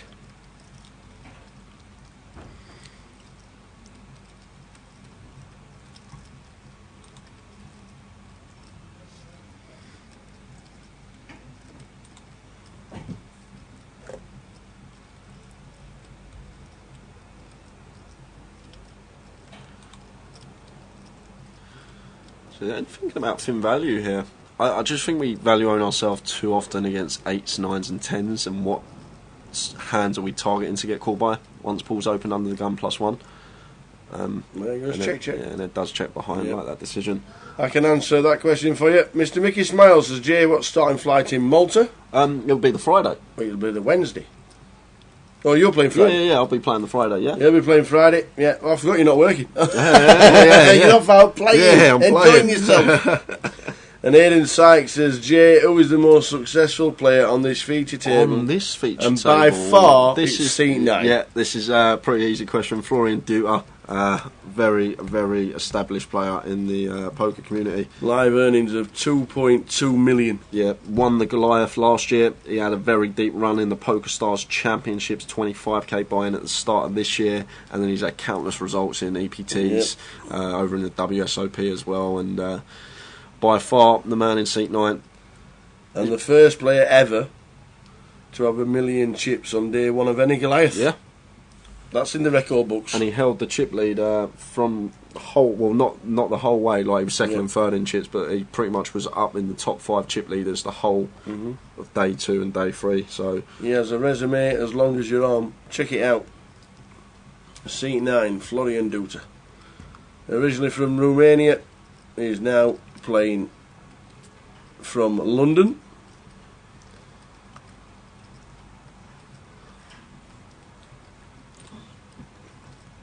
So Mickey Smiles is playing Friday as well.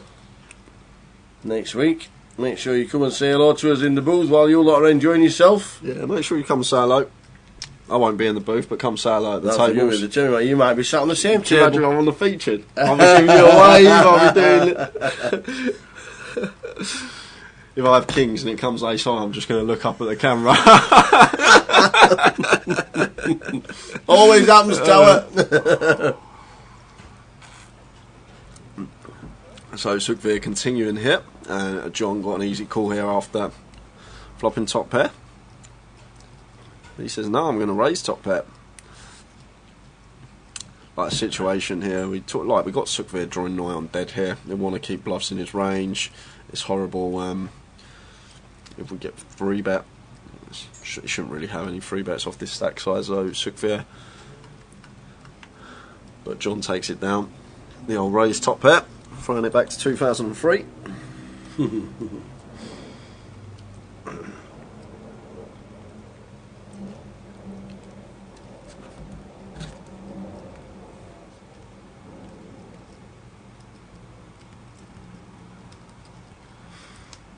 Yeah, and he cashed again, didn't he, Florian, this year in the Goliath?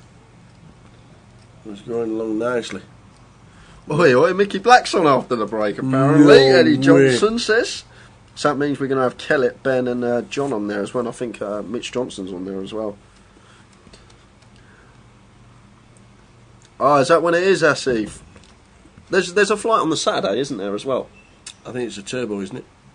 Is it? I'm not sure. Because day 2's on the Sunday. Yeah. Oh, right. Okay. Yeah, so if that's the case, Asif, I may have to play that. Can't let me old friend Patrick down, can I? Not the slightest.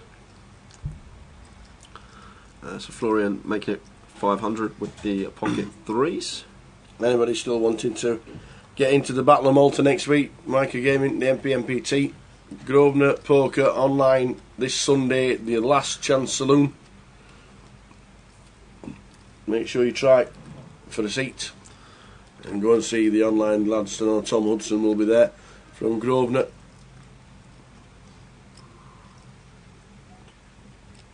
There's also the 10k GUKPT online on Sunday and the free roll. Where are you going? You can't do half days. Come here. I'll be at grand final. Oh, sweet. See you then. Nice one, Rundy. Bye. All the best. See you later. I've never been called little in my life. Nice with the towel. Yeah, that's true, that's true.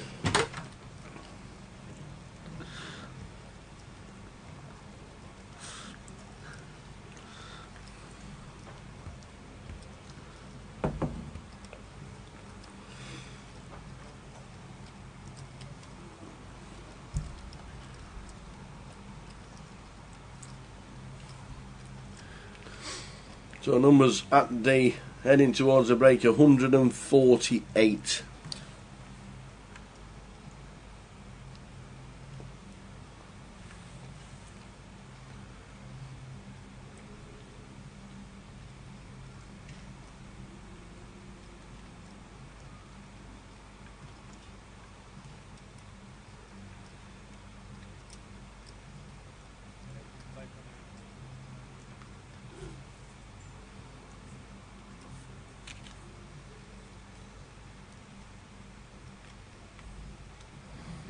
It's all about A6 suited. Going to make it 550. Actually saw Oliver on our feature table yesterday bust aces into nines. Oh, we never mentioned that the guys turned the sound up on the table. There's, can you tell a difference from the table chat? I know there's not much table chat, but can you hear what is being said when it's being said around the tables? The guys did turn it up. Just need to get clarification on that. I forgot about that bit. You say we've got the headphones into the direct feed, so it's pretty loud for us.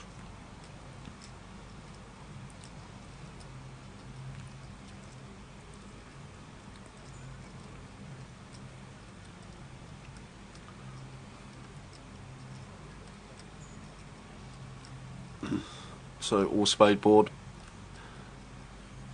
Players will end up chopping this unless a bet is put in from either player. And there's the choppity chop. So both players river the same straight with the same hand.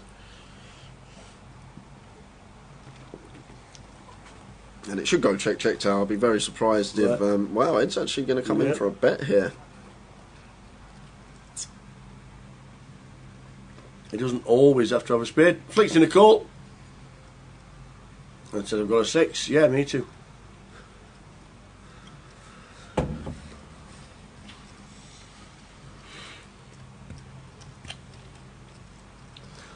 Just over 5 minutes to go until the end of the session.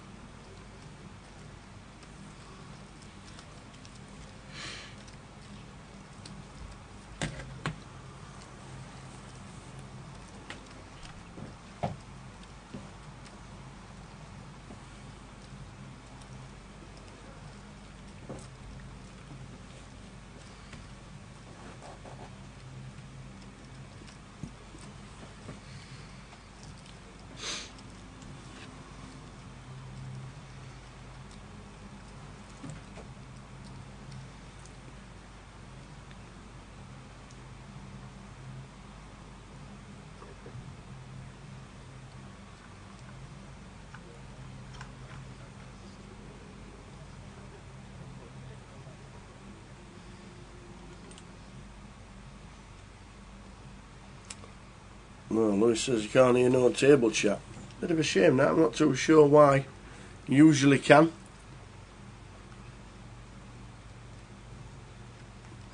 I can hear the dealer announcing the bets, and I know I'm going to direct into the direct feed, so that's probably why. A bit of a shame. We always like the table ambience. So obviously every now and again we turn our mic off if somebody comes in and has a chat and says something we don't want to be heard on the stream. Not very often that is like, but it does happen sometimes. And we normally have the table chat on all day long, so I'll try and get in touch with the guys and actually see what can be done about it.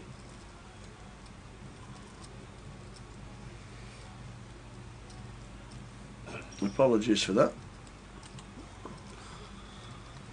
It's a Sukvir opening. John just choosing to flat the ace queen.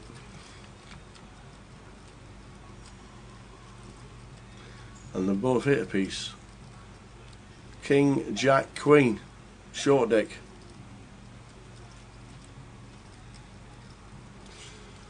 Yeah, check's what's most expected here, and that is what happens when both players quarter pair in a gut shot.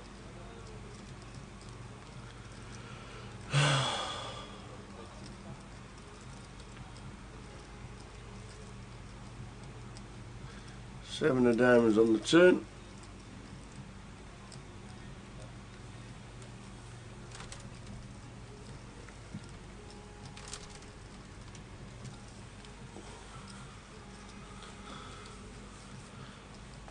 So now Sukvir coming in for a bet. John will make the call, and we'll see the river, which is the six of hearts. And I love these spots here. If Sukvir checks, which he should do, and John coming in for this fin value, I hope be a really nice spot for a fin value bet. As John here, we got the nut queen.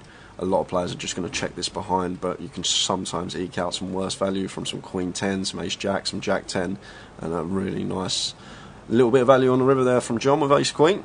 It's understood there it's so hard for us to be losing the way that hand's played. And,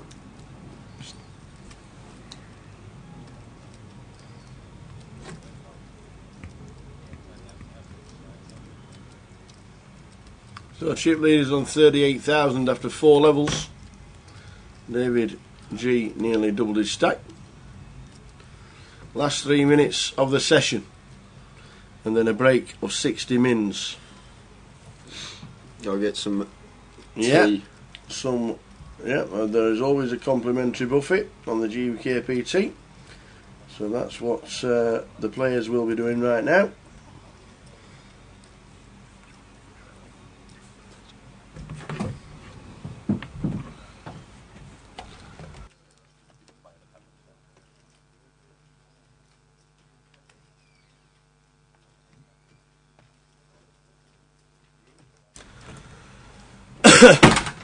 So 1-2 with a 2 for the final 3 minutes of the sesh, and then it's a break until 5:45. We will be back then. The countdown clock will be on.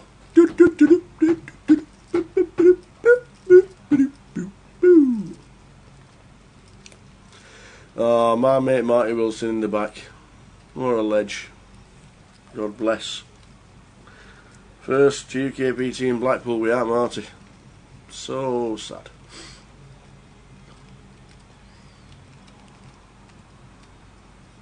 Ace 6 Jack. We hit a 6 for Suck in seat 3. Better fold. Neil.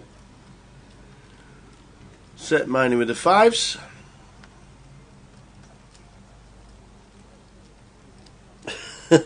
John Perkins, you think these players should go to speech therapy?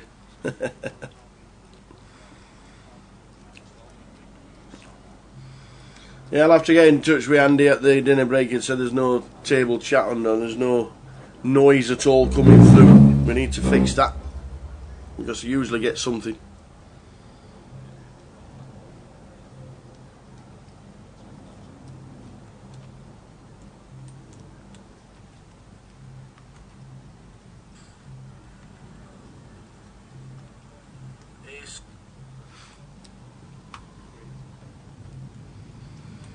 This could well be the last hand, as everybody starts folding. It looks like everybody has had enough and they're going to get to the buffet queue. Fabio looks down at the Cowboys, so there should be a 3-bet coming in. There might even be a jam.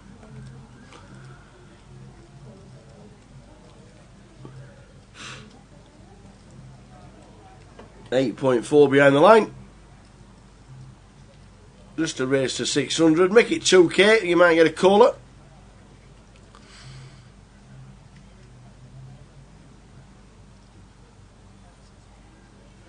$2.6. The raises to 2.6. And a call from Suck.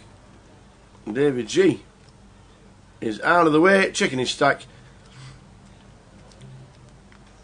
If ever you want to protect your stack at the end of the play when tables are moving, you can always take a picture of your stack if you think that there might be a little discrepancy. When you get back, you can always take a photo of your stack.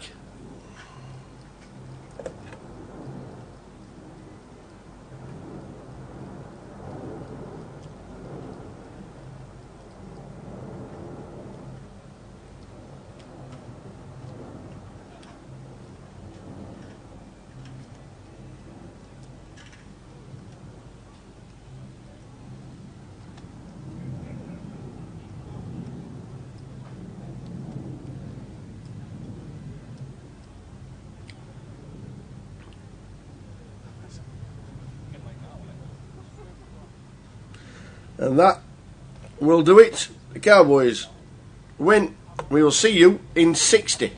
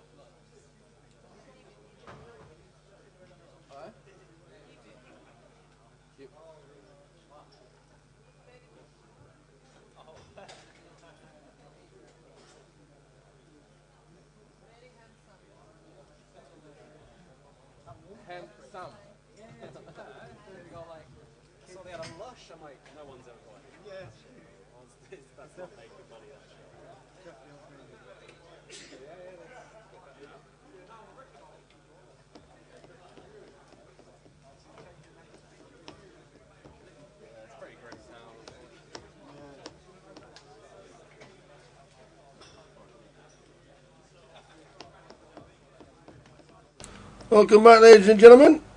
Just about to start level number 5. They've all been watered and fed. They've had the break. They've had a rest. They've had a drink. All we got, Jay? Evening, everyone. We have got one hell of a feature table for you guys coming up. Some big names on here. In 1, Sandeep Kosar, over 100k in live cashes. In 2, Michael Allen, also over 100k in live cashes. 4th in Leeds last leg as well. Yep. Obviously, we all know the man that's going to be in 3, Rich Kellett, countless final tables this year, top of the National League. Alan Stern in 4, cashed in the Big 50 in Vegas this year. And in 6 is John Eames, over 2 million in live cashes, and was the winner of this event back in 2017. John Bousfield in 8, also in the top 5 in the National League. He is 5th. Ben Merrigad's in 9, 4th in the National League. Oh, and I probably should mention in 7, Mickey Black.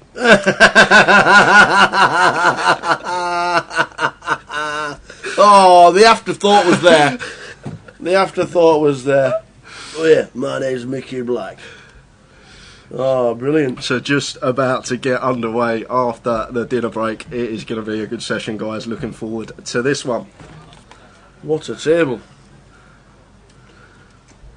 And John Eames is a semi-professional snooker player that plays in the Q School every year. Ah. Yeah. And his name online is Johnny147.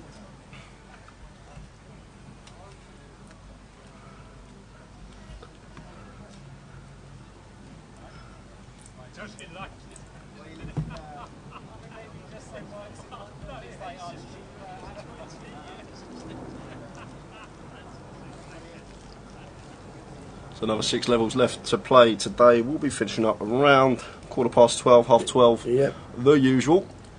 Late reg still open. Can register all the way up until the start of day 2.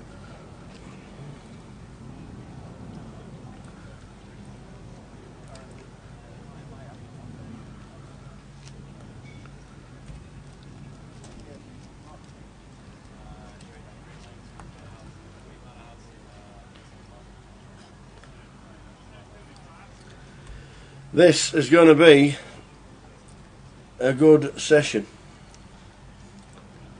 148 players at the dinner break playing this event, with plenty more still coming through the door.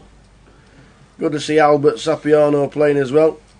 Not been too well of late as Albert, but it is good to see him playing. JJ Hassan's got a stack of about 25,000 at the break.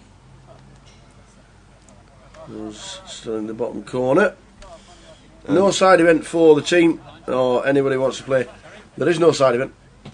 And main event takes preference and cash tables tonight.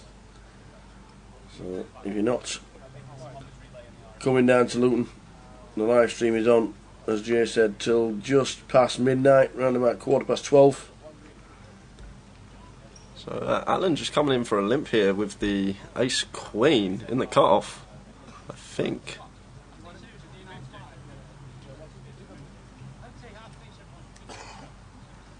Ace raised to 600. And John going to flat the ace 5 suited on the button. Mick gets out of the way, and John going to defend the queen deuce, getting an attractive price in the big. 10-6 deuce. Here's the flop. Yeah, so John jumps out into the lead. However, Alan probably favourite to win this pot if he does elect to come in for a continue. Dry board texture 10 high. It's just going to get through a lot of the time, as it does. So he's going to pick up that pot. How many friends will Mickey Black have watching? Oh, there'll be a few on the rail for Mickey Black, I'm sure. Great to have him on the feature. It's a fix, but here he is.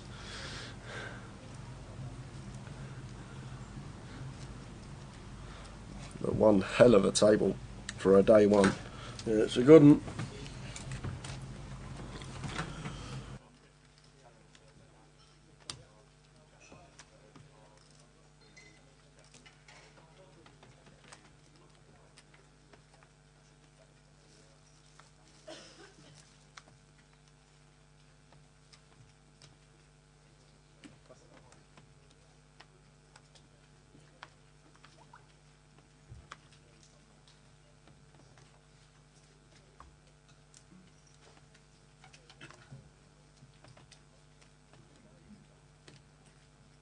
650.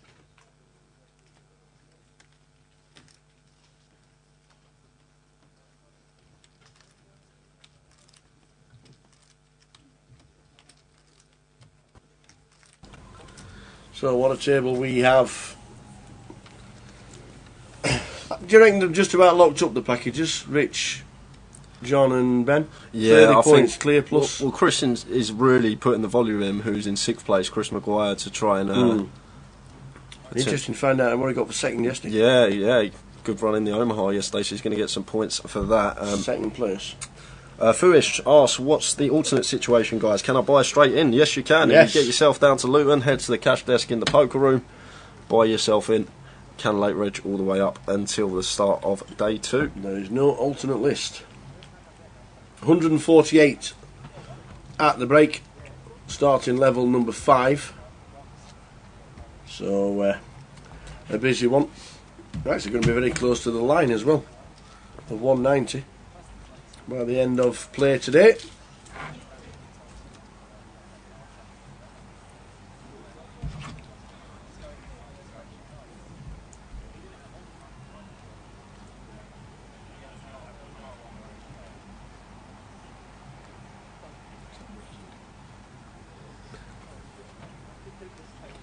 How many events has Mickey Black played? He don't play too much, Chad, to be honest with you. He flicks in a comp every now and again. I believe he satellited into this for a penny. A penny? No chance. The fact that 25p, I think, the smallest amounts, unless you win a free roll. Oh, I believe he did win a satellite seat somewhere. Good lad. Somewhere leading up to this event. But he's played a few. He played the Irish Open earlier this year. He's played a few GUKPTs.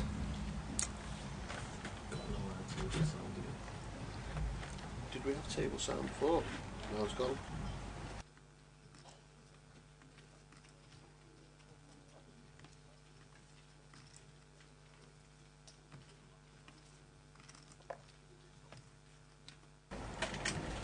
Ace 4-6 is the flop that's checked. 2 of diamonds on the turn. John Eames. There's John checking back top pair here.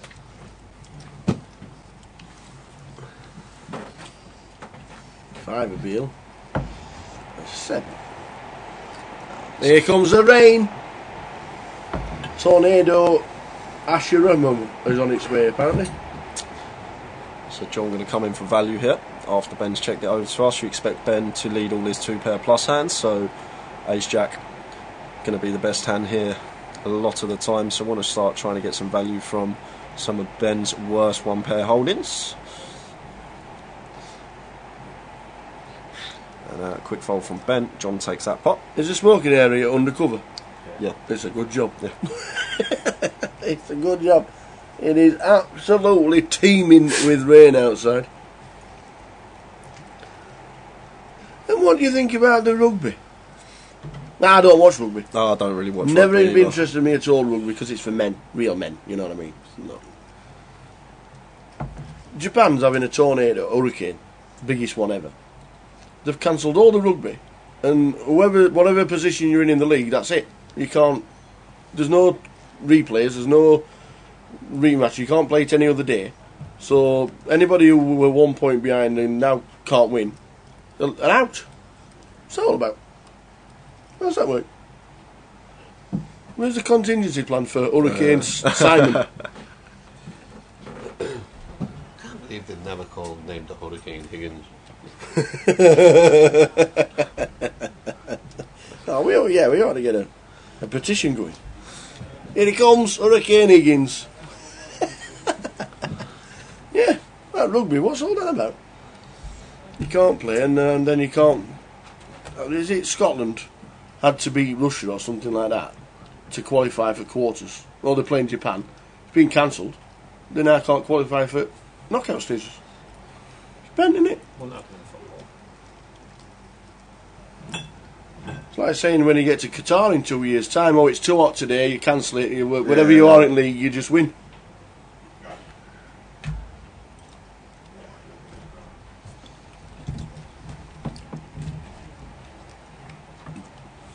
Is Ali Malou in the house? Yeah. Yes, he is. I'll leave it for you. Ali McClue. He's in the building. Alan Micklem. Love it. Whoever's got time on their hands to do that, you've got to praise them for it. It is funny. It's John 7-6 suited here. Going to come in for an open.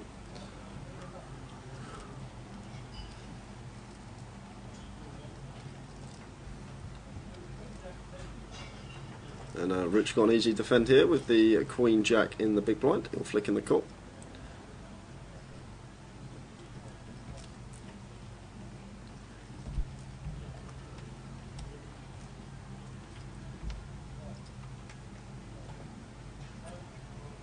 Flop of deuce, 4-4. Yeah, so a lot of the time John's going to win this pot with continuation bet. We've got some nice back doors. We've got 7 high, which is rarely, almost never going to be good at showdown. So we want to be coming in for a bet here. 600, and we'll see Rich get out of the way. He's not going to continue with the Queen Jack.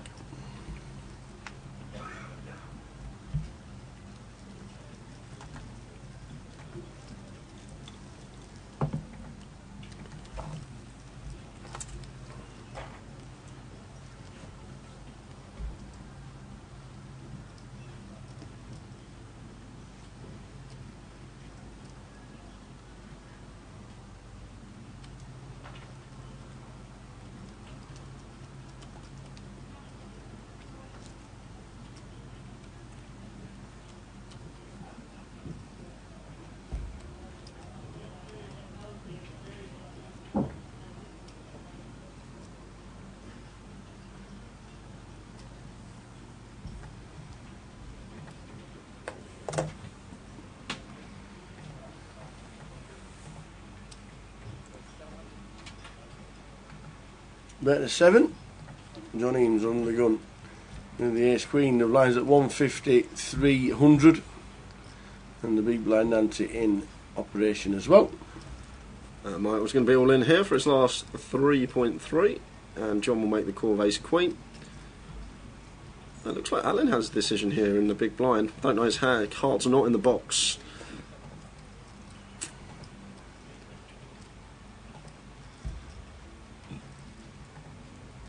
Go on, Al, get with the game. Come on, Sam. Yeah.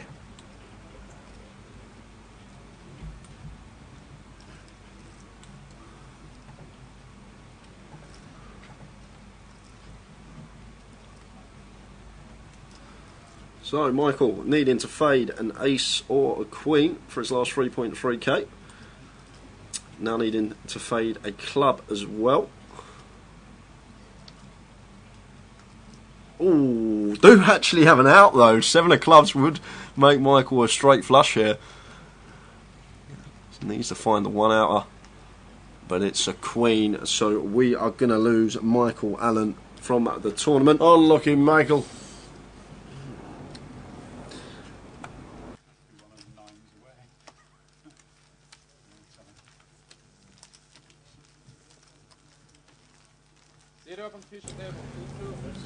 Hassan Gold. Good evening, gents. Hope everyone is well. Just wondering, how can we access yesterday's day on air Luton yesterday, including level 3 and 4 on the stream? There's the first and second levels, and then YouTube, and then level 5 to level 10. I know there's much excitement going on at this time. I mean, Hassan was on the table. It should be there, to be fair. There's 3 different videos. Paul PK just said there's 3 different videos to click on to watch. 3 hours, 3 hours 45 and 5:42, so all the days there. Yep, so all the days there. There's 3 videos, one at 3.5 hours, one at 3.5 hours, the other one at 5.5. So they should be there, Hassan. Check it out. Oh, Charlie's watching. Go on, Dad. Mr. John Bousfield. There he is in seat number 8. If only we could say give us a wave to John.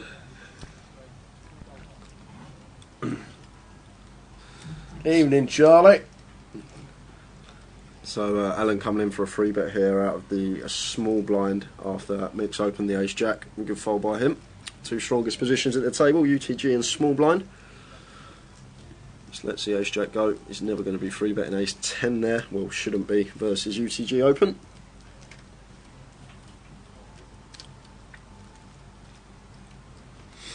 Oh, and the CFO says that they cancelled the Formula 1 practice because that's in Japan as well. Oh, bad timing to be in Japan at this moment in time, I reckon. Plenty going on, there's a hurricane.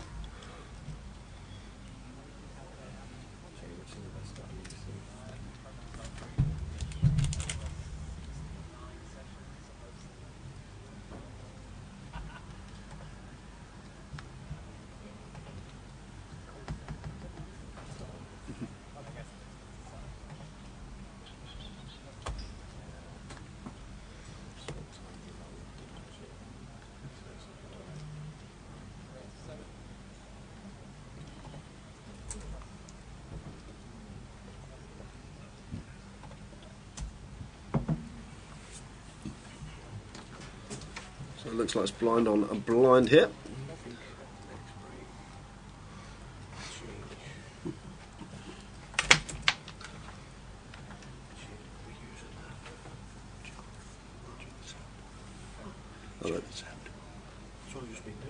Alright.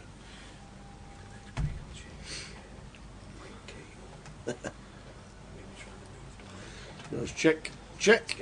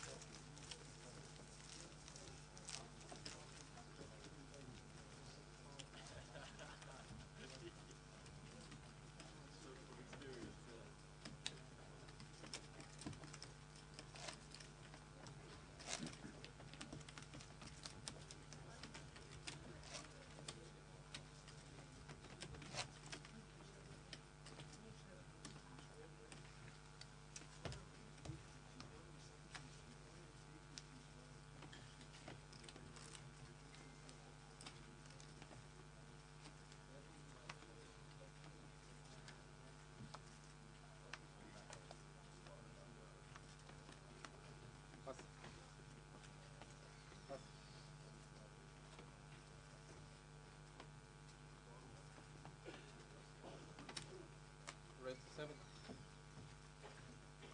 Pass. Pass. Go. Pass.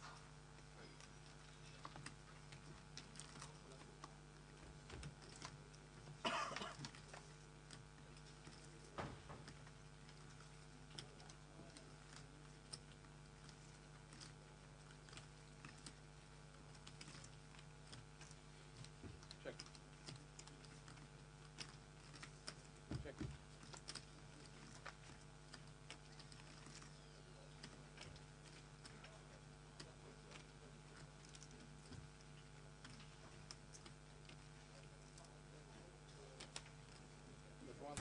Sorry about that, guys. Just talking about the table ambience. That's unfortunately not there. We're just working on the case, and Andy's just coming with solutions. But we're now back. Charlie says, Charlie Bousfield says, Dad's got a right funny poker face. He never smiles. He's just got a right funny face.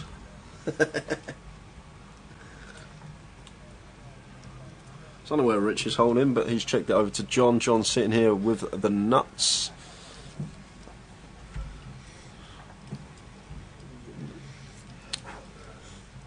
So we're going to come in and try and get some value.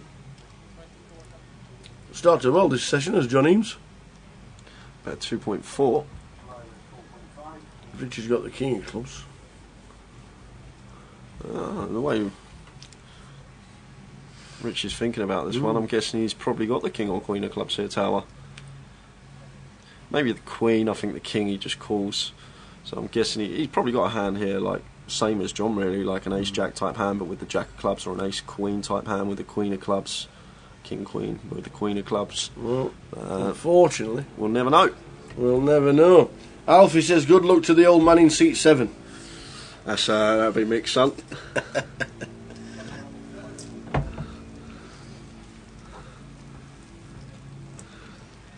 He's on a table full of superstars. It is a decent table.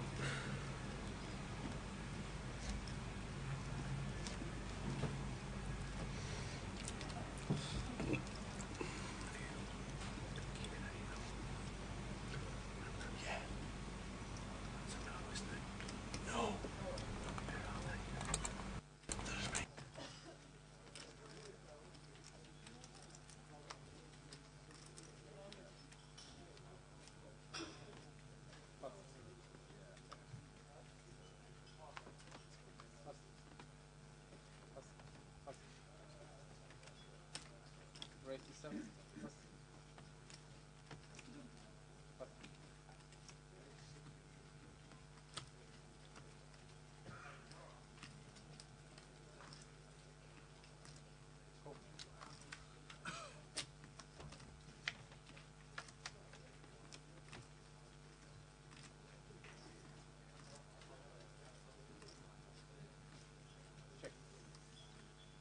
Go on, Mickey boy. Good luck, son, says Harry.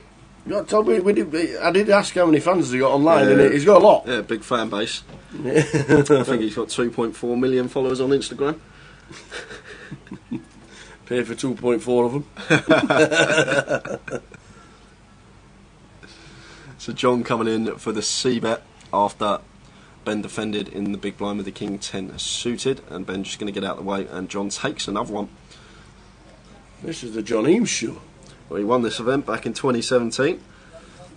Did John, taking home £68,350 for his troubles. It's quite a good final table, I recall. Harvey came second that year. Harvey Norris, John Mooney third that year. Danny Toffel. I'm not seeing Danny this year. Where's Danny Toffel? What's happened? Is he too busy? When you become a millionaire, it's about time you slow down a bit. Just like take it easy. Start playing more poker.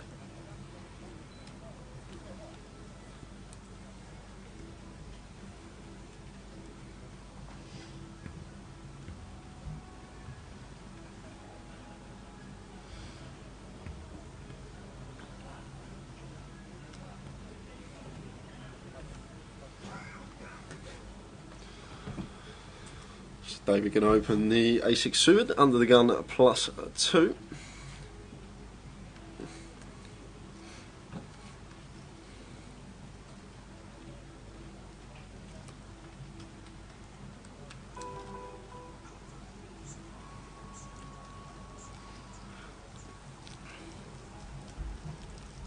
Quick scan of the numbers.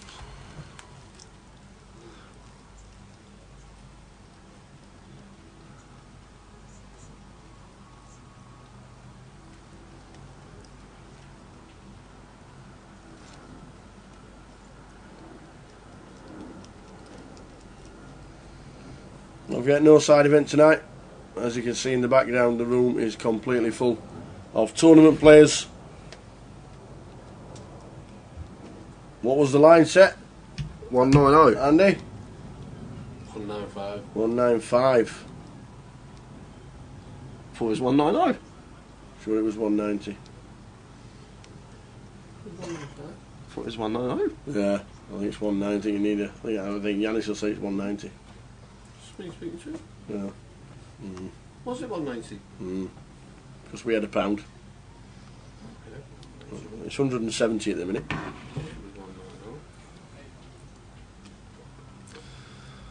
So my initial line of 175 would get smashed. So John finds the ladies here, opening off of a 25 big stack, just over. Potential free bet spot here for Ben. I'd probably free bet this hand in this particular scenario against John's stack size here. I know we can see John's got queens and it's not going to work, but I think it's a nice little spot for a free bet against that stack size. But Ben opts for the flat on the button. That's going to bring Sandeep in the small. He's not going anywhere with a 10-9 suited. And now Rich will defend the Jack-6 of spades. He'll flick it in, getting 6-1 on a call hit.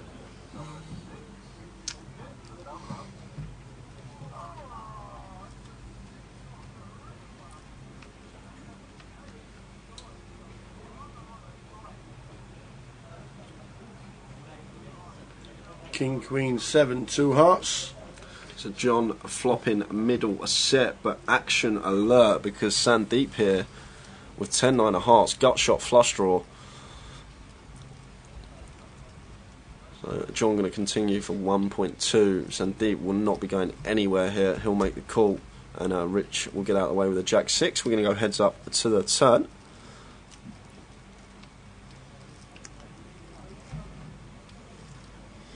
Four of clubs. So a brick for Sandeep. So John's going to want to bet again here, sizing up a river jam. A lot. Yeah. It's good that we... John's not only got 8,000 left. Is he not? I could have. Came I thought to, he got came, more. came to the table Yeah. with 12.4. Yeah, that's right. But if I'm John here, I'm probably going to go about 3-4k here just to size up a comfortable river jam for what would probably be just under half pot. And it's good as well that Sandeep can quite easily have top pair here in the small, but John No, just the lot's in. chooses to shove for what is like 1.25x pot here with the set of queens. And it means that as Sandeep, although we have such a strong draw, we're not getting the correct price to make the call, so I have to get out of the way. Alan, Bennett and Jay won't know this answer. Who's the oldest person to win the GUKPT? I can only think of one. Ali Malou, No, well, he's 62. Victor Alukin.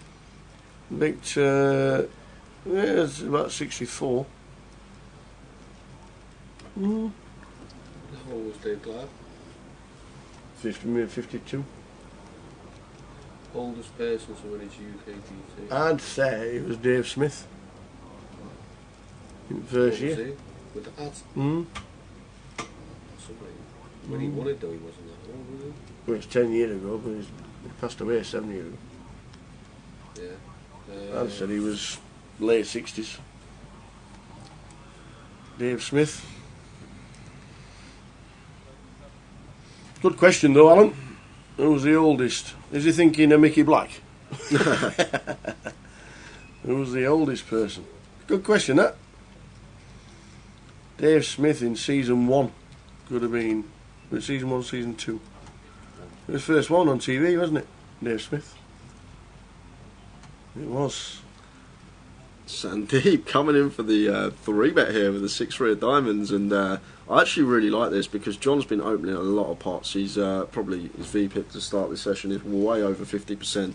So Sandeep just pretty much saying you can't open every pot. You're going to get 3-bet light like he did in that situation. The old suited gappers, good playability post flop. If we do get called, a nice little pick up from the man in seat 1 there with the 6-3 of diamonds.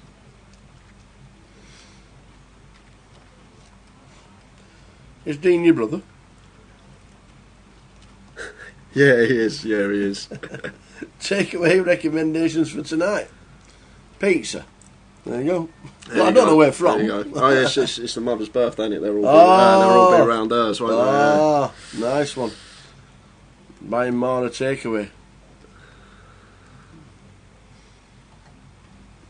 No, get ready, Mum. We'll take you to a swanky restaurant. Nah. Nah. Which takeaway do you want, Mum? What with 5 kids as well. Do a Deliveroo and get have it delivered from everywhere. I still reckon it's Dave Smith, the oldest person, or Bernie Littman. Bernie. I think Bernie was touching 70, wasn't he? He looked good. Still playing now. Is he? Oh, maybe not then. Yeah, that was 10 years ago. Bernie Littman won Brighton. So Rich Pills the 9-8 suited on the button. Ben opened the Sorry, sevens. Bernie. King, Queen, 6, 2 diamond flop. Ben probably going to check this. This smashes the button calling range here. Rich is going to have all the King Jacks, the King Queens, King 10 suited, Queen Jack, Queen 10, all those type of holdings. So if I'm Rich here, I'm almost always betting this, just because this flop's very good for our perceived range. We've just got 9 high, we've got equity to a flush, but we're going to have all them King Jacks, King 10s, Queen Jacks, Queen 10s, all them type of holdings here on the button after Ben opens. And we see 2 quick folds, so Rich picks it up with the worst of it.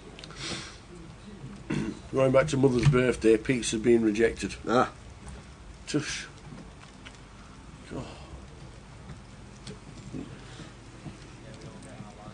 There's a nice restaurant in the Luton Grosvenor Casino.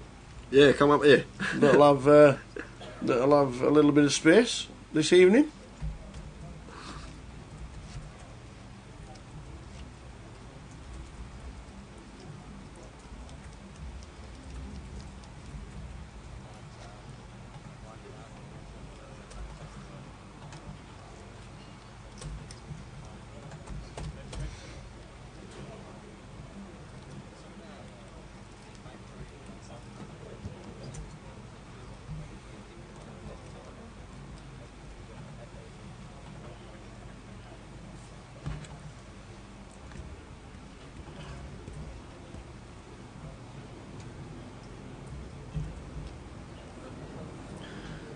Got a request from Asifo here, Tao. Tao, you should meet me every day, do an hour or so in the gym in Malta. I'm up for that. I'll remember me shorts. I'm up for that. C4. Get me in. I'd rather go swimming in the sea. Flop time. Heads up, Sandeep and John Eames defending the big blind with Queen 4. He hits the 4, but it's checked.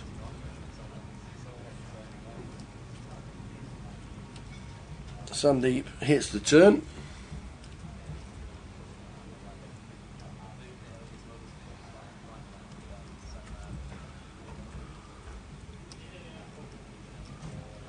So John coming in for a lead with the 4, and Sandeep, after turning top pair, will not be going anywhere. And this should go check check. Maybe we could actually come in for some thin value here, Sandeep. It's actually a really nice thin value bet spot, simply because John shouldn't really have any ace-x here, and all his semi-bluff flushes are going to continue river when they get there. So a lot of the time, like King 10, it's just going to be the best hand here, and maybe we could have eat a thin value bet, but I wouldn't have got called in this case from the hand John had. But sometimes we can get called by some worse 10x, some 9x as well that are in there.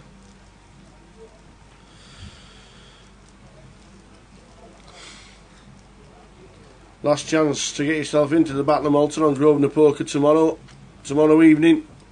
The GUKPT online 10k is also there on the Sunday, and the live stream free roll will be there on the Sunday as well. So all happening on Sunday, Grosvenor Poker. Make sure you get involved, and if you do fancy a trip over to the Battle of Malta on the MPMPT, Grosvenor online will be there. Representations, I think Tom's going, not too sure if Kit's going. But there'll be plenty of qualifiers online from Grosvenor. Last chance on Sunday, and I've been told I've got to go to the gym every day while I'm there. Great. And a good recommendation from Michael O'Mahony. It says Luton Grosvenor does the best veggie burger ever tasted, falafel and spinach. There you go. Options, Dean, options.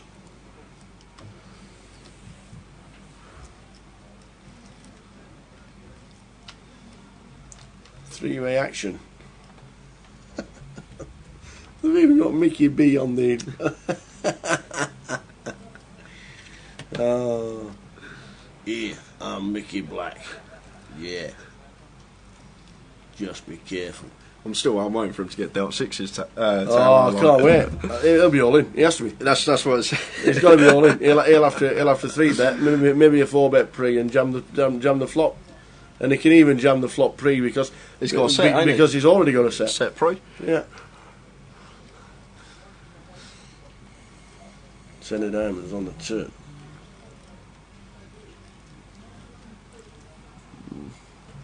unaware of his holding in this particular hand.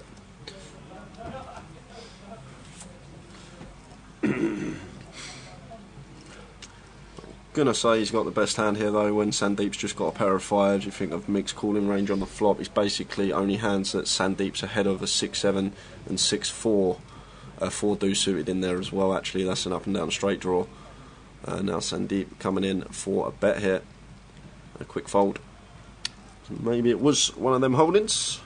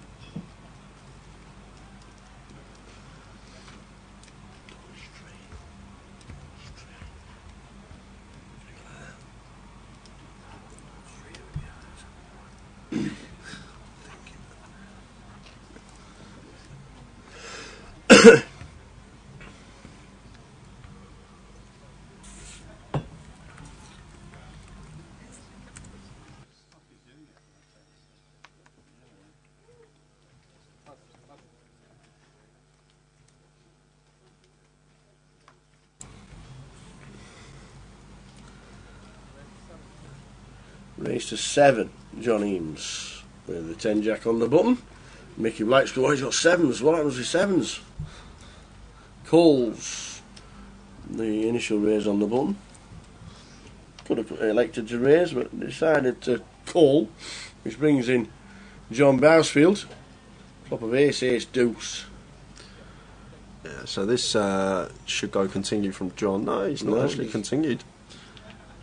It's actually good to check back here some of the time and not overly c-bet these ace-ace boards, because a lot of the time you will check back your ace-x on the flop. But now, after the turn rolls off a 6, he is going to come in for a bet here. Mick will make the call. I thought Mickey B might have bet the flop, bet the turn. Ah, he just lets it go. Just lets it go. Gives John credit for an ace. I thought we could have used his image then on the turn and led out, and the pot would have gone in front of him.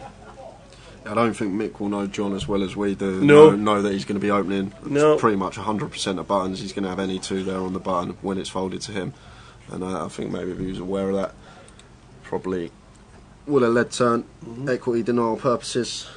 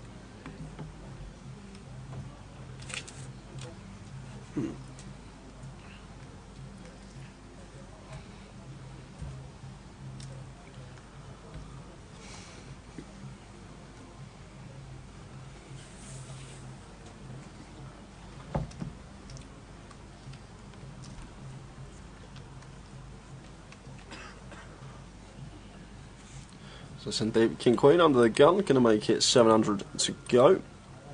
John flat and the King 10 in the cut off. Ben defending the big, 3 to the flop.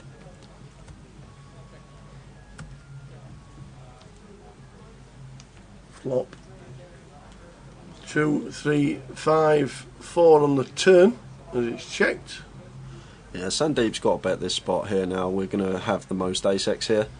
And we're just going to print folds a lot of the time, and we also have equity to make our flush on the river the times that we are called, but he elected not to take the spot, but gets there nonetheless with the 5 of diamonds river, and now he is going to come in for a bet. John's going to have the fold, and Ben will do the same with the jack 4.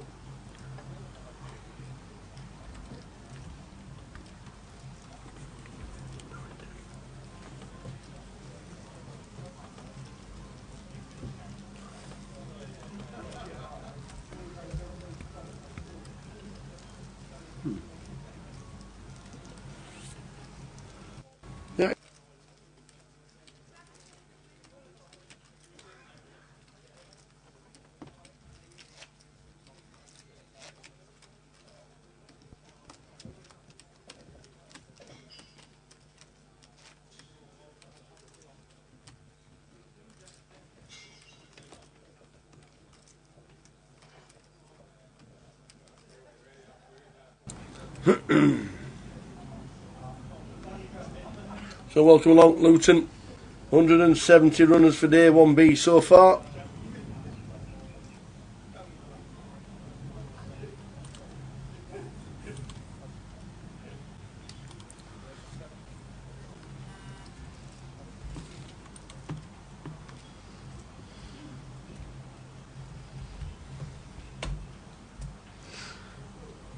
John opening once again, this time with the Queen 10. And once again, same as before, I think it's not the worst of 3-bet spots here for Ben. John has been so active, like not a bad hand to do it with. We've got suited gappers, so we've got nice playability the times that John does decide to peel in position, but like Ben's choice here to 3-bet, he's just opening way too much, John, and we've got to slow him down. So Ben puts the 3-bet in with the Queen 9 suited. Nice little pickup from him.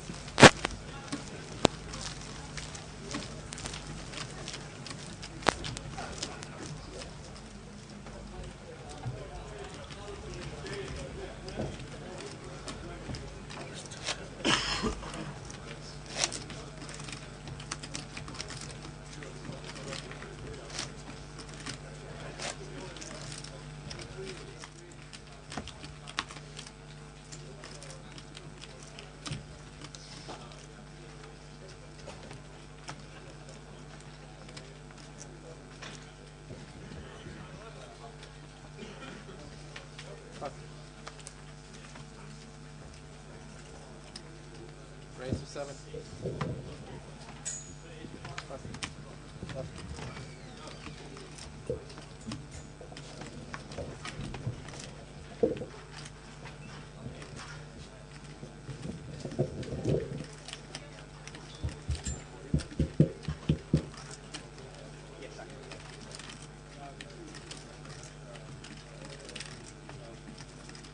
Okay, raise 21.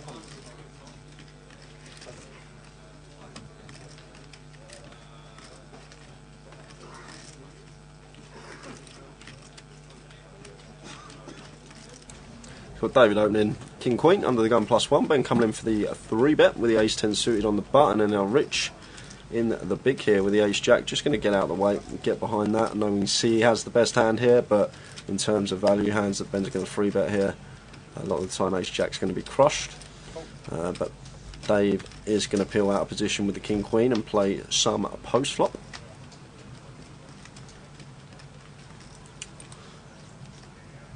And it does a flop top pair, checks over to Ben.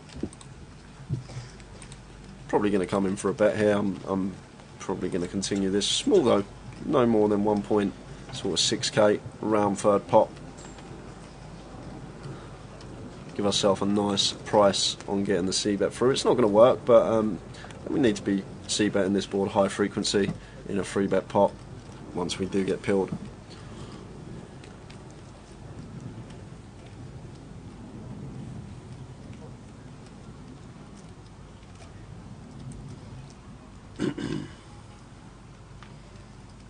Turns a 7 of diamonds. But now probably going to check this one behind. If we do come in for the double barrel, we're basically targeting like 6s through queens and some flush draws. But we'll have a lot of King X here, will David, but Ben is going to come in for the non-equity double barrel here, basically just draw into an ace. We have no draw. Bit of 3.4k, and David will call again with the King Queen, and we will be going to the river.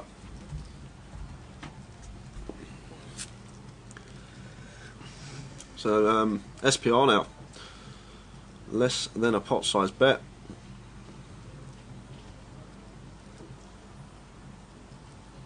And this is like the nut worst river to bluff as Ben, and Ben will know that. He's going to snap check behind. He's going to give up here simply because like we're just not getting a king to fold now. So Ben will put the anchors on, I'm sure, but no, David is now going to lead.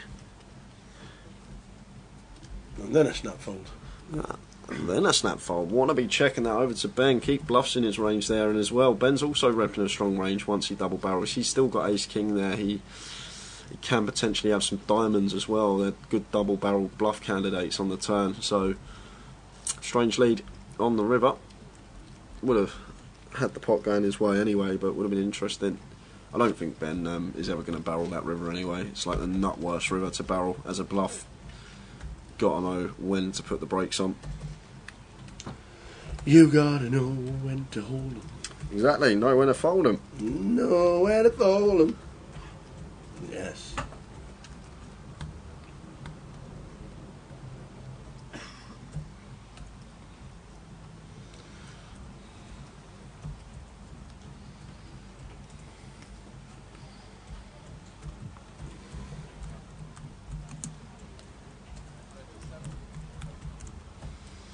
Standard raise to 700 from John Eames.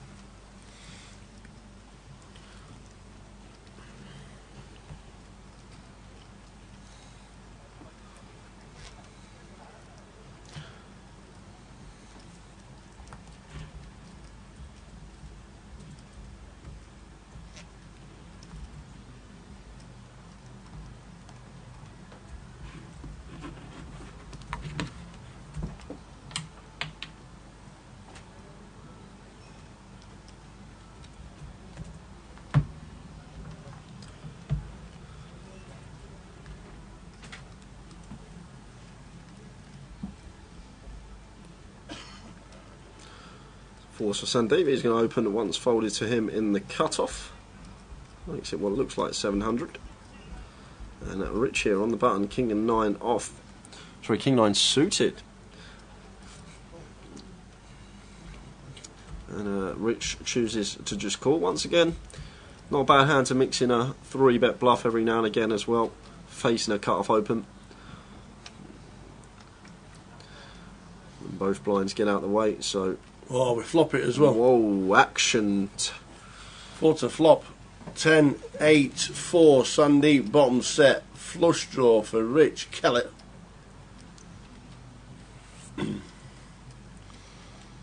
So Rich will just call here.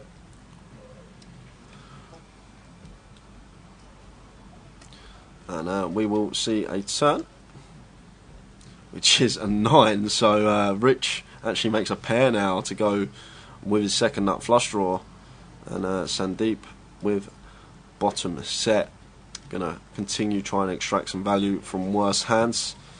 Comes in for the double barrel hit, 2.8k.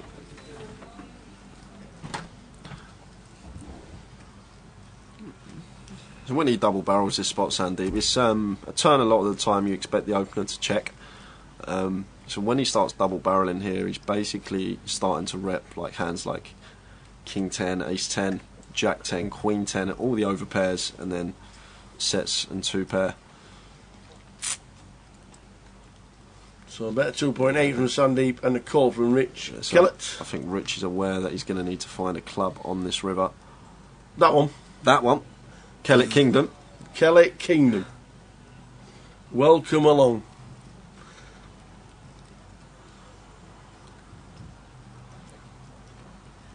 This is going to be a dicey spot here for Sandeep on the river, because Rich is going to come in for a value bet. And what's our play here with bottom set? The flushes came in, the straights came in.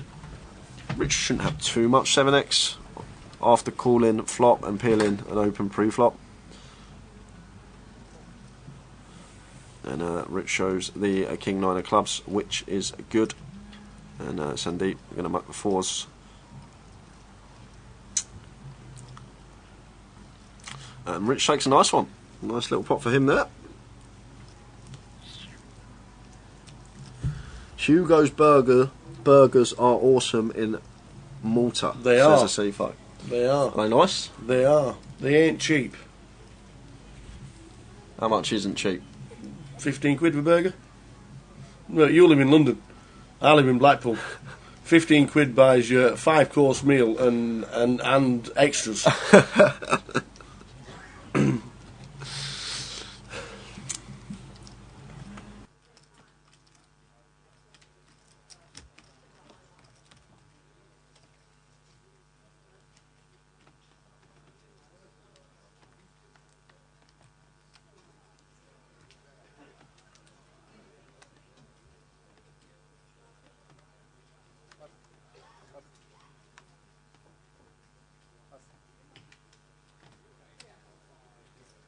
Right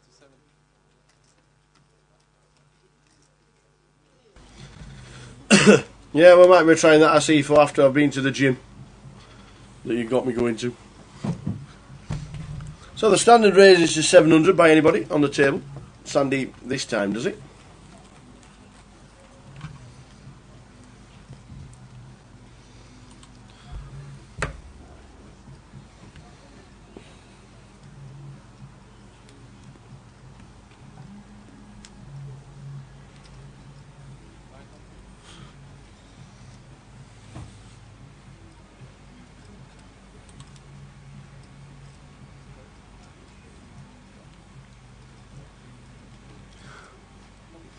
King 8-9 rainbow. Check, check. Nah, it's gone bet call. Oh, is it? Sorry. Yeah. It's Sandeep came in for a bet and Rich called in position. Jack of spades on the turn. So Sandeep with the best of it, and now it looks like Rich is actually going to come in and fire here with the ace queen. Does have a Broadway draw, and if I'm Sandeep here, I'm just going to let this one go. What are we supposed to be ahead of here? A nice play from Rich there, taking it down with the worst of it. Picks up another pot.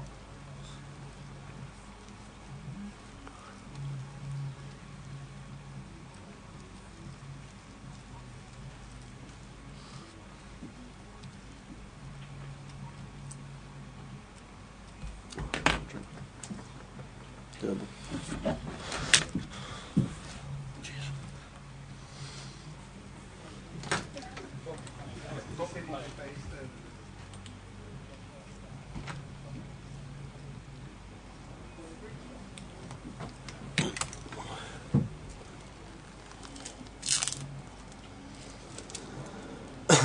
So Luton, numbers flying through the door.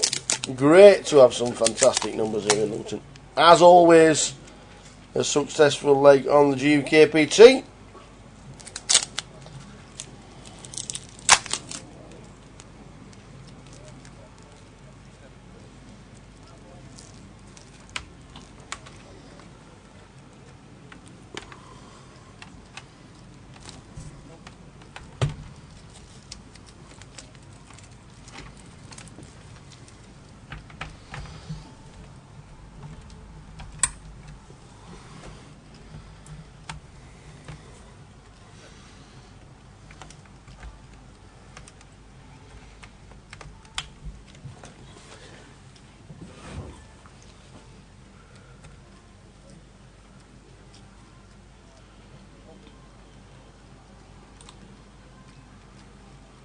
So welcome one and all, if you're just tuning in, the numbers yet again really, really good on the leg of the GUKPT. 176 today with a prize pool of £266,000. What a good effort by everybody concerned. Great numbers in the satellites yesterday, on Wednesday, sorry, and also during the week and the weeks running up to our leg here in Luton. Well done to Jim and the team.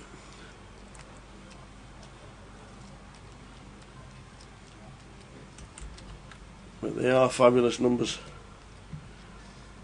And good evening, one and all, wherever you may be on this Friday evening.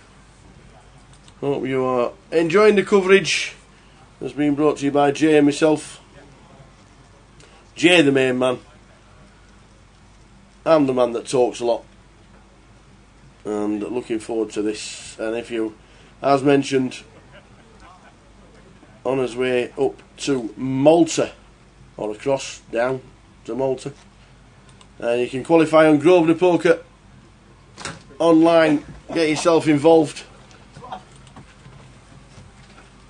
Get yourself involved if you want a last chance saloon to get yourself into the Battle of Malta. And also any GUKPT up and coming, the 25-25s as well. You can watch, you can satellite into those from 25p. The deep stacks satellites, they're always running. There's a seasonal special on its way. Christmas cracker will be on its way.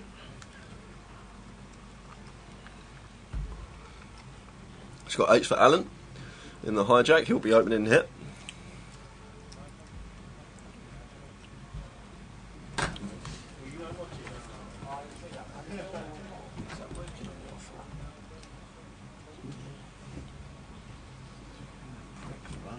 Do you want to try mine? Because mine's not working on Wi-Fi.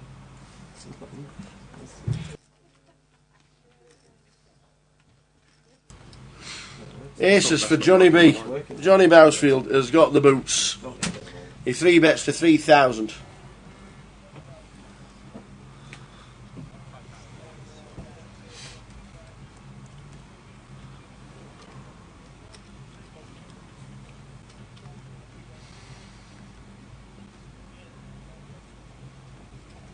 Alan Stern calls, heads up to the flop, 8s against Johnny Bousfield's aces, and he flops top set.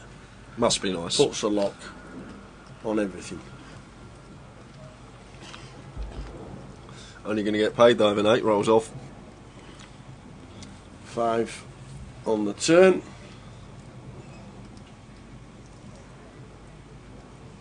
And that should just about do it. Tiny bet here from John.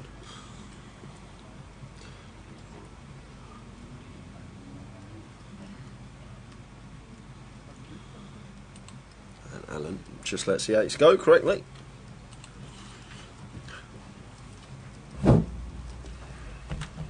Blind's going to be going up in around 5 minutes' time. That'll take us into level 6 of the day. That'll be the halfway mark. 176 so far today. Do you want to give me that quid now? I might as well. I may as well. Because 190 will get beaten easily.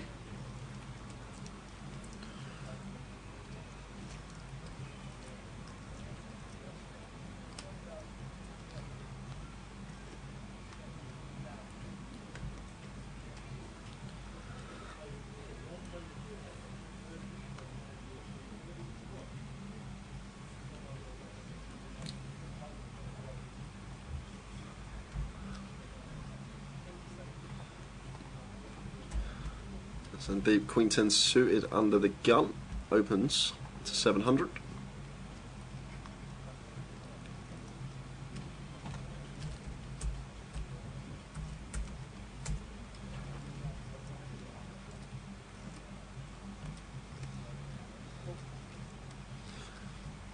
Flop time.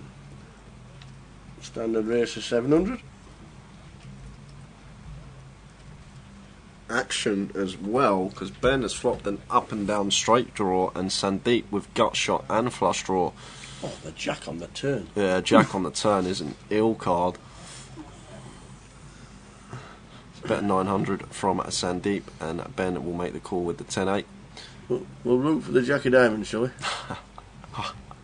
I'm good friends with Ben, so I don't really want to root for the jack and send him to the rail or double Sandeep up. It's the Queen of Clubs on the turn, and Sandeep may choose to check this now. Yeah, I like this decision to check behind with the Queen 10 suited here. We have such a strong hand. We can actually be behind to some King X that Ben has that isn't going to fold turn. 5 of spades, it's the river.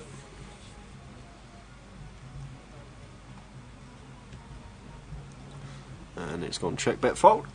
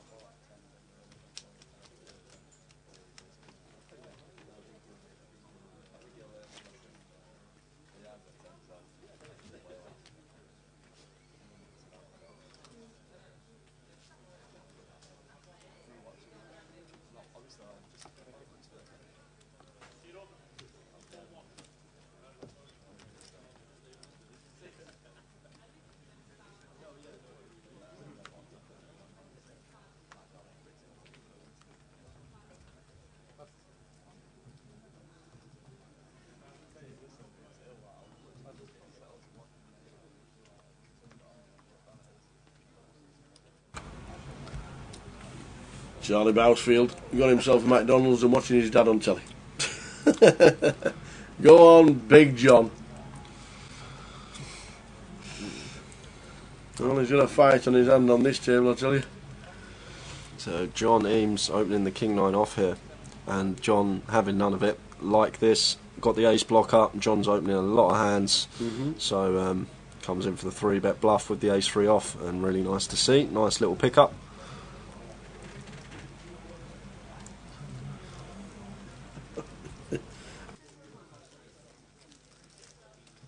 Oh, Massive hand when.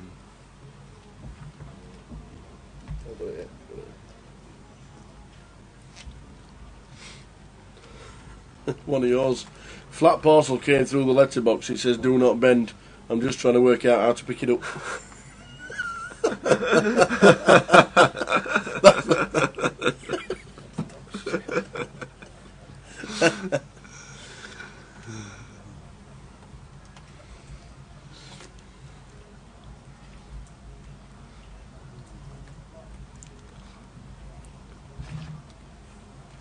so Alan's got the ladies.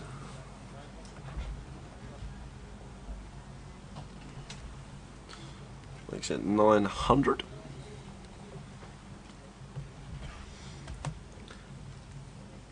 Makes it 3x. Is that too big? Well, he wins the blinds and the antes.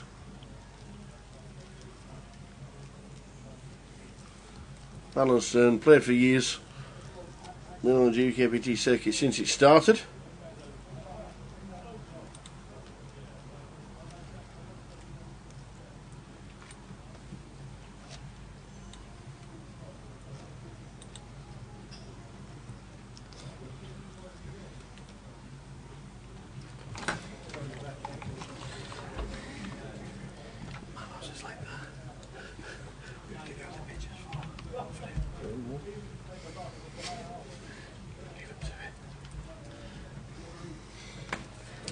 Is this your pal in seat 7? Yep. I believe he qualified for 1p.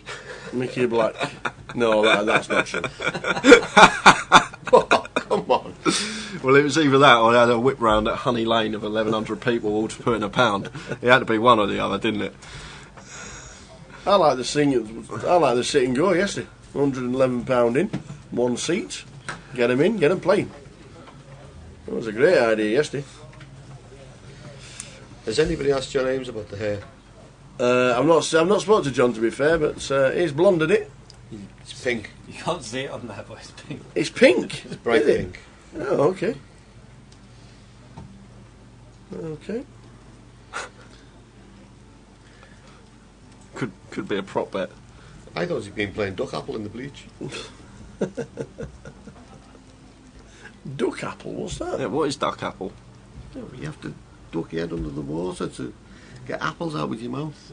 On Halloween, though. That's not called duck apple. That's called apple bobbing. That's called apple bobbing. Duck apple. It's called apple bobbing. Duck apple. Duck apple. Apple bobbing. Everybody Come on, calls chat it box. duck What's apple. it called? Chat Go boxes. on, chat box. When there's a bucket of water and apples in it and you have to get it out with your teeth, what's it called? Duck apple. Apple bobbing. Apple bobbing. It's called apple bobbing. It's not called duck apple. There's no ducks involved. Right, let's see what the chat box says. Right. Let's see what the interweb tells us.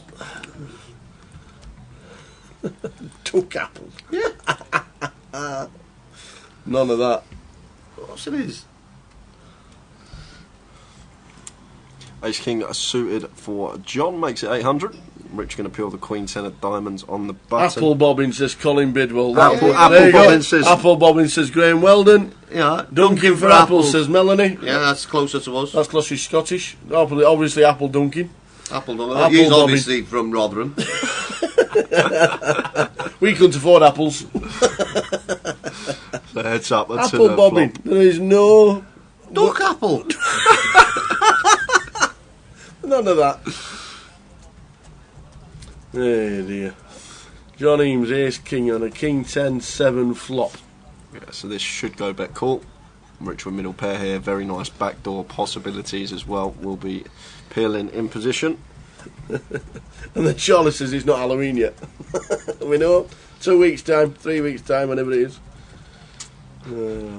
Duck apple. No idea. They've made it up.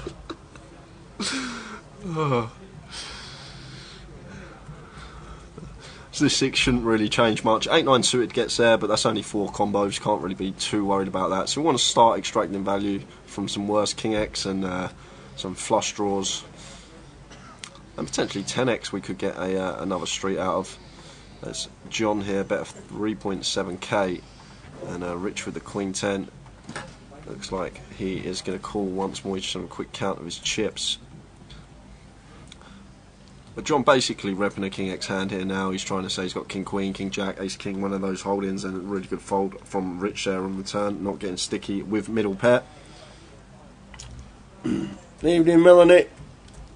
Yeah, apple bobbing.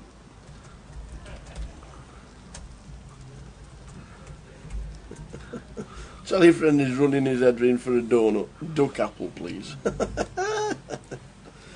Oh. Where did Melanie go the other... Was it Lanzarote? Did she miss one of the legs? Was it... I don't think she played Edinburgh, did she? Did she go to Lanzarote? Yeah, so we've worked out it's apple bobbing. Nothing to do with ducks. Dunking for apples, that's what we did. Great table. Level number 5 of the day. Heading towards level 6. So we could only be on level 6 now, actually.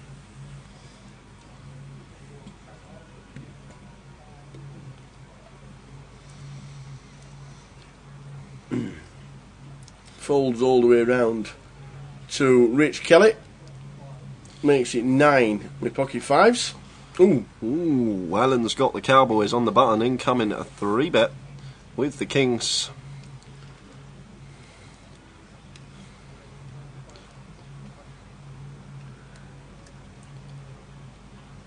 Yeah, 2.5k, just under 3x, like the size in. Whoa! John's got boots in the big blind! John Eames. And John has been so active as well this session. He's been the most active player at the table.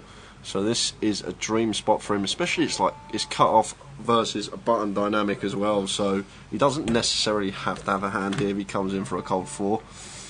Good enough player to maybe take a spot as a 4-bet bluff, but makes it 6.5.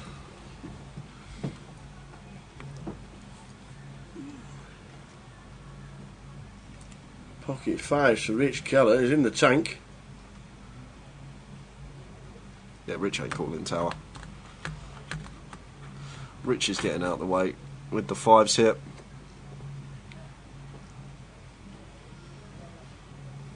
Yep, exactly correct. Right down to Alan. I like flattening this spot as Alan. That's just exactly what he's done. Just because John's been so active here, and we want to keep some of John's worst hands in. So I really like Alan's decision to flat here with the Kings, and we're going to go heads up to the flop. Oh, top King set. 8-6. No ace of clubs for John Eames either. Yeah, so John's going to continue here in a 4-bet pot. Usually you want to downsize a lot for your continuation bet. Wow, snap all in. Well, Well, and he flicks it in. See the bad news. So it's just gone check, shove, call.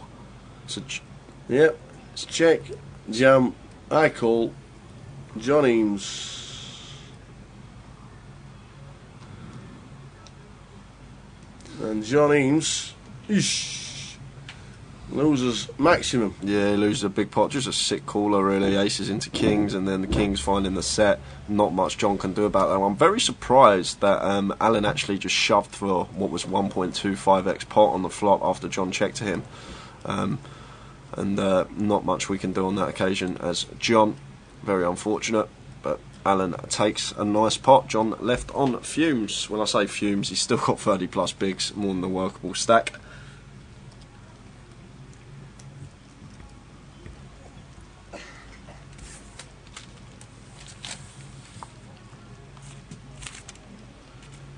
Graham Weldon spoilt it all. In Scotland, this may be called duking, as in ducking, but obviously they talk funny.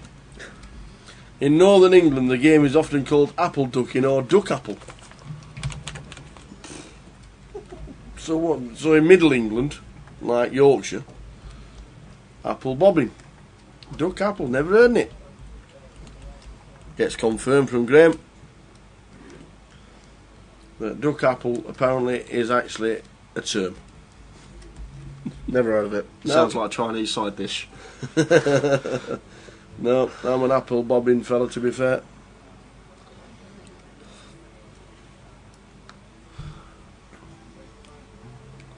It's a bit of a loose open here from Sandeep. King 4 suited, early position.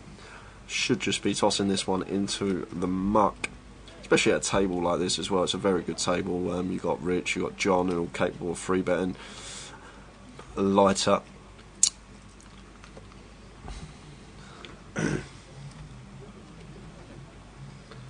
Six, 8, 4, all clubs again. So Mick defends in the big blind. Gonna call this with middle pair and a gut shot. So a turn.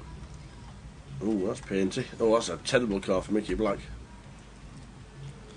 So King on the turn.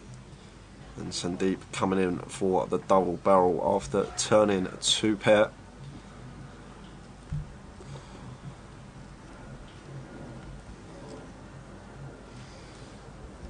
And Mick quickly gets out of the way and put a penny in when he was behind.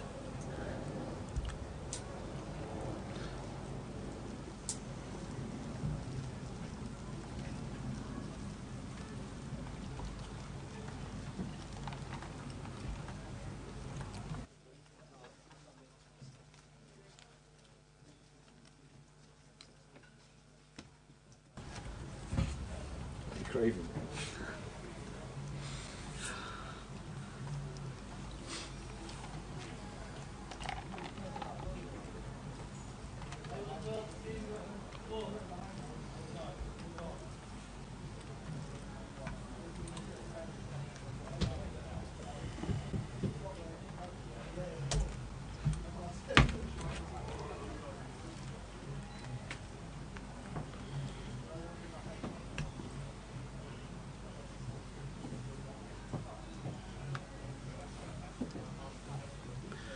So level 6 of the day, 200, 400.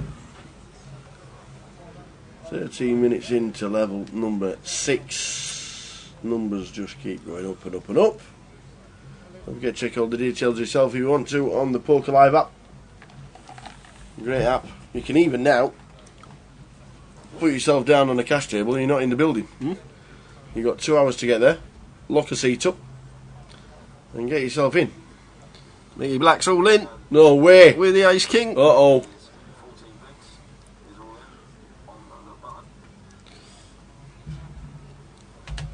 And Alan lets the ace 10 go. And there's his first pot on the featured table.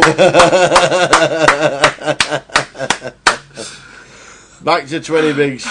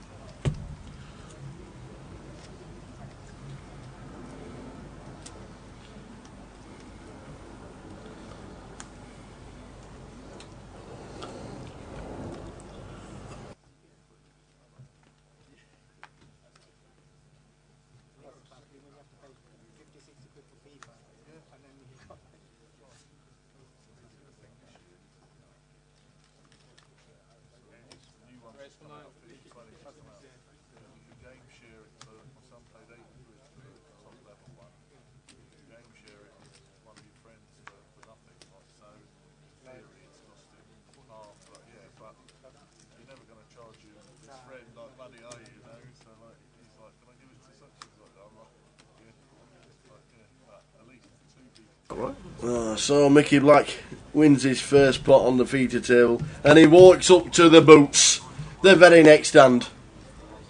Oh, he's just flattered as well on the button here, Mick. And Ben's got ace king, so Mick is on his way to back-to-back pots.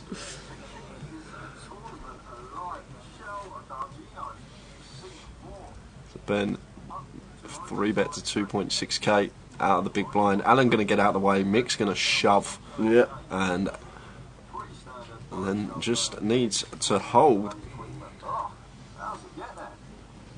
Alan Stern is just checking Ben's stack. Not too worried about Mickey's stack.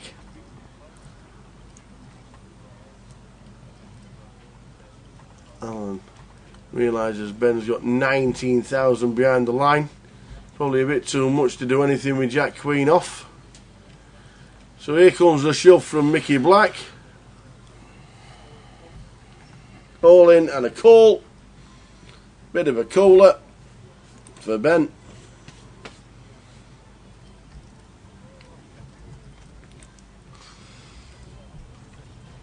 Doesn't want to see too many spades. Ace, King, 10. Dead. Jack Drawing Queen chopped. for a chop chop. And that's it. That That'll is do. it. Mickey Black doubles. Nut flush draw just to go with it. Is that 2 in 2? Yeah, 2 in 2. 2 in 2. His hands are like buses. Yeah.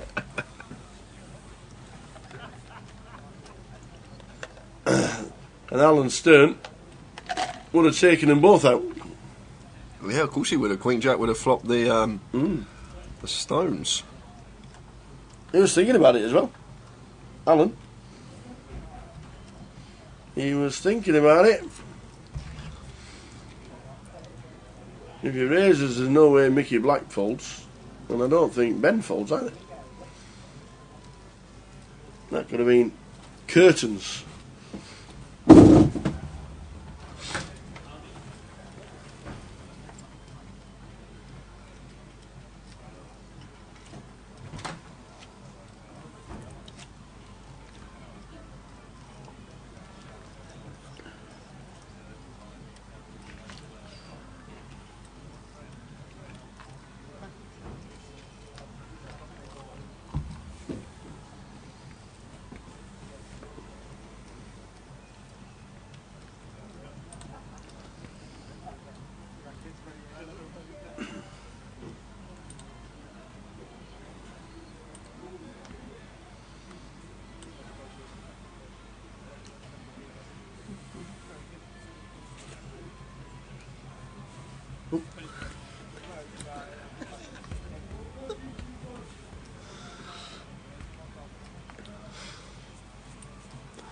David going to open the ace 10 suited, makes it 1k to go.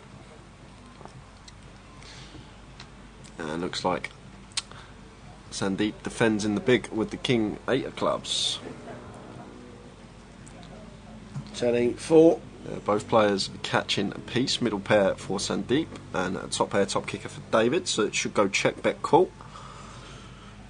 And it does. And we'll take a turn card, which is the 3 of hearts. So David gonna want to come in for another street of value here on this brick turn. It's a strange lead. This is a spot where I think David calls. I don't really see the merit of leading here out of position.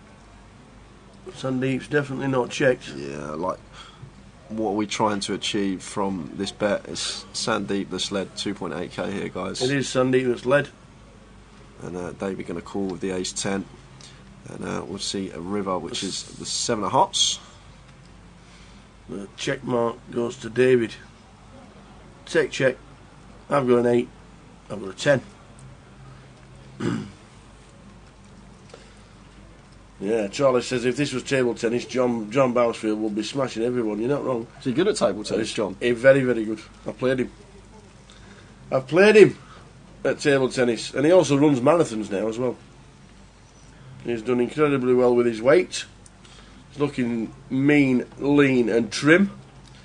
He run the Great North Run about 3 weeks ago. Where's that held? In the north.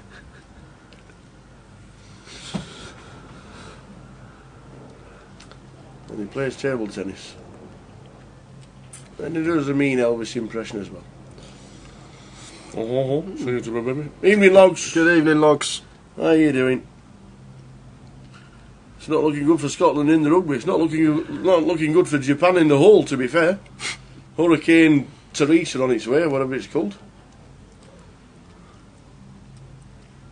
We were talking about that earlier, saying there has to be a contingency plan. You can't just stop it and say, right, you're out. It's just not fair.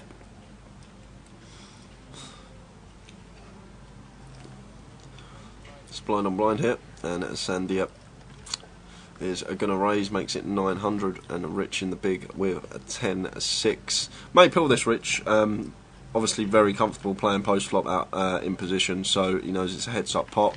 Equities are going to be running fairly close pre-flop, so going to pill because of position and potentially take the pot away on a later street from our opponent if we do whiff.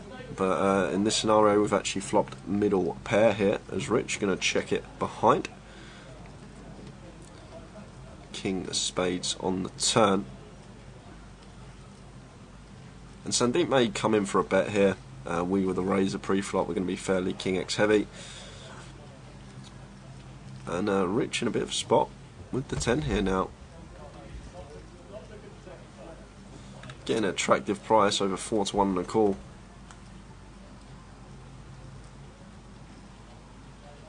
I'm probably just folding here once this king rolls off. I know we can see it's the best hand, but think about range of hands that Sandeep's going to raise from the small check flop and then suddenly bet turn. It can have some kings in there, but Rich is rich and don't usually make a bad decision post flop, and once again flicks in the call. But unfortunately for him, has been rivered, and Sandeep makes a straight. And now it's down to Rich whether he's going to bluff at this, turning his 10 into a bluff here. It's not the worst spot to do it, I guess. You expect Sandeep to just lead all his ace-x on rivers.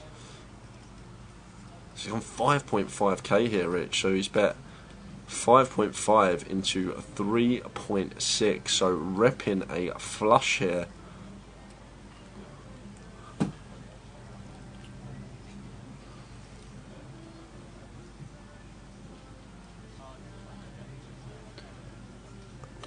This is a really tough spot for Sandeep. I know he's got Broadway, but it all comes down to sizing here. Richard's bet 5.5 into 3.6, so he's gone over 1.5x pot here on this particular river. And now Sandeep with Broadway in a bit of a gross spot, because basically a lot of the time we're chopping at best in this spot. And wow, how does he get that through? How on earth does he win that pot? Image. Kellic Kingdom. And Sandeep just lets Broadway go on the river, only losing to a flush. Blind on blind. So called Rich when he had it, and folded against him when he didn't. And that was all down to sizing. That's all that was on the river. Rich went a size that put that type of hand in a gross spot, and wins a nice pot with the 10-6.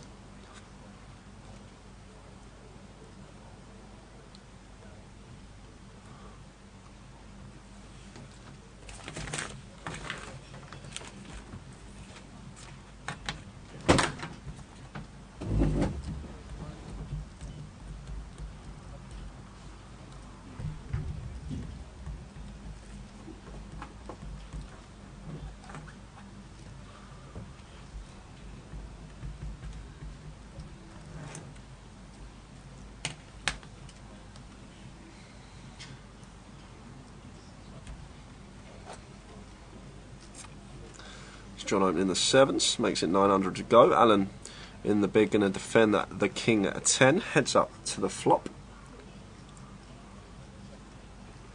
Queen 6 for a rainbow, so John should be betting this flop here with the sevens. Just want to deny equity to all the overcards. Obviously we have to check call a bet against a queen anyway, so fine to come in for a bet here with the sevens. Right. in this particular scenario, perfect example, sort of the 9 equity to the type of hand that Alan has. Don't want to check and let him take a free card off and realise that equity.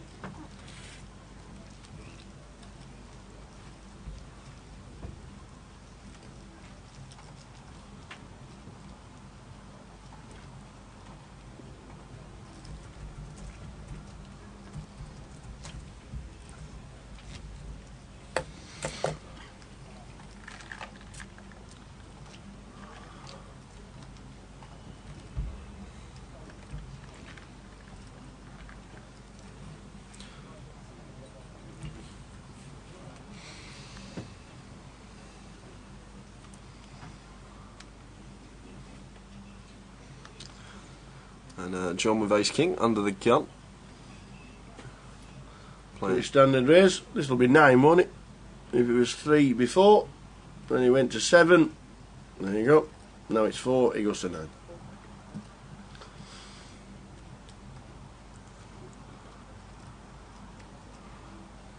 Mickey Black calls with King Queen off.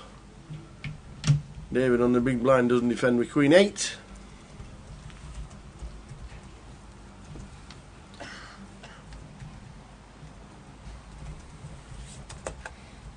Nine, 8, 5 is the flop.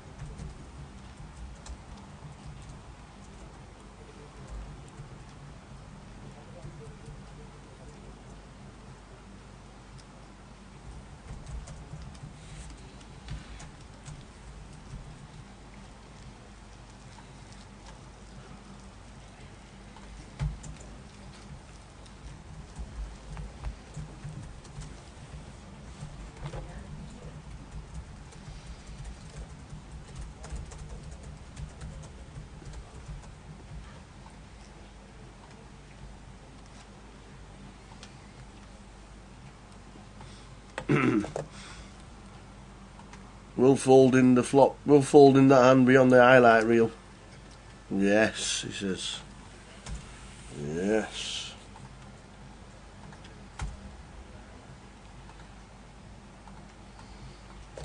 Indeedy, indeedy.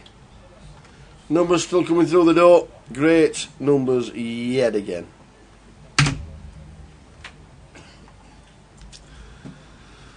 Ben with the 10-7 suited just gets out of the way, and Alan on the button.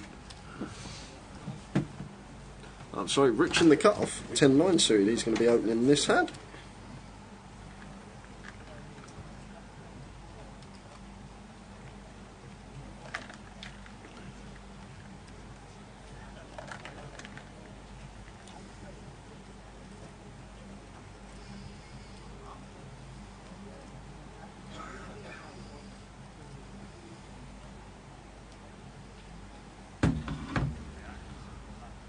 John gets ace king again, this time in the big blind, and he is coming in for a 3-bet here. Wow, that's a very loose pill from Alan. Just seeing that Alan's pilled the 8-6 off versus Rich's open, and John 3-bets the 3.7k, so just over 4x here, which is fine sizing wise after an open and a flat. And now Rich with the 10-9 suited in the cutoff. I think if John was deeper, Rich would probably pill. I was just about to say, because John is only playing a stack of 25 bigs, I thought Rich may elect to fold. Just implied odds aren't there as much, but does want to see a flop with a very pretty hand in position. Ace 9, 3, 2 hearts, top for John. Rich catching a piece of it.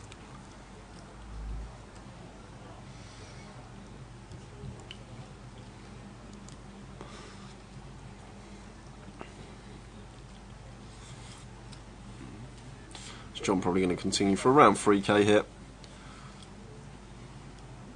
2.2, he's gone tiny. He's gone quarter pot. under quarter pot.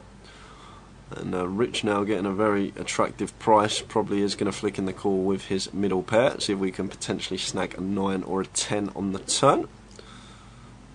Like that. Just like that. Welcome to Kellet Kingdom. And this is curtains for John. He's going to shove, Rich is going to call, and then John is going to be drawing to 8 outs. Be needing an ace, king or 3 for counterfeit.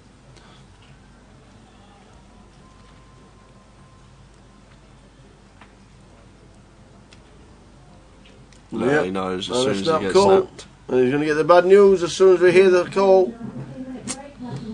Losers with aces. Now looks like being eliminated with ace king. John Eames needs help on the river, and that isn't it. Wire. Yeah, unlucky John. Very unlucky at the wrong time. Tough session for him. He played well, played very, very well. Oh, But that's the he sick always thing does. about this game. Sometimes you can play perfectly and He still always be heading plays well, towards John morale. Eames. Always does. But he does tend to get unlucky on our feature table whenever we see him. Except from 2 years ago when he won it. Well, yeah, that's one of them. I think that's one of them. But no, John Eames loses to the man on absolute fire in 2019. Welcome to Kellet Kingdom.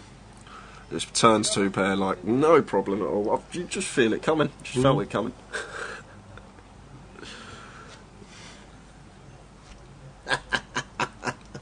This is, I can just hear him now, Kellet Kingdom. Is that what he said? It's catching on, ladies and gentlemen. It's catching on. Kellet Kingdom, it's catching on. Oh, brilliant. The guy's having one of the best years of his poker career. He really is. He's always had the game, and this year's proved it.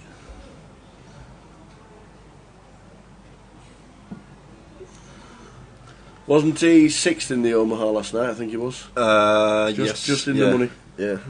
If you look at his cashes for the GUKPT this year in the Omaha events, he's got a 2nd, a 3rd, a 4th and a 6th now. Yeah, just needs a 5th and a 1st, and he's got every position on the final table. Only 2 legs left to do it though, which is Blackpool in 4 weeks' time, guys. Well, 3 weeks' time now. Yeah. And then we're off to London for the grand final back end of November. Have you booked your hotel yet for the first few for Blackpool, days? yeah, Blackpool's all booked up. All done. Already. All set and ready to go. Awesome. We'll be down there the whole week, flicking in some sides.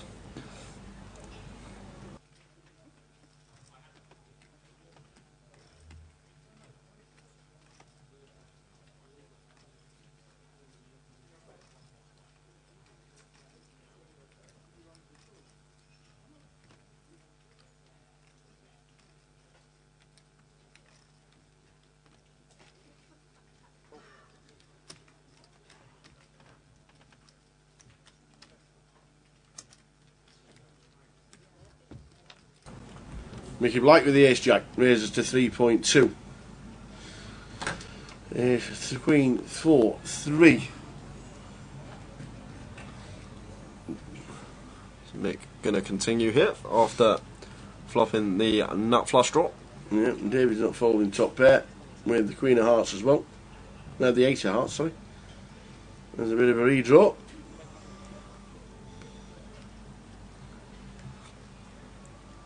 Bet of 22, called.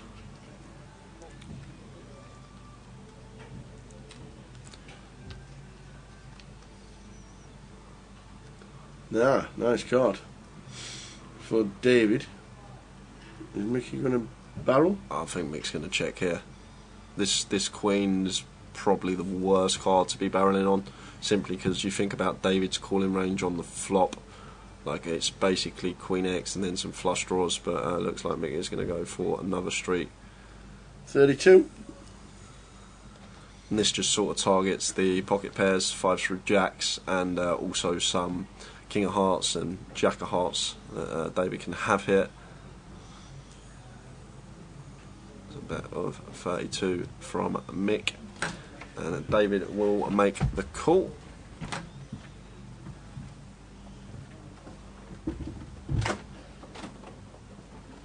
Will he not try and defend his Queen against a possible King, Well, king against or an ace Mick's, flush draw? Mick's stack size, he may just put him in. He may just put him in, and looks Yeah. like Yeah, he has, basically. Just put him in and Mickey Black gets out of the way.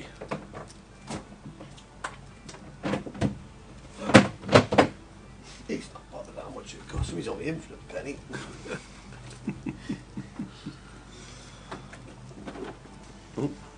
Uh-oh. Uh-oh. Oof. Oof. We paused.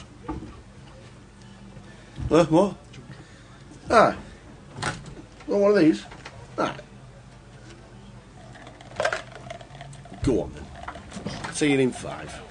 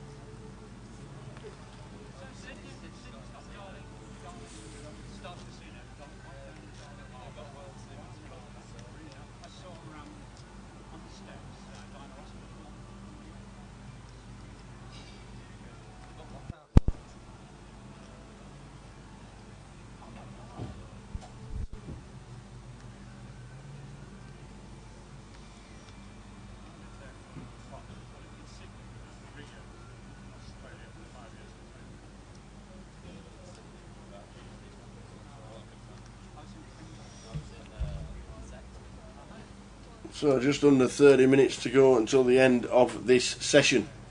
What great names on this table.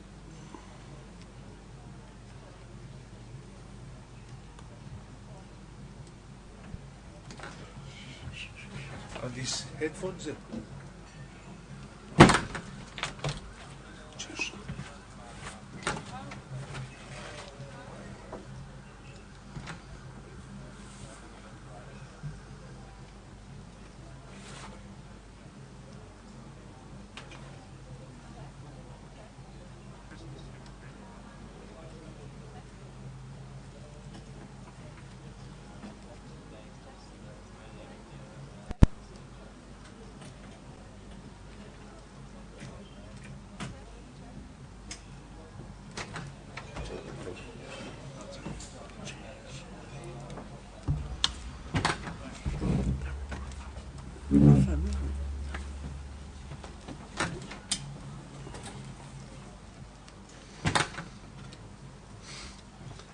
So Alan Stern 52,000, Mickey Black down the bottom on 19 bigs. Welcome to Luton, one and all. If you're just tuning in or you're just tuning out, going out Friday evening, have a good night. And don't forget, we're here all weekend, all the way through to we crown a champion late Sunday evening. We're going to try and flick in a satellite. The Battle of Malta's final satellite is on Sunday. There's feeders running now. There's also feeders to the 25-25s, the deep stacks, the GUKPTs, and the seasonal specials.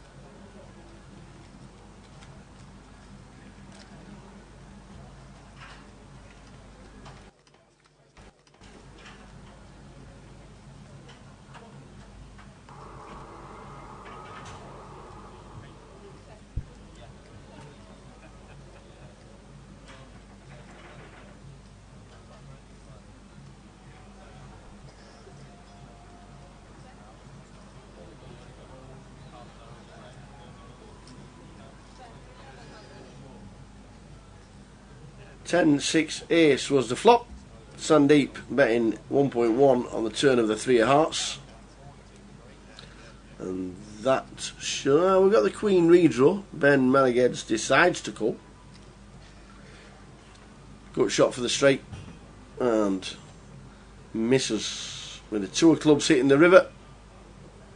Sandeep taking the small pot.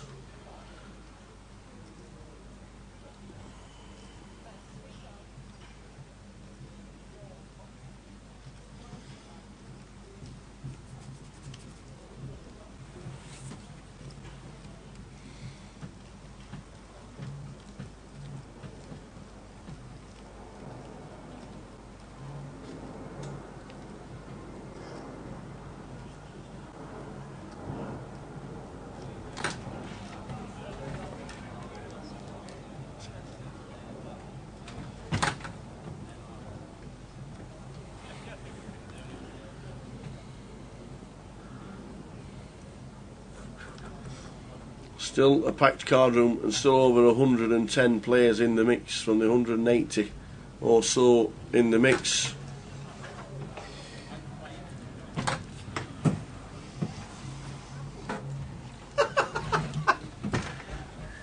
Apple bobbing. Apple bobbing. Yeah. You're on a 30-minute delay, we forgot about that bit. What do you call it? Ducking for apples. Ducking for apples. You certainly don't call it. What did you call it? Duck apple. Duck apple. That's the same. That's what PK calls it as well. Yeah, but we've worked out that Scottish people call it something, Northern people call it duck apple. I think we need to get to the core of the problem.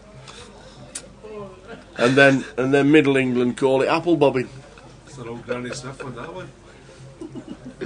So 6, 8, 10, all flop, all clubs, 2 pair, Sandeep. Against the gut shot for Mickey B. A double gutter. Double gutter. The double gutter. He has indeed. Yeah. We first 2 answers in the chat box were apple bobbing. So we were right. Duck egg. No, duck egg. Duck egg. Duck apple. Nobody in the chat box actually said duck apple until the Wikipedia explanation came in.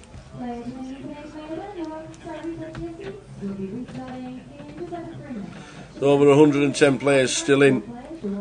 The pound out of my pocket will be going to Jay very soon.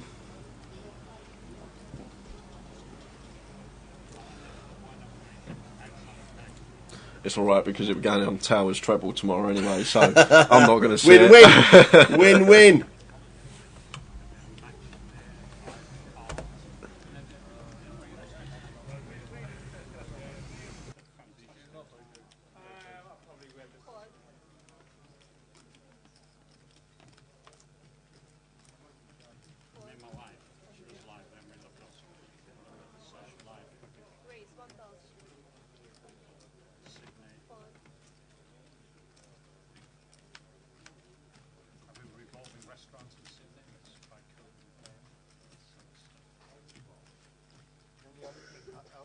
Benny Boy wakes up with the ladies. The lady? And he's got the triangle of death in the middle. Is he getting any action? No. No. Yep. What? Ace 5. Oh no, he knows this is my hand as well, Is so it- I'm going is- to get is stick this if he because don't it's the get there. GTOs? I'm going to get some stick if he don't get there. The GTOs. Oh, we've got some wheel possibilities. 3 or an ace needed. Are we going to see a really good turn? No. No help on the 7. A 3 or an ace. Ace And it's of a 5, so we're going to lose Mickey Black from the tournament. Ben busts him with the ladies. Unlucky Mickey. It was a waste of a penny, wasn't it? Yeah, waste of a penny. That's it, penny down the drain. I like you, Mick. Unlucky Mickey. Good to have him on the feature. Is that the first time he's been on the feature? Yeah, channel? the first time he's been on the feature. Don't do as well as one push. Nah, not as well as one push. Don't say that, because I think Eddie's probably tuned in and his head will go. One push, played 3, cashed in 3, played 1 minute, cashed in the mini.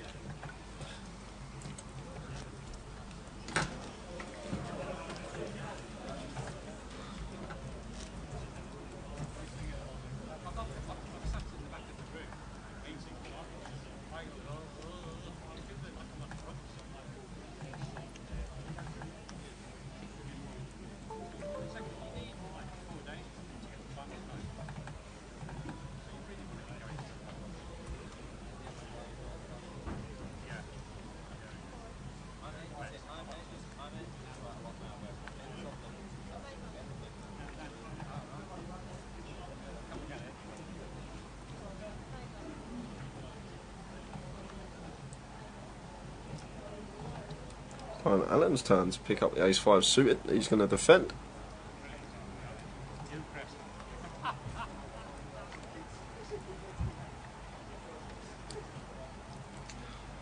King 8-9. I'm glad we're not playing outside. Yeah. Have you heard the rain?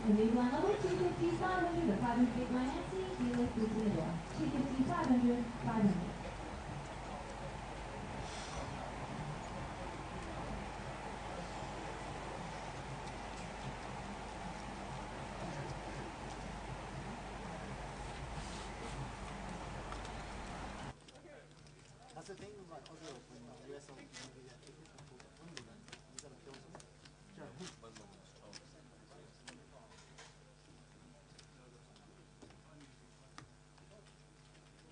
Oh, it's because they're all taken up by their members. Membership thing they've got going.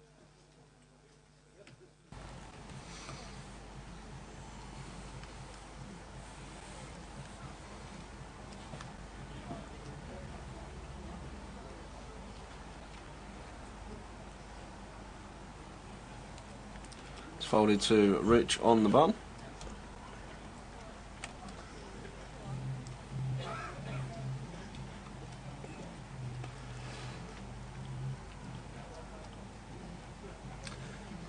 Flop time. Queen, King 10. Rich Keller on the button. It's going to be Rich's pot as well. No, checks it. Yeah, you can get behind the check behind here, try and let our opponent catch up. It's big blind check range, so going to be very wide is David.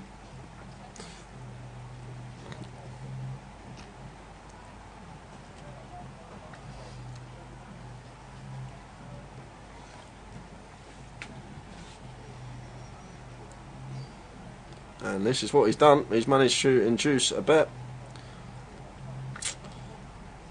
Just from checking twice here, he's got an extra 500 chips that he wouldn't have got otherwise. He's going to come in for some sicko thin value raise, ain't he? Try and get called by a 7 or a 10. And he's going to show the 3, ain't he? Yeah. Or was it the lady? No, he showed the lady. Eddie in the chat, you know me boys, don't like to mention it. Nice one, Eddie. Good to have you on board, pal. Hope you're well.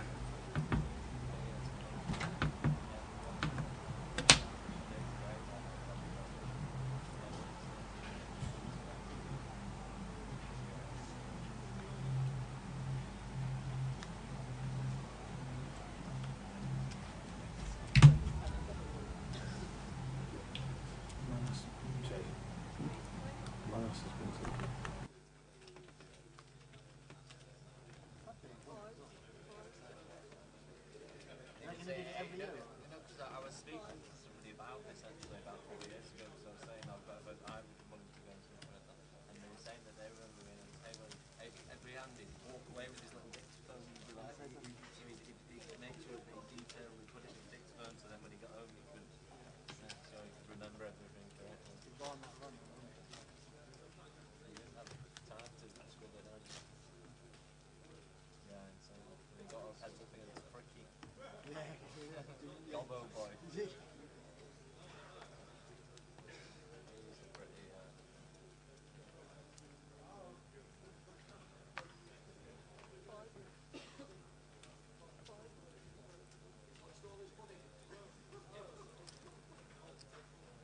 What's that?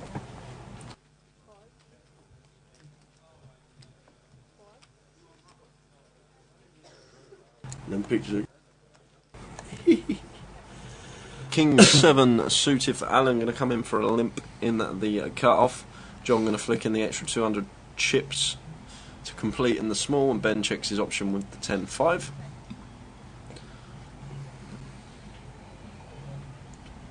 Checks through on the flop.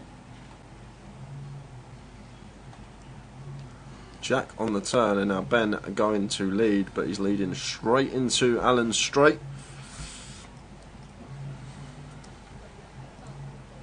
And it'll be 2 quick folds after Ben gets raised. But it's actually quite a good lead there, actually. Alan should never have 2 pair here, so he's pretty capped at 1 pair and straights after he limps. So if he hasn't got a King X type hand, we're just going to win that pot a lot of the time as Ben.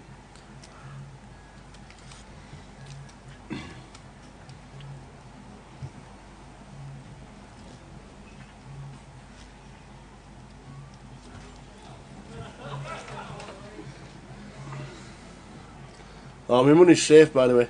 Is it? 188 runners have stopped buyings. Oh, okay. What, because of the rain? No, because I told them, it's raining outside and I might lose £1. They're going to stop buyings. 188 today. Fabulous turnout yet again. Late reg, open all day and to start of tomorrow morning as well. If you want to flick it in, 16 big blinds tomorrow. Before the start of play, you have to have been registered before 11:45 because you have to be in the seating room.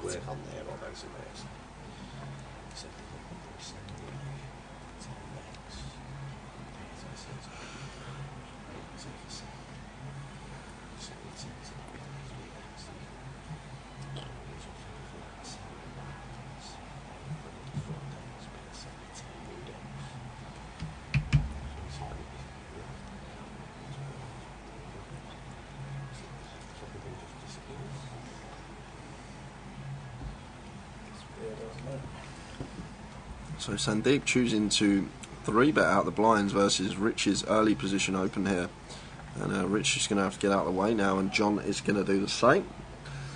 But I say Rich's early position open, he's under the gun, but he's actually effective hijack because we are 6-handed at the moment, so makes a lot more sense why Sandeep 3-bet that spot. If we was full ring and it was an under the gun open, I think we would have seen him just flat. 16 big blinds if you flick it in tomorrow. Log says, can I have multiple entries for 100k? Alright. Neil McCulloch coming to the table. Oh, yeah, he's already been on once. There's Neil.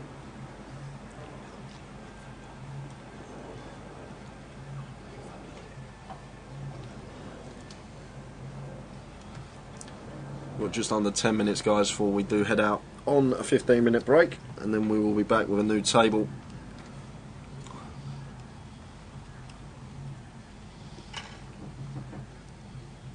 And God, we got another a showstopper for you again after the break.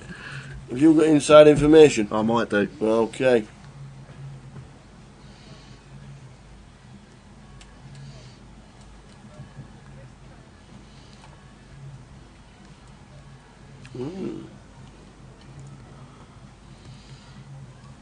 So John going to open A6 suited in the cut-off. Sandeep going to pill the 7s, and Neil got an easy defend here in the big with the 10-9 of clubs. Still flicking the call.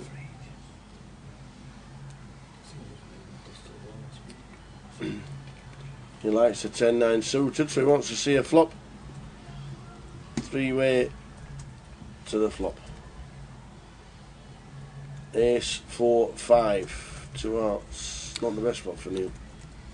Got a nice check here as John. This is one of the better top pairs to check behind. Yeah, like this decision from John to check this back. The A6 here.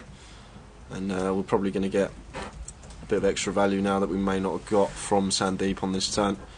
And we can come in for a bet. We'll see Sandeep make the call with the 7s, and we should see Neil get out of the way with the 10-9 suited.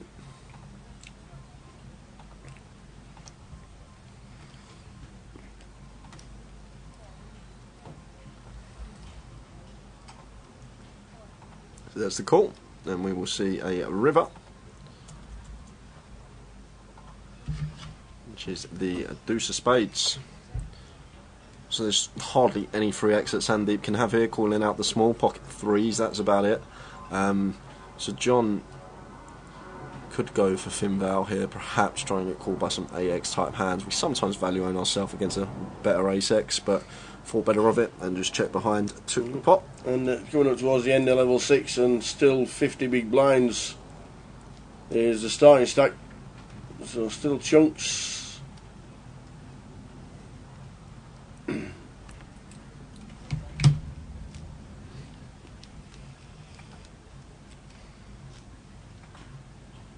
break imminent, and then levels 7 and 8 with a table full of superstars.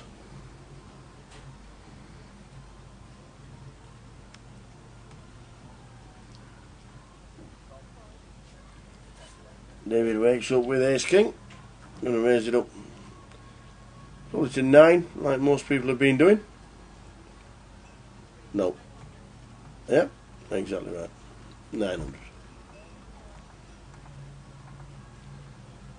Why is it min +1? It's just how the game is now. The standard open size in a tournament is usually just over 2x, except the very early levels. Like it's fine to open 3x very early levels when you're very deep. But like this sort of part of the day, like I think just when the Wizards delved into the mathematics of it and sort of came up with the best size to open pre-flop, it was just over a min click. Simply because you give yourself a nice price to pick up the blinds and antes. When it flops top. There was a race to 9, not just a flat call by David. But it's also a very good indication at the table. If you sit down in a tournament and you've got someone opening 3x every hand, it's usually an indication that they're one of the weaker players at the table as well. So it's something to look at with open sizing. Open sizes can be a very good indication of how good your table is if you don't recognise any faces.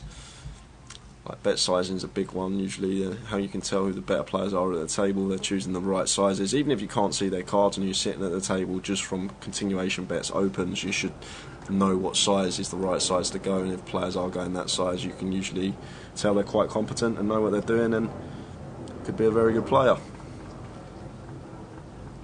Evening, Warren. Glad you're enjoying the coverage.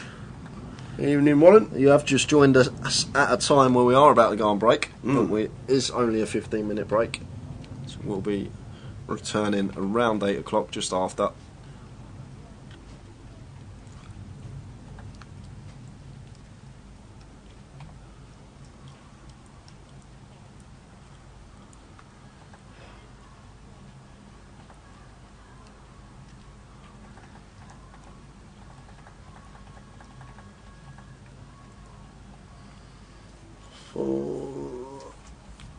Ace King 3 is the flop. David this time with Ace 10. Flops top pair, mate. Yeah, call from Sandeep. Yeah, Sandeep's going to call. Surprised if he doesn't.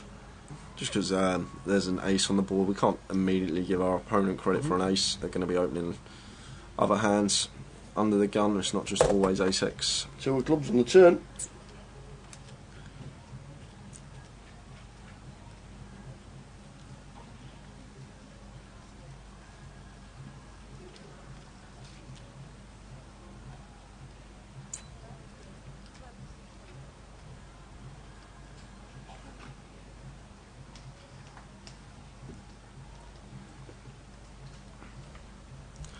David coming in for the second barrel here, and now Sandeep with King Queen. Bit of a tough spot, but lets it go. David repping that ace-x hand, and he did have it on this occasion. On this particular turn, they can actually have quite a few bluffs when the club rolls off. Start turning in bear queen of clubs into a barrel candidate.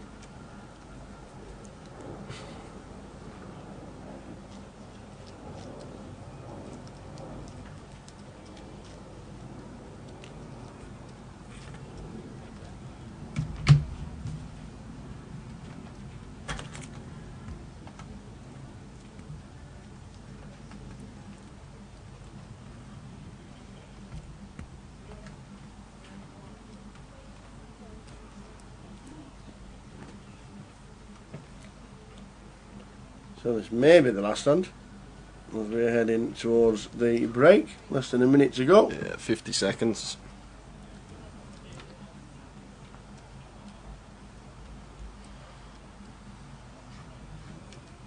What's Rich up to here with the 6-5 off? Getting tricky. Oh no, I know what he's doing. I know what he's doing. He don't want to play another hand. Yeah, I know exactly what he's doing. He doesn't want to play another hand. Top man. Good old Kelly. Good old Rich. Kelly, Cheers, Kingdom. Rich. Cheers, Rich. We appreciate that. Just a little look over at the He clock. now knows with 19 seconds left, we're not getting another hand in. Flick it in the muck. Straight in. He's off. He worked that beautifully. He knew exactly what he was doing. And that's probably going to be it, because Alan's going to free bet. Sandeep's going to fold. I don't think he's going to peel. Against this size, he is going to peel 3x from the blinds. And we're going to go heads up to the flop action. Oh, what a flop. Flush draw. Top two. Alan Stern's going to come out firing. Sandeep. Yeah, Sandeep would just call. We can't be raising our flush draw here. Important to understand when you have a flush draw, like what spots are good to raise them. In this particular spot, when it's ace king high and our opponent has all the strong hands in their range after 3-betting. 12,000. Okay, now we're You just can't folding. do anything but jam. No, we've got a fold now, Tower. It's a fold. Is it? Yeah, it's a fold. And we're not getting the right price to make our flush here at Sandeep. We've got no backdoor straight possibilities. He's bet 12k into 6k here. He's gone 2x pot. So we're just not getting the right price at Sandeep. If we put it in here, we're punting. We're basically punting. That's all we're doing. We're having a little gamble to try and spike a heart, which we'll roll off just over 1 in 3 times. But just can't call it. He's going to have a little bit of a tank, but unfortunately we just not got the right price as Sandeep. We're going to have to let this one go, and Alan has definitely left some value on the table here. He wants to see the flop. He wants to see the turn, that is for sure. But he doesn't. See you back in 15. Just messaged me.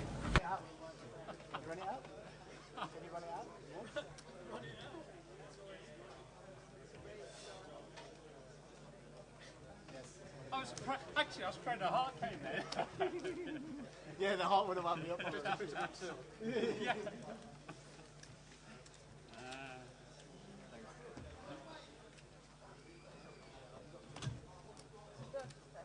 Yeah, I know it's deliberate. It's a market. Ah, okay. Yeah, 40,000 below. Okay.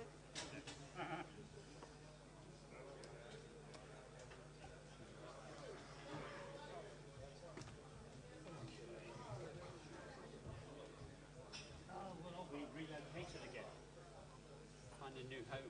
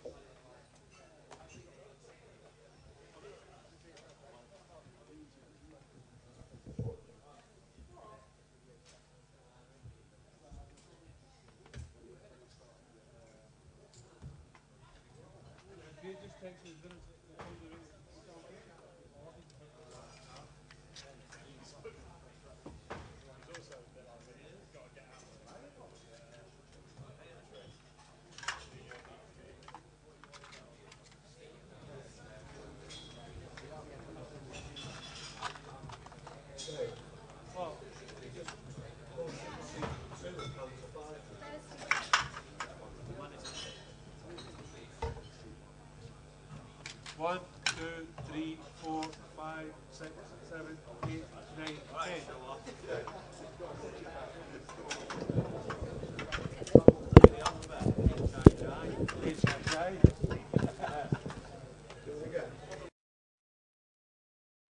One, two, three, 4, 5, 6, 7, 8,